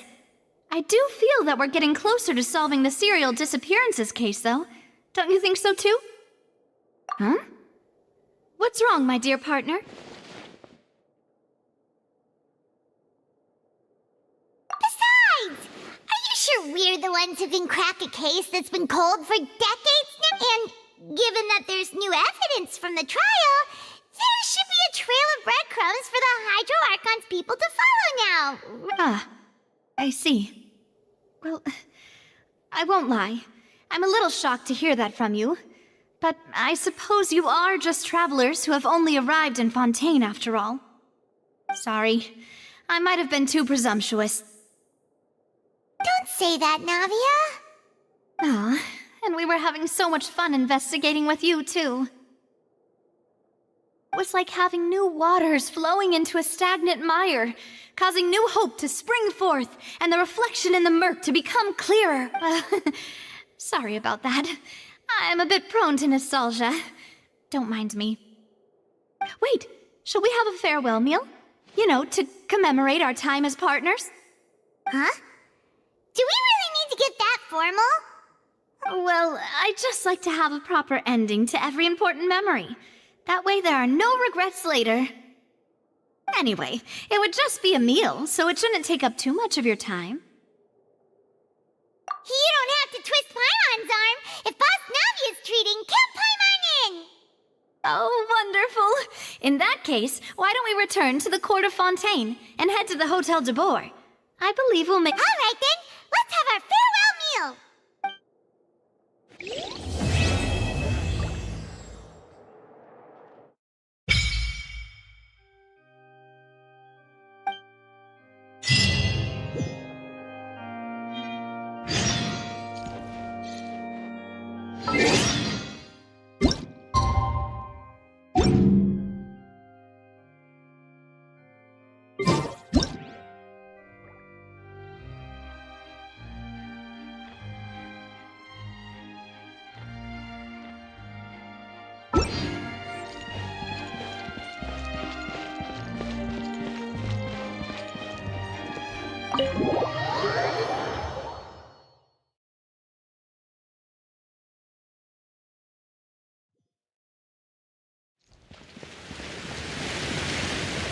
everybody in mind.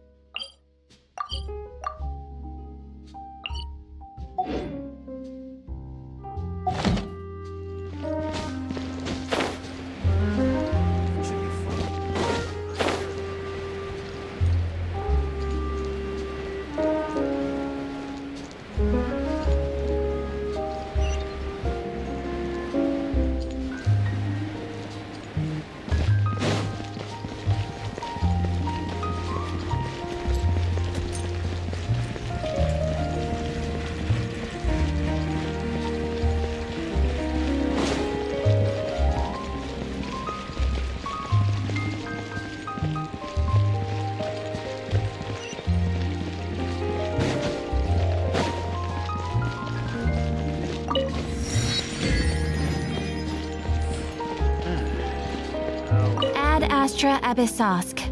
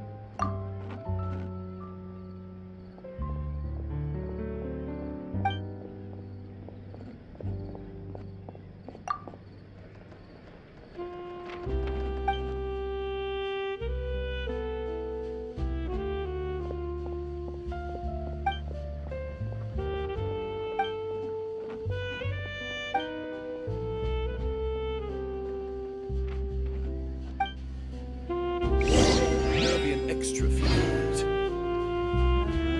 Ad Astra. Thank you for completing today.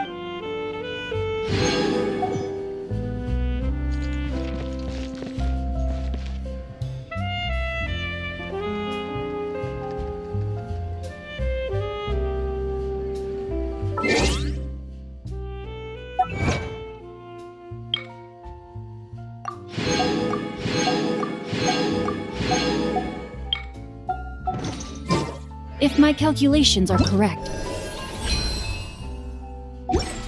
Wanwen Bookhouse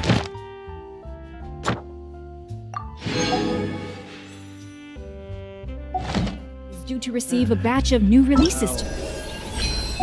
Think about it. Might we? There'll be an extra.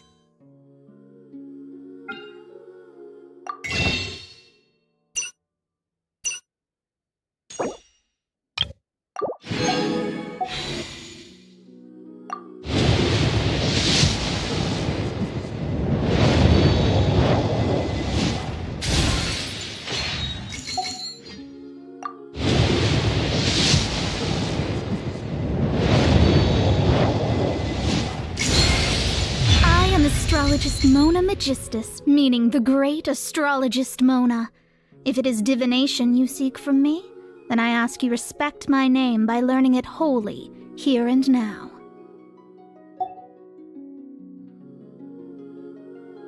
A small detour to our adventure?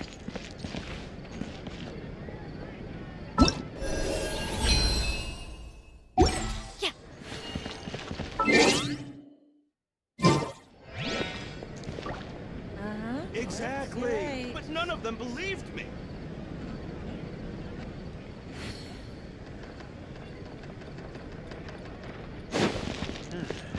There'll be an extra fee for that. I'll think about it.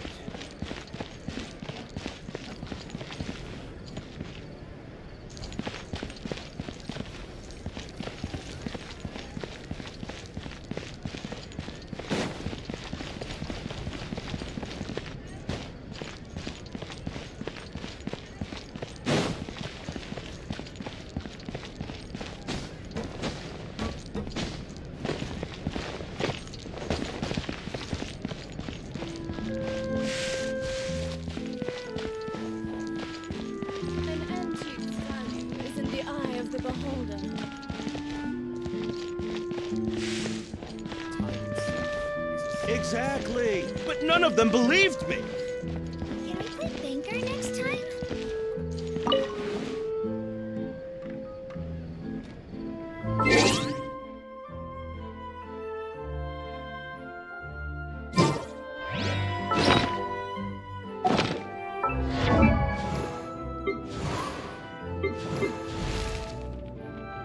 Oh, ow! Where did that come from?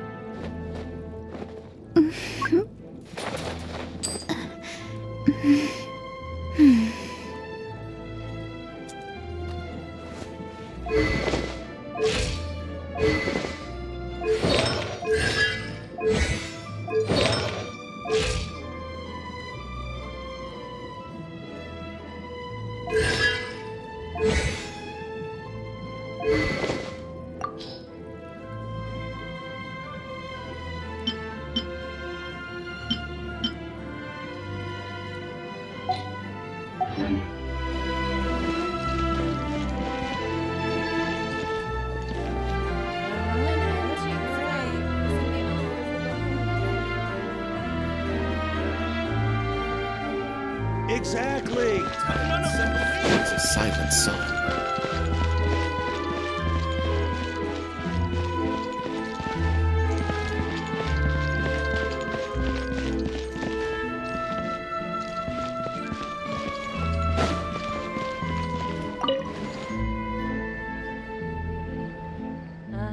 Yep, you're right. An antique's value is in the eye of the beholder. Get